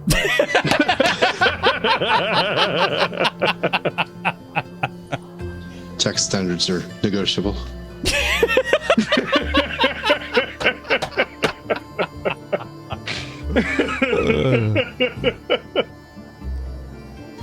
He's like, listen, I'm not trying to stonewall you here, but I'm worried. We're all worried about everyone around us, and it just feels like you're keeping secrets. I don't get it. Look, you can use any kind of magical whatever the hell you want. Stare deep into my eyes and in a longing. What do I look? Do I look like that kind of person? I'm just trying to get you to talk to me like a man. Every time that it has nothing to do with anything going on here, it has something to do only with my past long ago before I even joined this guild. Keep going. Like, I'm telling you right now that your problem could solve our problem. So why wouldn't you give us that detail? What do we know about this guy? I have an encounter with a four-fingered man, and I am seeking vengeance against him. That is it. There's nothing else. What do you know about him? Nothing. I've spent the greater part of my life looking for him, and this is the first clue I've found. I see. What do you guys think? And he's Jack's looking at kind of everybody. like Jack's ears like perked up when he's talked about like use whatever magic, and I was like, I'm that kind of person. I can use the magic. And I keep telling you there's nothing to it, but you keep prying because you think I'm hiding something from you. That's what I do. It's called recon. To know your enemy is to defeat your enemy. And if you tell me with 100% honesty in your heart you don't know anything about this guy, I believe you. I wish I knew more, because I agree with your sentiments. All right, it's good enough for me. Can you tell us you're on the same page then? That solving this problem is going to help all of us. I'm the one that brought this information to you. I'm the one that uncovered everything. He's like, you didn't volunteer any of that. We had to force it out of you. That's why I'm worried. No, I'm talking about the Ryatavian Rebellion and the Cowled Wizards working together and everything. I'm not talking about that right now. If I'm the only one that can be trusted beyond a shadow of a doubt. Unless. No, wait, no. We'll be trapped here forever. Right. He's like, you know what? If he's a plant. He's a plant. But they would know that I know that he's a plant, so he's not a plant. Unless they knew that I knew that they knew that I knew he was a plant. Yeah. And all of that was out of character. We're not going there. Right, no, we're not. He's like, he's your problem now. I don't know what to tell you. It's all right, Vilmar. I trust him. And besides, he's always been our problem. Yeah, apparently. See me tomorrow for your pay, asshole. There we go. You want it in inches or centimeters? I wanted it in fucking measurement lengths of your cock, you piece of shit. He's like yelling across the hall. Like, it's just very uncouth.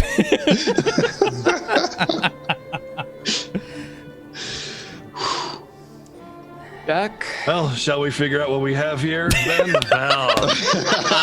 Moving on, gentlemen. Let's go to the war room. I suppose I'm wearing the glasses still, so yeah. I would require those back. At some point, I will return them. Oh no, poor Wilson. He's very good at this, Wilson. Let him use it for now, and you'll give him back later. He's got practice with it. Now, I have to say that I made this character a long time ago. I just want you to know, BGG and everyone. And he has always been an impulsive, fucking rash asshole. Oh, no. So, I always. understand the RP. Yeah. I don't think this is you. This is Vilmar. Yeah. Always been that way. Like, he's just like, give me the answer now, you piece of shit. Shut up already. Like, this is two assholes all right. heads. Right. Like relax. Fuck you, right. No fuck you, no fuck you, no fuck you, basically. Yeah. He's like, I'm gonna go fuck your sister and I'll see how you feel about that tomorrow. It's like, dude, what the fuck, man? We're just talking about business, all right? Calm down. All right. Jesus. Whoa. All right, so first order of business is I have the stuff that I took from the wizard that I killed when I was camping at the egg. I believe he was the Cowled Wizard, and then I tied up the guards, and that's how I got all the information. Yeah. Which was a private campaign stuff, so nobody really knows about that. By Right. the way, just so you guys know. But there was a staff, bracers, an amulet, and then a bunch of components, which I just toss on the table and I go have at it. You know, let the freaking piranhas go at it for who wants the bag of components. Yeah. The piranhas. And there was also, that's just the first. That's just He thinks so highly of me. and I need to know what kind of bag of holding I ended up getting. Right. Bag of holding. Okay, one sec. All right, so let's just do the first 3 items. Name them in succession. We'll have Jack just roll them real quick, because unless you guys want to role play this out, we're just gonna knock them out. No, we can just keep going. Yeah. For ID items, just kind of get it going. Yeah. Sure. So there's the staff, the bracer, and the amulet from the egg wizard. That's what I have it labeled as. Staff, bracer, amulet. Got it. So for the staff, and remind me, Finn, it is a +10. Plus 10 specifically to identify for prizing. Yeah, and everything else that's not magical is blurry as hell. You can't see shit. Got it. Okay. All right. So I'm just gonna. So my bonus is 23. So I'm just gonna keep rolling and see what happens. So first one, amulet's a 30. Bracer is 32, and what was the other one? A scepter or a staff? Amulet. Staff. Wait. One at a time, please. Sorry. First one's a staff, right? And you got a 30? First one was staff 30. Okay. This is called, and it's a rare blessed staff in kind of like centralized divine churches, called the Staff of Courage. 1 charge of bless, 1 charge of remove fear, 2 charges of prayer, 2 charges of remove paralysis. Whoa. Does Jack know Draconic? What is it called? The Staff of Courage. That's a good question. Do you know Draconic, Jack? That is an excellent question. No. But Wilson did specifically tell you need the Draconic word for insight. Oh. Okay. Did you tell him that, Wilson? Like, I said you need the word for insight. I never said the language or the word itself. Oh, okay. Do you want to do something about that, or? Right. Do you want to make me look like a fucking idiot? I mean, it's either way it works, right? I just assumed you told him because he used them earlier. I did use them earlier. That's true. Yeah. Oh yeah, he had to use them earlier anyway for the documents. Yeah, Jack used them too. So. Okay. Well, then I probably know the word, or we retcon a whole lot of conversations. So. How many charges does the staff have left? I mean, it's fully charged. Okay. Fully charged. Got it. Writing that down. So the thing with staves and Pathfinder is you can recharge them. I don't know if that was a thing in earlier editions, but you can use your spell slots to recharge staves. That's why they're so powerful. Right. Are staves variable charge amounts based on craft or a set? They're generally set, but the potency of the spells they cast is variable based on the caster level of the. Yep. I'll look into all that later and ask you. Yep. So Staff of Courage. Okay, next. Got it. Next was the bracer, and it was a 32. Okay, yeah, you got it. Bracers of armor +3. Okay, easy. Remember, it's an armor bonus, so. Oh, these are actually my items. They're not going into the pool just yet, so I'm going to write them down on my sheet. All right. All right, that's fine. I'm just writing them down for. Okay, yeah. I'm just note taking. Gotcha. And then hold on. Sorry, math is hard. 39 on what was it? On the amulet. Oh shit! What was that fucking amulet? Oh right. That was the. What was that thing called? Let me get the exact name on that. I'm writing down amulet of. Amulet of fucking wait 2 minutes. No, I'm sorry. That's not what I mean. Let's see. Where is it?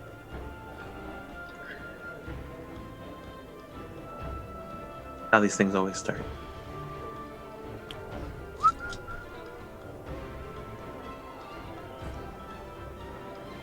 Is that it? No. Okay, yeah, this is it.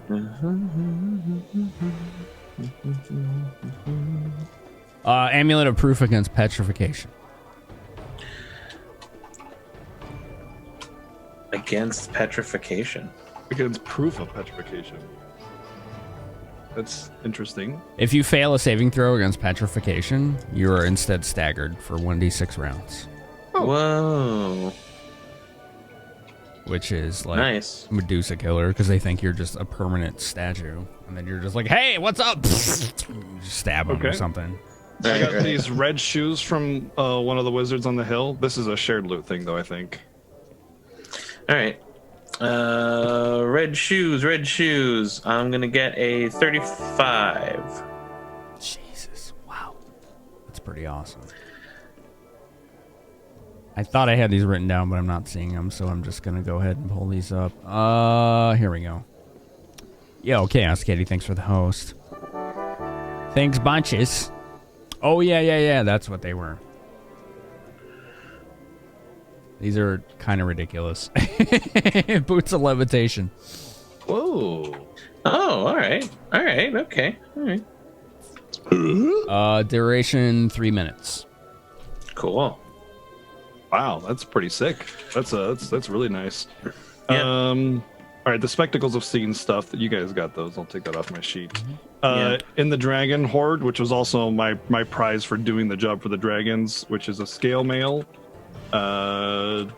Wilson tried to longsword. ID one of those items, right? Yeah, And he couldn't tried the quite get it. longsword. Yeah. A great sword and a flask, and then how much gold there? I don't know. I'm not sure how much gold was in there. Great sword and a flask. Apparently a lot. All right. I'm also curious if the chest itself is magical. There's a great sword and a long sword, wasn't there? Yep. Yeah, there's a scale mail, longsword, great sword, and a flask. Got it. For the scale mail, I rolled a 34. Roll knowledge history. Fun. Well, I will take a chat power for that. thank you. First one was a 1, so Down to that's 3. good. 27. 27. These, you've heard stories about these in libraries. Not in bars because people don't tell stories about these damn things. But you actually have heard a song about an old hero who was the poison tester for an emperor in ancient times in the northern Sword Coast. And the reason why he was so successful for this emperor was because he could determine whether or not food was poisonous quite easily without ever really suffering any ill effects from it. But he had to be wearing this armor. And whenever he found out that whatever was being, trying to fed to this emperor was poisonous, usually an assassin was on hand to try and assassinate him, because the tale was always goes from one step to another to lift it up. But this armor would always protect him against the assassins. I see. And he was often referred to as Edgar the Poison Drinker. So out of character, Edgar's Poison Drinker scale mail is +3 scale mail, +4 saves against poison, and a +4 saves against death attacks from assassins. Wow. Nice. That's super helpful considering our man G is an assassin. Yeah. You do the thing. So this I'll is have to see a about how that works lost with me. artifact of Forgotten Realms antiquity right here. If you're right about it. Well, I clearly think I'm very right because Yes. I'm never wrong. I'm Jack Smokeside. That is quite a tale for this. This dragon was far more generous than I thought. How did he? It's a dragon, right? Okay. I was gonna say how he got his hands on it, but He my probably ate prize it. My prize for that job was a taste of a dragon horde, and this is what we found. So, I see. This longsword, apparently Wilson couldn't figure out what this is. All right. Longsword time. Wilson was close. He thought he had it. Wilson recognized use that it the was power inherent in Timora's blessings. Wilson, you did recognize magical signatures on that. All right. He doesn't want to. That's fine. Sorry. I didn't, and you're right. I should have.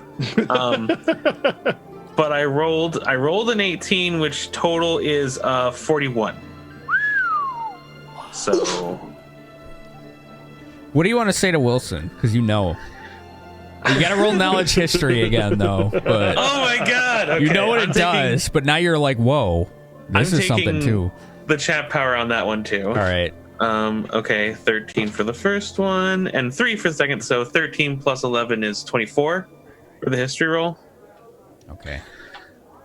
All right. So you know that actually this sword used to be called Susk, the Silent Sword. And it was a combination of two well-known, well, not so much combination of two well-known items, but a combination of an extremely potent magical sword and a well-known item. So Jack, you all see Jack begins looking at the sword, and he's holding it in his hand, and he points it towards Wilson, and he's looking at the bottom of the hilt. And I'm gonna DM you what this does, Jack.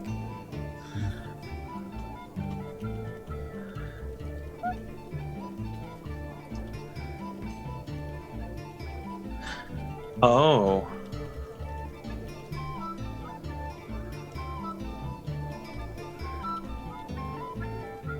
Got it. Yeah. Okay. What does Jack do with this? Now that you know what it is. So Jack's going to say, all right, apparently this is a famous sword. But more than that, it can do this. And then he raises the sword and keeps it horizontally slightly above his head, and then pushes the button, and then sort of just like starts doing like pull-ups off the sword. It's not budging even a millimeter. That is actually really cool. It's floating. And then I turn to Brad and I'm like, you want to try to get it down? Sure. And then I reach and grab the hilt and try to pull at it. All right, make a strength check. Not very good. Like 8. An 8? It feels like you're trying to move a house. Can I lift myself up on it like he was doing? Oh, easily. Like hang off of it? Okay. It's like it's attached to scaffolding or, some kind of foundation. I do a perception to see if I saw him touch the button. Nope. I point out the button for him and I'm like, if you push that, it will come back down. All right. I tap the button and see what happens. All right, I'm going to roll a d4 to see if you were hanging off of it when you pushed the button. Brad pushes the button on the bottom of the hilt and just falls unceremoniously to the ground in a heap with the sword on top of him. Listen, Guess I should have balanced myself first. Yeah. Sort of superior Brad training. I could do pull-ups on this forever. That was the coolest fall I've ever seen. What else? I mean, aside from this, what else does it that I'm like dusting myself up? What else does it do? Give me at this point, Brad, give me we'll do a dex check. Okay. Can I not roll a 2?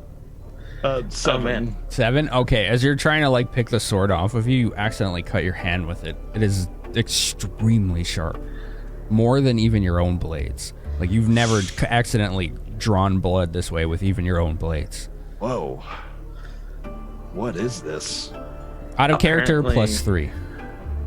Got it. Apparently a very famous sword. Susk the Silent Sword. It has a name. It used to belong to a famous blade master a couple centuries ago who was mute and was constantly challenged by those with seeking to prove their own ego. And he would always utilize not only this sword's sharpness but accuracy and balance, but also its hidden trick of being immovable, where he would utilize it at the right time during combat maneuvers and trick the enemy into accidentally running into the sharpness of the blade and hurting themselves with it. Oh, nice. Yeah, I'm just sitting here thinking about how to how to do all sorts of crazy, silly things with that. Right. Like cavalry, and you're just like, patink. Right. Force is just like, that's again.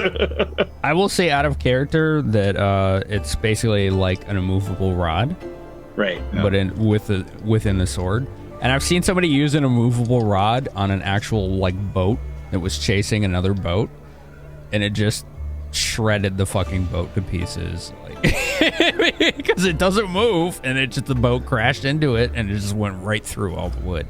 So this is a really, really useful item. Okay, next is a greatsword. Yep. We only have 2. What do you think? Chat power or no chat power? I would say chat power. Yeah. All right. We don't know how powerful it is, but yeah. Chat power greatsword. Let's go. One left. Okay. Okay, you want to stay in the dice tray this time? Okay. That's a 40. Jesus. And plus 10 is big. Yeah. Plus 10's no joke. You immediately realize that you wish Grissul was still here. Oh. That you begin to examine the sword, and you recognize that there's a hidden, but not so much hidden, but if you actually know to look at the detail, there are prayers to Tempest wrapped all around this blade, and ancient barbaric runes, and it was called the Prayer of Anger. The symbol of Tempest is within these runes. It's a +2 greatsword, but it also grants immunity to fear, and rages last 1 round longer than normal. Wow. This was a sword granted to a great barbaric leader in the Rashomon tribes not too long ago, and it was thought to have been stolen by the Red Wizards of Thay. How it got here in the Athkatlan country, you have no idea. It doesn't make any sense. There's a name.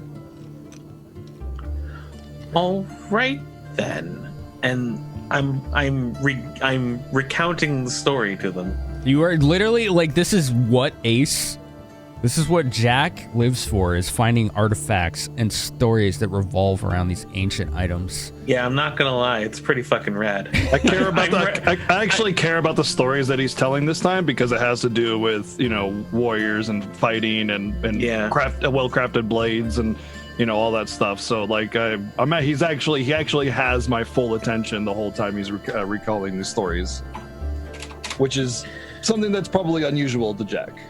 That's fair. From me, anyway. Right. Not from others. Right. I got this sort of furrowed brow in showing interest and nodding and everything, kind of. Right. And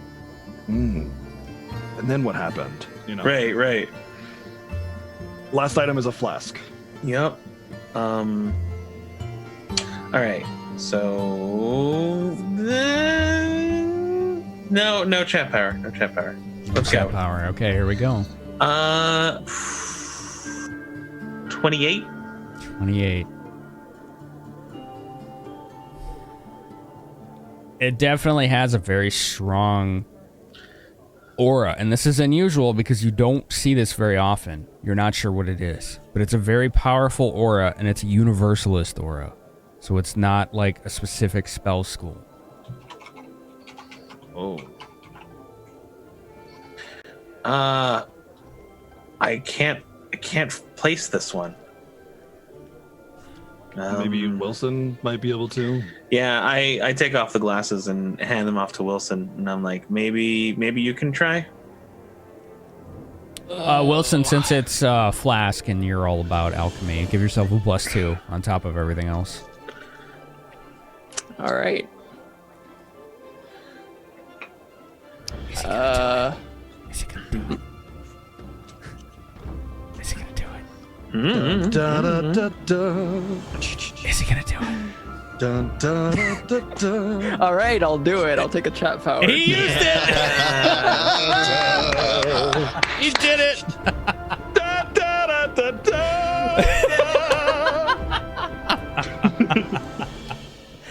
That was our last one. Oh man. All right. It finally happened. We're looking at this flask. All right. You say the draconic word for insight, and you examine it. Yes, I do. What do you get? First roll and the second roll. 35. Mm-hmm. You have this sudden sense of, like, pride and gratitude and even a little bit of ego. This is actually something that people like yourself could use. Ooh. And it's called Mordenkainen's Decanter. I am so sorry, but Hold on. Let me put it in chat. Oh my. There you go. That is a big word. You know exactly how to use this. This was something quite rare, designed for people like yourself. You were able to infuse your extracts for others to use, right? And they only last as long as you keep that spell slot free, correct? With Mordenkainen's Decanter, you're able to infuse this flask with up to a 3rd level alchemist extract, and it lasts indefinitely. So you don't have to sacrifice any of your slots to infuse this flask, and you can let anyone drink out of it. You'll have to infuse it again once it's drank from, but it lasts permanently. And it doesn't take away. No. So Alchemist has these things called extracts that only they can use, and he has to take a special ability to infuse these extracts so you guys can use them. Oh, okay. But once he rests the next day and uses that spell slot for something else, the infusion is gone. The infusion's actually gone within 10 minutes. It has to be used instantly. Okay. This is permanent. So he can basically once per day or whenever he wants, if this thing is no longer infused, permanently infuse this with up to a 3rd level alchemist spell. So it's like a reusable potion flask that he could create in a snap. Wow. It's incredibly busted. Mordenkainen is an extremely famous figure in Forgotten Realms, who dabbled in all sorts of magical know-how and knowledge, and was widely regarded as the greatest universalist and generalist of spellcasters known in history. And this was one of his trinkets. He's got an entire book. Yeah. I mean, really, there's an entire source book called Mordenkainen's. Yeah, it's a very familiar name in D&D lore. Mm-hmm. Well, I don't really have a use for it, but it still has value, a significant value. Extraordinary value. We have one blessing now. Is this box, this chest, does this have any magic in it at all, or is it just a box? Let me see. I look at the box to see if there any magic is radiating from it. This is the box that all the stuff was in when handed it to me, when Mother handed it to me. The box itself is radiating magic. Roll spellcraft. Okay. So go ahead. Just like you would the other stuff. Spellcraft. 19? 19. Okay. That's with the plus 10 from the spectacles, even? Well, I'm not appraising the box. I'm just like looking at it to see if it's radiating magic. No, it's the same. It's the same thing. Deal. You're appraising its magic. If these are on, you're getting the plus 10. Okay, if it's with the plus 10, 29. 29. Okay, yeah. This is radiating in a pretty strong transmutation aura. You think there's a little latch on the bottom of the chest that you'll be able to access. You're not quite sure what it'll do yet, but you think that it's got a similar kind of effect as a bag of holding, but a little different. But bags of holding don't usually have latches or buttons on them. It's definitely magical. Maybe I believe it is another type of bag of holding. So like maybe you can store a whole bunch of things in it, like a storage. maybe Jack can illuminate more on it. Maybe. All right. Want to give I'll it a try. go, Jack? Sure, why not? I give the glasses over back to Jack. All right. Yeah. We have a blessing. Yeah. Okay. I take the. I take the blessing. Take the blessing. All right. That was the last one.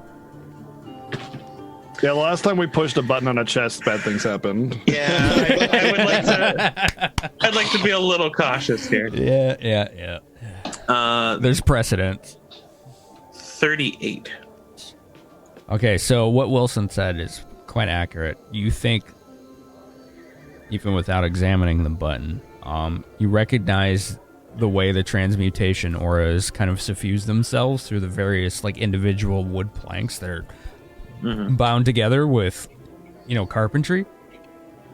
That they'll actually magically begin to fold in on themselves and seal together until a small, tiny cube, but still maintain whatever is inside. Oh, no way. That's awesome. So it's like it's actually something I can travel with. Well, it's like a chest of folding or something. But let's see, with a 38, you also know if you put it in a bag of holding, bad things would happen. You're not sure what, but it would be very bad. I'm going to lead with that. What if you put a bag of holding in it?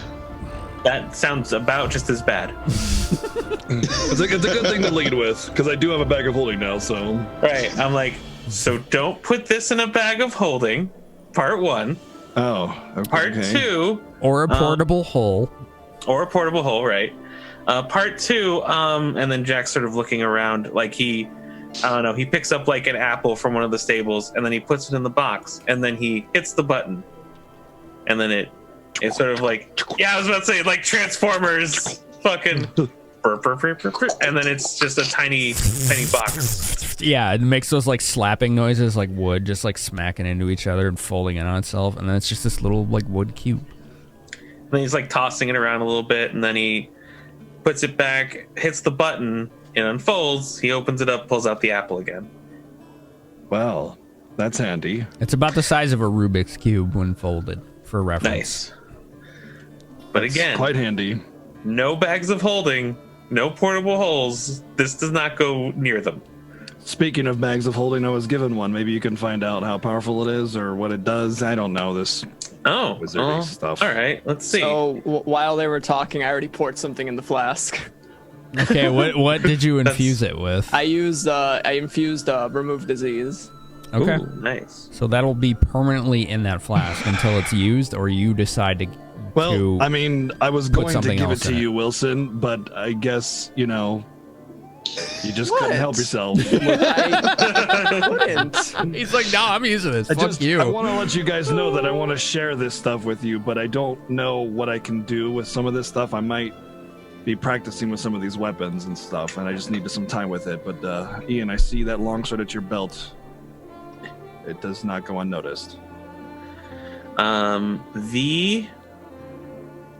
Bag of holding, 35. But Wilson, you can take the flask. It was part of my mission reward, but I'm not a greedy man, and you were going to be helping us, and that's also a nice way to welcome you into our guild here, to our mercenary guild, since this is the first time we've really met. I do appreciate it. This is So you can go ahead and write an that incredible item. Like Morton Caden's decanter. Well, you owe me one.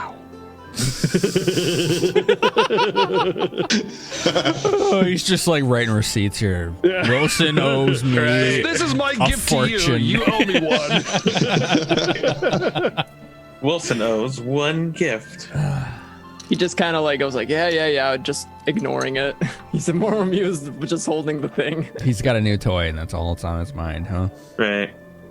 Bag of holding. You said 36, right? 35, but 35. Okay. Oddly enough, that's how much the bag weighs. Is how much? When it's full, it will hold up to 1,000 pounds and 150 cubic feet. So it's tier 3 bag of holding. 150 cubic feet. Feet cubed.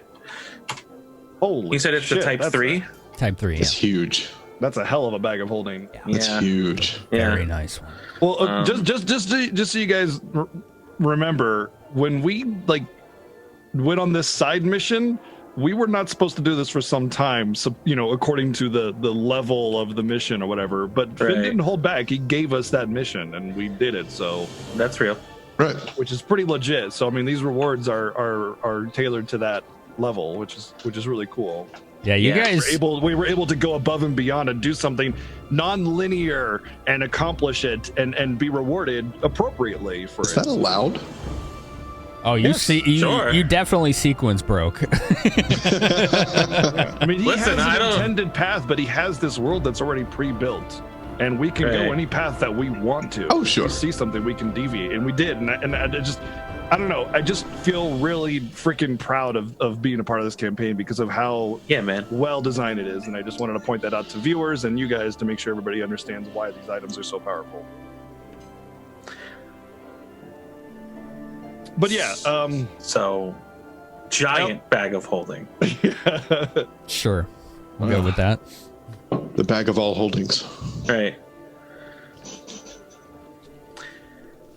Put your horse in there, man. I mean, yeah. It's just you theoretically, you're right. Just start carrying fucking Daffodil around, 35-pound bag. It's fine. Put some air in there every now and then. She's good to go. Right. Yeah, that's the problem with putting living things in a bag of holding. They tend to suffocate. And let her peek her head out to breathe, and you can feed her oats while we're walking on the road. Right. Just his horse head hanging out of a bag. I want to say I think Daffodil might weigh more than 1,000 pounds, but I'm not sure. It could be. Horses usually, I think, are around 13 to 15, if I'm not mistaken. Yeah, she's not going to fit in there. No. We'll need at least a type 5.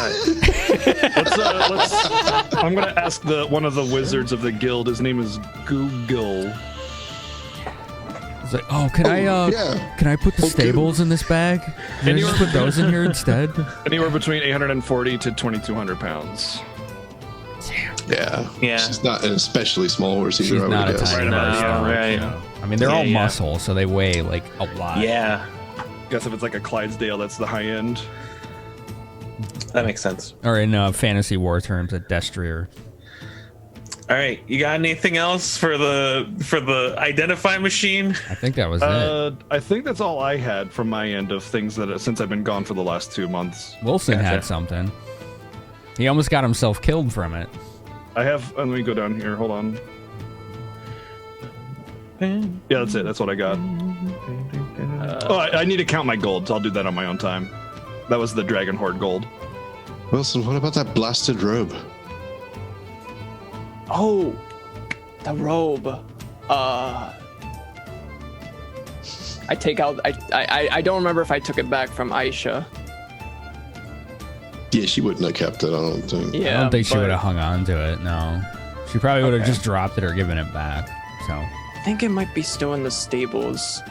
I'm gonna go back to the stables and find it. I don't think you ever left the stables. Yeah, I don't think we left either. I think we went to the war room. Oh, Yeah, okay. I thought we went to the war room. Then you have right, it. You then- have it. Okay. Yeah. Okay. I'm gonna take it out. Take out the cloak. Please insert magic item for identification. It's like a fax machine that's like on the fritz. Right. You wouldn't happen to know anything about this, would you, Jack?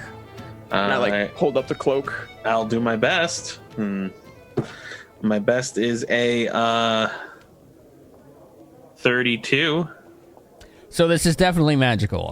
Abjuration. Okay. Moderate. I would say moderate aura. It looks like it was designed for a purpose.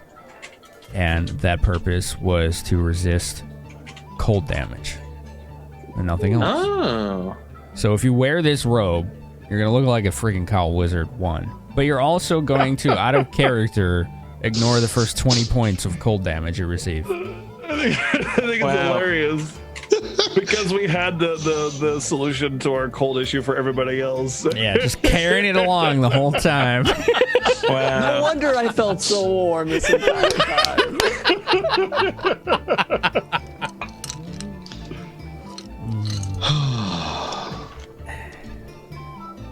Blood-soaked cloak of cold resistance. Yeah, right. There's a couple feathers up there too. Still a couple stains on it. Yeah.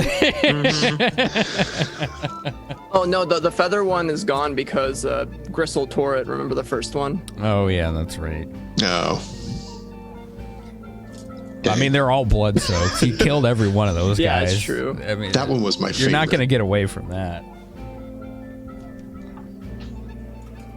All right. And I think that's it. Do you want the Sane? What's that? The cloak? This cloak? Yeah. No, I'll be all right. I rather like mine, and I can provide protection from the cold myself. But thank you. Oh, all right. And Aisha's just like, don't look at me. I don't want that trash. I don't want to look like those fools. Who said that? Aisha. Oh, okay. She's been with you the whole time. I mean, she's just... Well, I'll take it. Wilson, I will say, your instinct wasn't bad to keep it for a disguise. Just not then and there. But definitely don't get rid of it. It may come in handy in the future. That's what I was thinking. Yep. Jack. Yes. We still have one thing we need to finish. We need to go talk to the troop. Jack is handing him the glasses back. Thank you. All right. Remind me again, why are we talking to the troop? Well, I had the most inspiring idea regarding the common folk. I like inspiring the common folk. Shall we go and talk to them?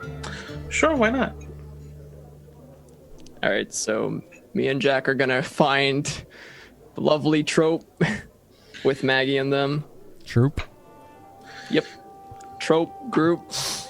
Troop. It's a trope now. Troop. It's gonna be a trope. They're in the bar, the Copper Coronet, starting at the source. They have actually supplanted that ring where people were doing bare knuckle bar brawls, right, for betting, and they've actually made a deal with Boram to put on a performance every night. And oh, nice. They're there, putting on their show, singing about the legends of the Bronze Brigands. Sweet. Excuse me. I approach. Is Maggie busy? Like, they are performing right now. Okay, they're in performance. Sorry. I'll wait. All right, so let's see how they do. So they're singing about the. Let's see. They're singing about the Bronze Brigands and how they do. Let's see, pretty modestly, but they're very practiced. And Maggie especially is singing about the blue-collar hard work of the Bronze Brigands, taking on all the tasks to support the hardworking men and women of Athkatla. And basically emphasizing the fact that the Bronze Brigands are there for the common man and woman and the little guy and the forgotten. Is there a catchy chorus that is part of the song? There probably is, but I'm not a singer, and I really apologize for that. No. I wasn't asking to try and get you to make one up on the spot. Okay. I want to just start like essentially rallying the crowd to sing the chorus along with them. In the traditional Irish drinking song kind of way. It's effectively I wouldn't say it's pop music, but it is designed to be easy to predict the next part as far as how the tune goes, and the words they're not simple, but they're fun to remember. Sure. So yeah, it wouldn't be hard to kind of rouse the crowd with the right personality. Sure. So yeah, my intention then is to just like use sort of my perform, not trying to conflict with theirs, but just sort of like supporting theirs by like rousing the crowd along with like the chorus, which is easier to remember. Okay, go ahead and roll it. Sure. That would be a perform, yeah. A 30. Okay. You managed to get what looks to be maybe 2 or 3 of the loudest, most drunk patrons you can find to just start bellowing. And then, like, the people around them start just, you know, kind of, like, doing the whole, like, arms around the shoulders, like, singing along with them, and it just starts to catch, like, wildfire. Like, it just spreads. You, like, if you were a bird's eye view, you could almost see it, like, just spreading, like, flame or an infection from one person to the next, and they're all singing. Definitely an infection. They're all singing by the end of the song. Nice. And a rousing applause for Melody's troupe, minstrel troupe, at the end. Yeah. Nice. So, or not Melody, I'm sorry. What was it? Maggie. Sorry. Yeah. Maggie. Maggie's minstrel troupe. Maggie gives a very exaggerated bow, and her 2 compatriots give a much more understated bow, and they walk off the stage.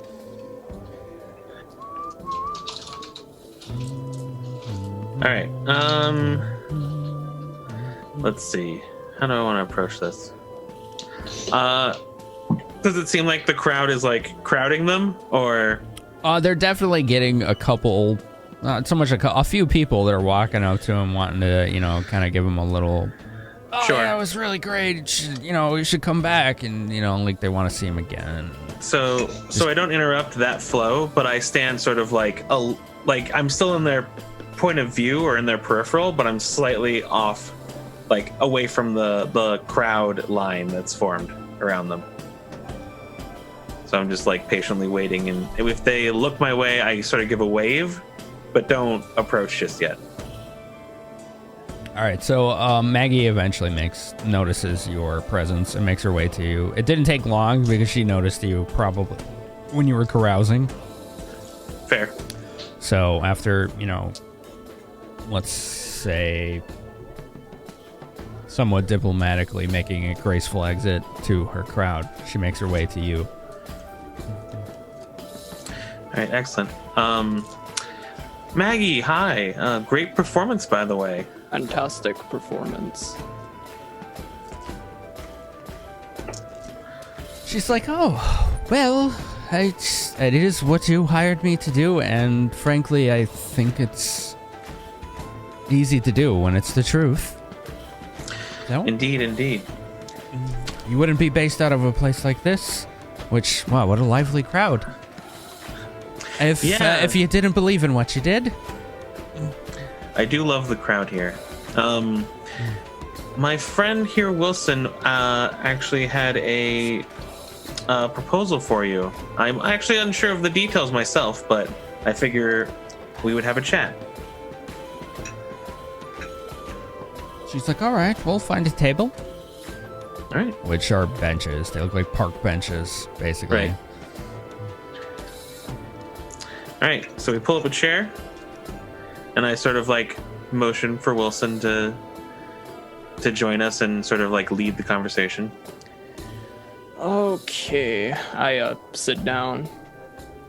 So we want a little bit of information regarding a few details based on what the common folk say. So here's my proposal. How would you like to go on tour around Athkatla? That was the eventual goal, yeah. We would very much like that. We thought it would be best to spread the legend within the city first and then branch out from there. But I am open to ideas as always. So I would propose you go around every major corner of the city, including, the rich district. And I want you to pick up on any rumors the common folk speak of the Cowled Wizards and Rashidi. Okay. Writing this down.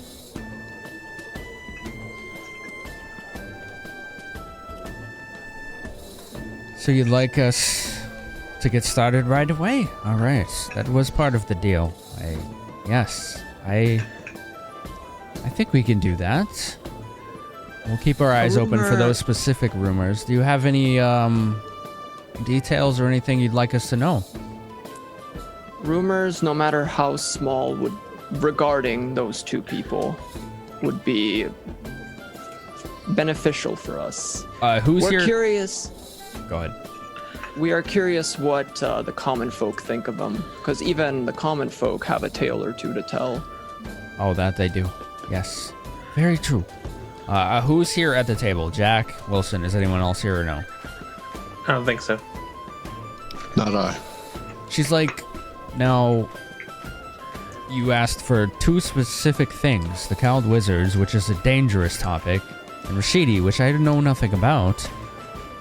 What kind of discretion are you looking for? Extreme discretion. Ah, so don't include these in our songs, then? Not at all.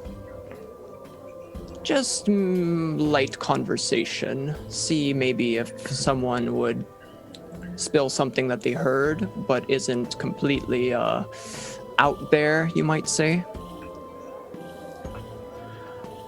She's like, it'll be done.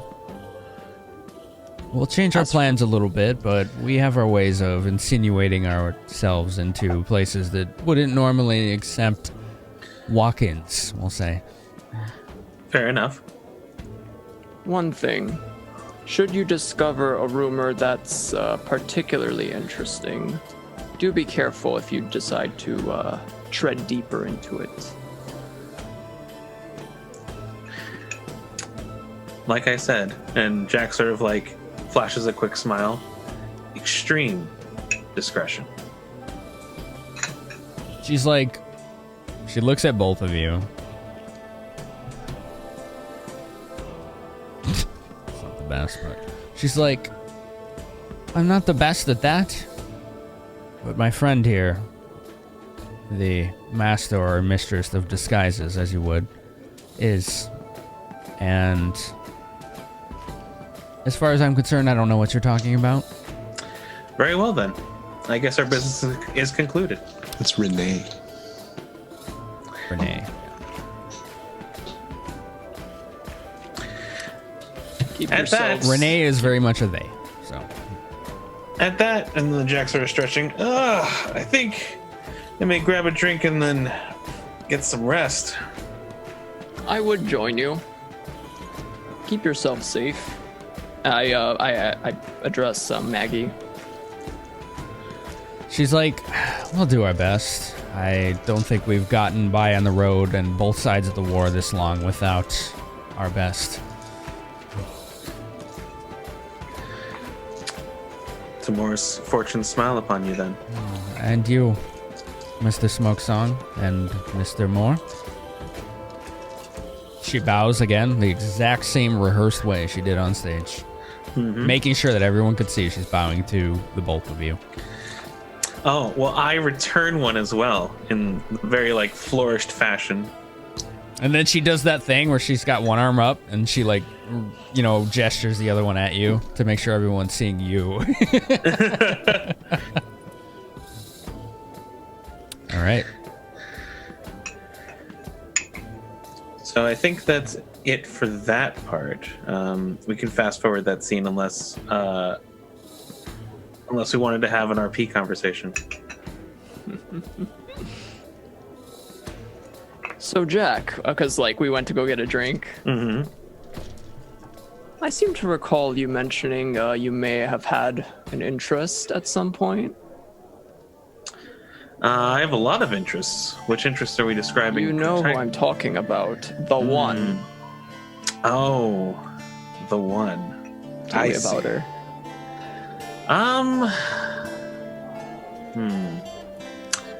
Well, if you must know, and this is rather embarrassing, it was some time ago, so the details are a bit fuzzy. But I remember her being very fiery, both of physical appearance and of spirit. She was the kind of person who didn't do what she was told, which was, let's say, always entertaining. A feisty one, you would say? To particular people, yes. Increasingly so.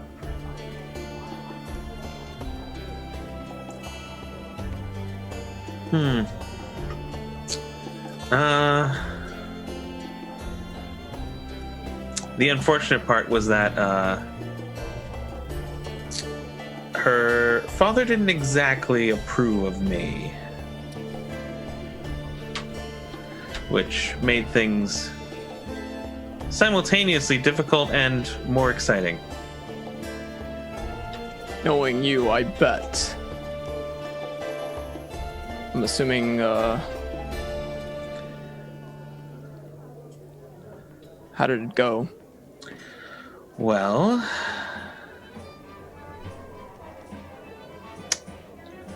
I'm looking for the kernel of truth in the lie. Oh, we're gonna have another one of those, eh? Oh, we're gonna start rolling, aren't we? Hold on, I'm gonna do my best. You're gonna have to let me know sometimes when you're bluffing, because I don't know personally. Yeah. So far, I haven't said anything that would be considered lying. I have no Listen, reason to believe equivocation otherwise. falls into that bracket, Ace. It's just harder to do. I am purposefully leaving out a crucial detail. All right, that is not important to the story. Then there's a sense motive here. Okay. Sense motive isn't just for lying; it's for reading somebody. Sure. So you don't have to always volunteer that information, especially if it, makes for a good moment. But yeah, so the other part of that equation is they're not always going to know if they should be doing something about that. That's true. So what'd you get, Wilson? I was waiting for the backstory with the lie. Oh, he's already being deceptive, so it's up to you. Yeah, I am being deceptive. Come on. Go ahead. All right, if you don't want to, you don't have to. Yeah, I got it. I'll sense motive it. 10. That's another 2. All right, you're just enjoying the story. Okay. That's 5 2s and 3 1s for those of you keeping track at home. What the get some real dice, dude. It's physical time, man. Get yourself some of these boys. I will give you an Amazon link later. It's dirt cheap. Trust me, it's worth it. All right, go ahead, Jack. Here's the kernel of truth in the lie. He says, well, the original plan was to steal her away and we would both be off somewhere. However, there were unforeseen complications that prevented that from happening.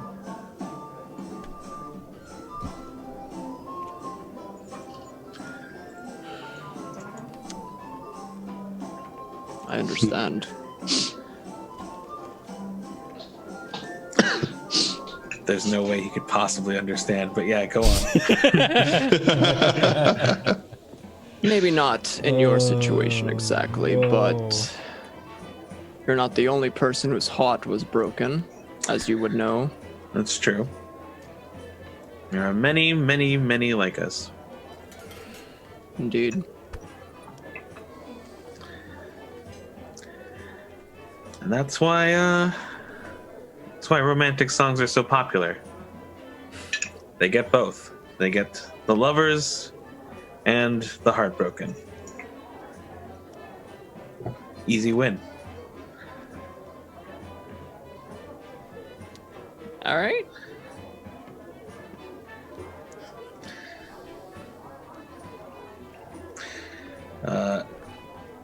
We're ready to move on. Yeah, okay. I'm ready to move on. All right.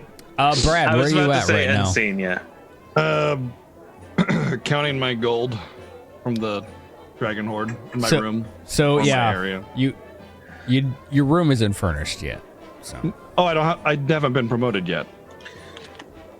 you said you were in your room. So Well, I meant to say barracks. oh, okay. All right. So while you're counting your gold, Filmar walks up to you. He's like, listen. Look, so you don't even have to listen, but I'm asking you to listen. You and I were both assholes. You get that? Yeah. Yeah. No, But but you're the asshole that's on my side, and I'm the asshole that's on your side. And I'm gonna watch your back, and I hope you know that. I always, no matter how much I might butt heads with someone, if you're on my team, you're on my team. Period. We're gonna find out what's going on in those woods. And I want to do both. I want to find out why this is important to you too, because I ain't ever seen you fired up like that before. And it's not because I'm nosy. It's because you're an asshole, I'm an asshole, and I'm on your side and you're on my side. If it's important to you, it's important to me. And I hope it goes both ways.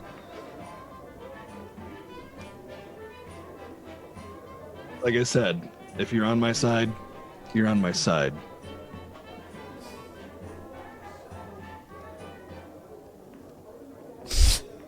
What?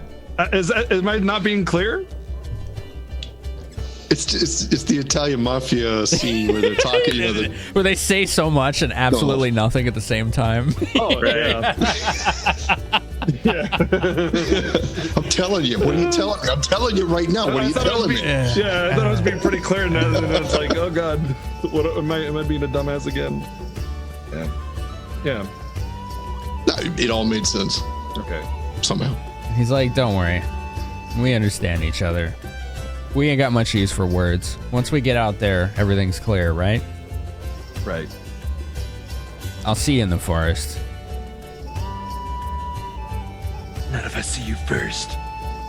and he just kind of smirks. He's like, good luck, buddy. No, I don't actually say that. Ah, too bad. I thought that was an obvious joke, but because I'm not, I was just being a jerk. He's like, all right.